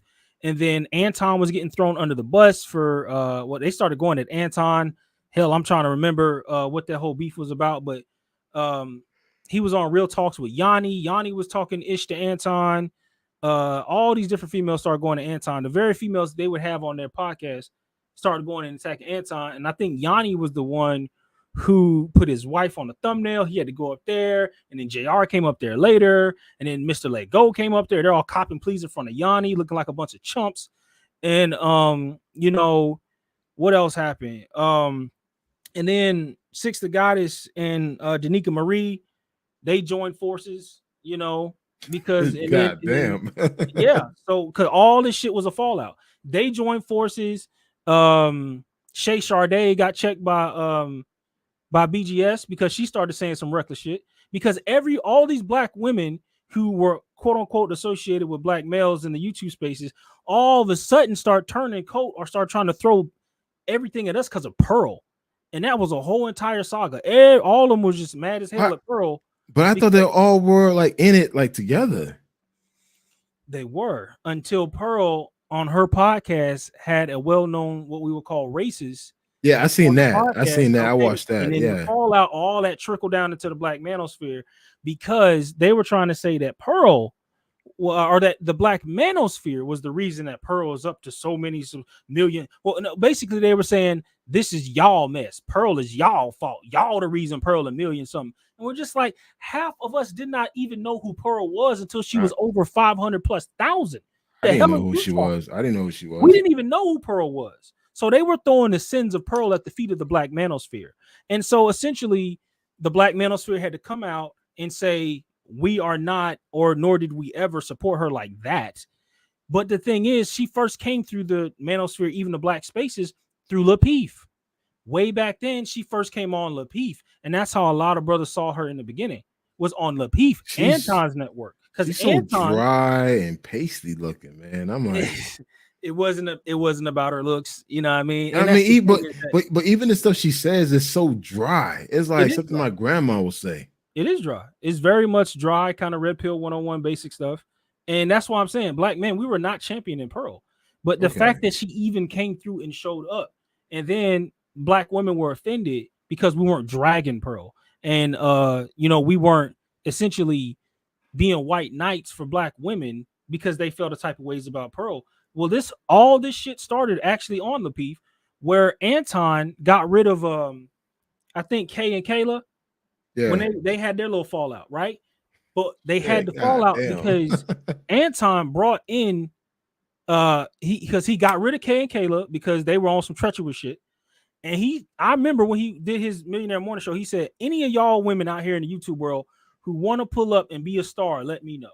And sure enough, on his next And what happened to the podcast, old girl, the other girl, the red bone girl? Forgot her name. which one? There's B. Taylor's up there too.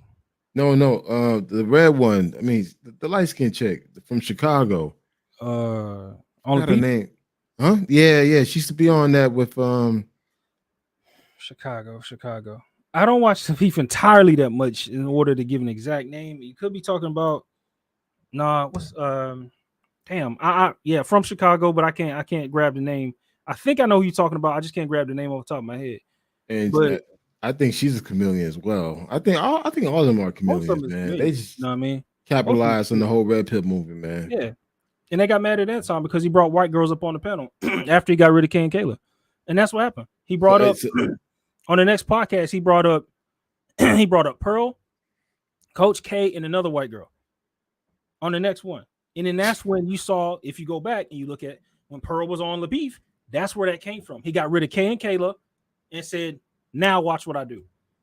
And that was where Anton started even driving the nail even further. So what I'm saying is that dude's a drama queen, man. It's crazy how it all turned out, man. But at the end of the day, they recently, now you can go see this, they kind of all started attacking him for Pearl and stuff like this. And then certain black females started turning on the manosphere that we thought were allies because they were saying, oh, y'all are just championing Pearl. And just like, we never were championing Pearl. What are you talking about? So we had a lot of fallout with the black women who were associated, like I said, what's her name? Danica Marie. She joined up with Six the Goddess, and they were doing their thing, and then they had all this shit to say about the black manosphere. Shay Sade tried to turn coat, and then, it looks like, cats like BGS got in there and said something to her, and she just was like, oh, that's not what I meant. That's not what I meant. Well, why are you saying that? So like I said, the whole Pearl saga that, was last month was just, it was like a whole, that was So Anton's not part of Lapeef anymore. Nope, he disassociated himself from Lapeef, and he said it was no beef. He said it was based off of just business, and he just wanted to move here, and he wants to advance and grow on his own thing and not really mess with Lapeef anymore. He'll pop up maybe on a podcast here and there, but at the end of the day, he's said he's not affiliated with Lapeef. So that's basically where that is. Yeah. So like I said, the whole Pearl saga, bro. That's where that was all last month. It was. You let a pasty woman come and shake up the whole entire movement. Wow. She was shaking things up because the reaction to her podcast that she had with Nick Fuentes. Yeah, I remember. And how people were divided because they're trying to say, how could Pearl say that after black people built her? And because MTR and they were just calling that dude, calling him one testicle. It's like, yeah, because just recently, they were in London. MTR and Melanie King was just with them in London, right? And everything was all cool in the game. They were having podcasts together and all this other shit. Everybody was family. Melanie King was up there, preaching to the young British black women and all this other shit. She's a fake. Yeah, well, that's Melanie King for you. Like it's all clout. But and then they just recently had, and then because they had just left UK, and then Jason Black put out this he showed the podcast of Pearl and that Nick British Fuentes dude having a conversation about certain things. She said certain things about slavery and stuff like this, how hiring Africans, embellish and all. So Jason Black basically lit the powder keg and that spilled out over all black channels. And so everybody had to react because Jason Black was blowing the dog whistle about you manosphere niggas this, you manosphere niggas did that. So the manosphere had to step up and say, yo, we're not associated or we're not affiliated and we didn't build her. What are you talking about? So that was a whole saga. And that turned into a whole thing that it, you know, it shook up a whole, you know, it shook up the Lapeef space for real. Mostly it shook up them because Anton and then Obsidian, you know, he was doing this, and then I think and I think O'Shea still might be making videos on this whole thing that had to do with Pearl. I think the last count was like 50 something videos he did about the whole Pearl thing. O'Shea went crazy. It was so, yeah, bro. Like that's some of the most recent Manosphere news. That was the last hot topics. And then now here comes Mira trying to dig up old shit with Passport Bros, and we're just like, why are you even? Yeah, you know, it's so too bringing old. like, yeah, so that's what the whole thing is about. Like, it's just like, Mira, why are you even doing this? So I think brothers need to continue to showcase what they're doing overseas, all the positivity. Don't talk about matrix women, whatever. Like, dude, live your best life, show your receipts. That's how we used to do it back in the days, and that's it, man. Let them envy your life. That's it. I agree. That's the best way to move, and that's exactly what I'm on. Because I'm actually about to get up and get moving back over here overseas soon. I'm gonna surprise everybody where I'm finna end up, but real soon I'm finna get back on my thing, and I'm finna get back at it. You know what I mean? I'm finna be in a new spot, and I'm gonna be doing some footage from over there. I want to surprise everybody where I'm gonna be at, but yeah, and I believe, and I agree with you, bro. Like, we definitely need to be showcasing the solution. We don't need to be rehashing the issues with, you know, I agree, black women and dragging them and calling them all these different names and all this other stuff. Like, I'll use the buzzwords every now and then, like, you know, strag here and here, but I don't specifically target, like, you know, just having to drag them down, because for me, and this is the difference between manosphere and passport content. Generally, we are showing the solutions. Okay, we're showing the solutions. We're not really worried about the argument. We don't have these open panels with all these women. That's not what we necessarily do over here. I've never done it. The solutions, huh? I've never done it. I'm all about solutions. I'm not going to sit on a panel for hours talk about problems. What is the solution? Exactly. What can we do to get a point A to point B? That's it. Right. Facts. And that's why you're right, is that sticking to the solution and more or less showing the solution is where we need to be focused. And that's why, you know, salute to Marty, because he's working on that as well. He's, you know, he's doing his thing and showing everything live, streaming in 4K, you know, doing his big ball of stuff. But he's showing a higher echelon of traveling, higher lifestyle, you know what I'm saying? Like I said, more with the passport heavy kind of mindset. So that's why I'm saying that, you know, I salute that kind of content, and I'm about to get on that as well when my time comes. Right now I got different things moving, but I'm also about to start showcasing more of the actual country instead of just focusing on the female. Like, if I'm gonna have a female, she could be with me, she could be over here, but I focus nothing but the country. Fuck women. I show the country. The women is just the icing on the cake. I'm showing you the full-fledged cake, how I live, how I travel. Again, I'm 40 plus country deep, man, and I'm about to go to Portugal right now. I've been in the gym like 4 months heavy. So I'm trying to wear these daddy shorts out there in Portugal, though. I'm trying to show my damn thighs and calves, man. It's just like, man, I want to show every other black man in their 40s, bro. You don't need to walk around fat and sloppy. You can walk around and still be in the best shape possible, making money, and still banging these chicks like you're 21 years old. That's right. So it's like, again, you got to show your receipts, man. And it's just like, I'm tired of seeing black men just foot dragging. It's like, no, you could be a better version of yourself. That's right. Work on yourself, man. It's like 40, especially 35 and older.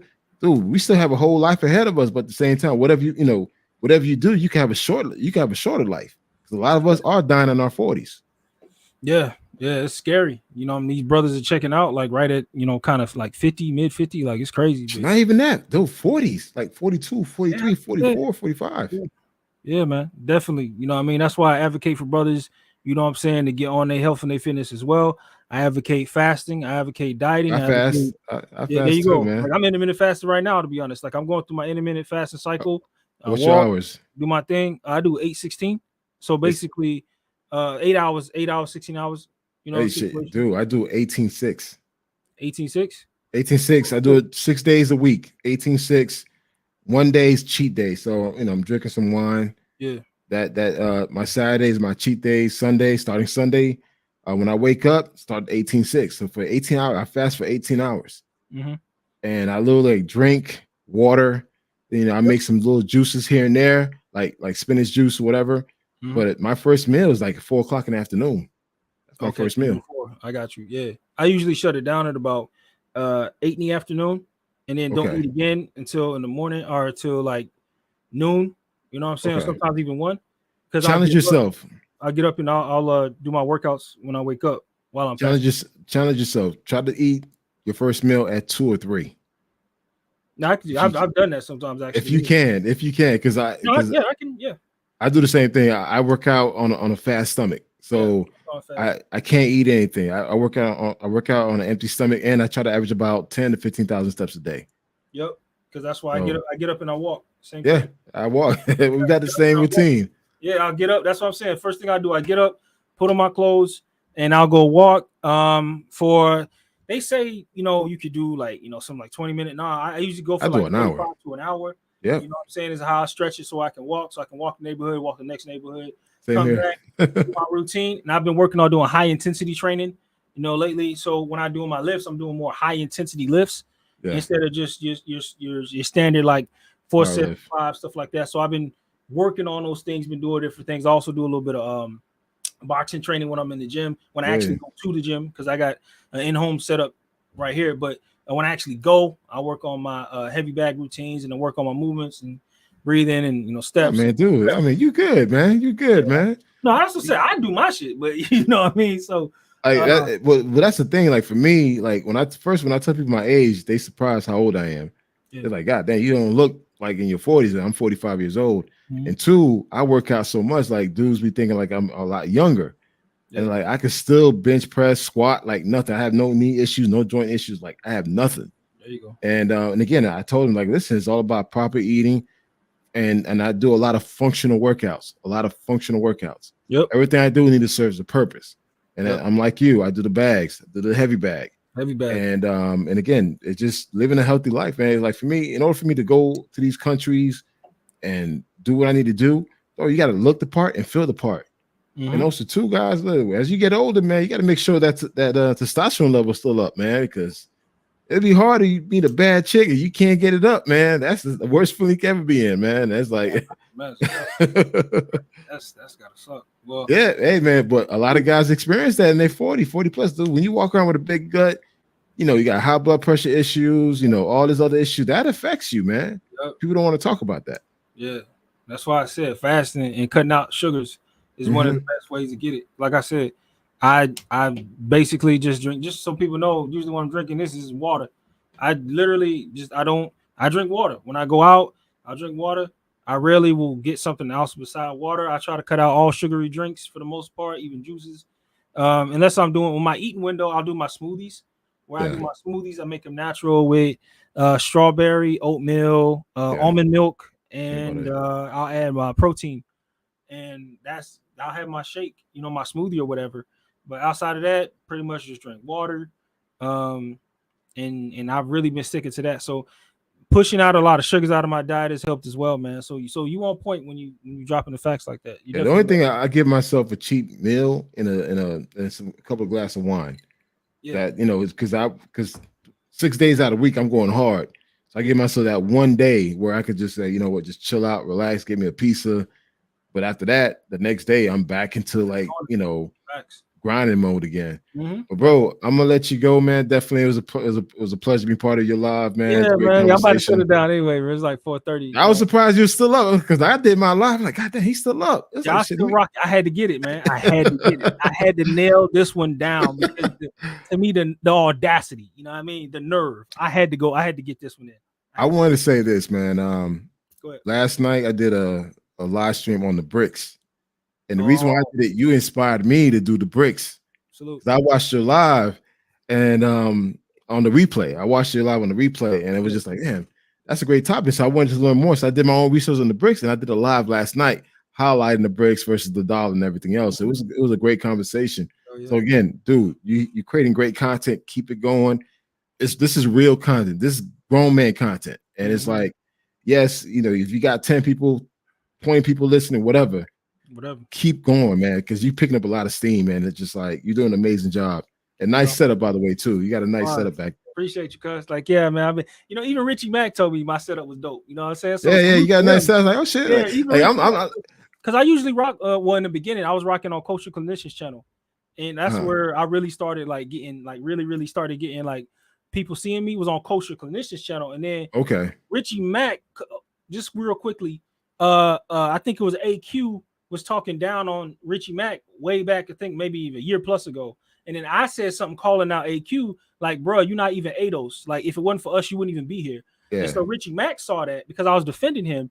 And he said, bro, I thank you for, you know, defending me. Salute to you, this and that. And then Kosher heard about it. He was like, yo, could you link us up? You know, this and that. And so I was able to bring Kosher and Richie. And then we all three of us, you know, we hopped on the pod. We chopped it up. We talked about travel. You know, and he gave a shout out to like my setup and everything and stuff. So he just like, oh man, you got good, cool setup, bro. You know what I mean? I just like, all right, man, salute. You know what I'm saying? But yeah, you know what I mean? Like, I appreciate you, brother. You know what I mean? And like I said, bro, I don't even pay too much attention about, you know, the numbers and all this other stuff. Like, bro, I stick to the message, putting out content, talking about black male agency, and giving something that the young brothers can eat off of. Everything else. Look, let me tell you this, and to whoever's listening, we need more content, you know, from Chris, because this is the type of content that's going to make us better men. All these content that people bitching and crying about the soapbox, you know, within their soapbox, it's enough of those.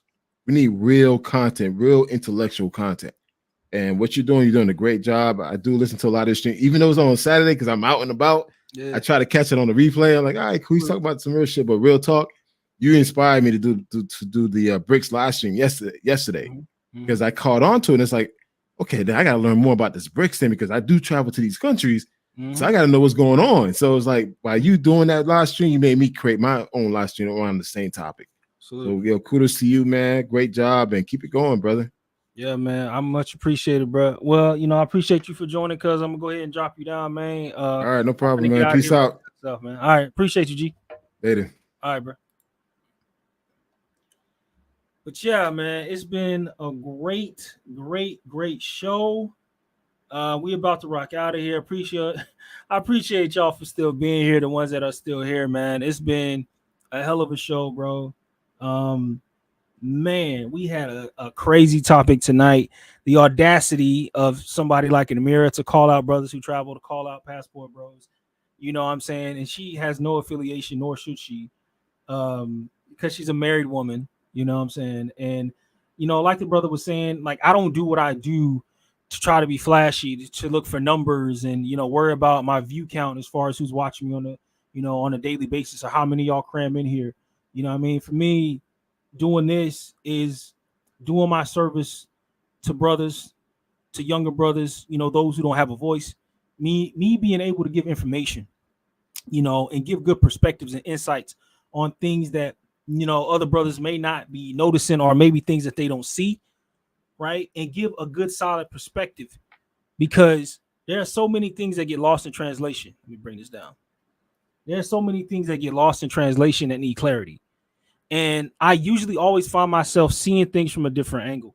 And I want to be able to share my experiences and share my angles and viewpoints and give it in a way that people can understand. Because, you know, on topics like this, you know, us being travel bros, brothers who travel, Passport Bros, I know everybody doesn't affiliate with it, but it's cool. At the end of the day, we still black. And that's why I still lock into wanting to give the information. So salute to all of you guys who've joined me tonight. I know it's late. I know I've been rocking for about 4 hours and 30 minutes. It's crazy. But I really wanted to get this one out here. So salute to y'all who've been rocking with your boy tonight. Salute to everybody who joined. Shout out to the old subscribers, new subscribers. Go ahead and like, comment, subscribe, share this information so it can get out to more brothers. I'll probably follow up with this because I believe I'm going to go into the backlash that Amira herself got from women in different countries. I believe that's in there. So I'm gonna get into that. But with that being said, I'm gonna get out of here, y'all. I'm gonna rock out. And there we go. All right, y'all. I'm gonna see y'all in another one. Peace.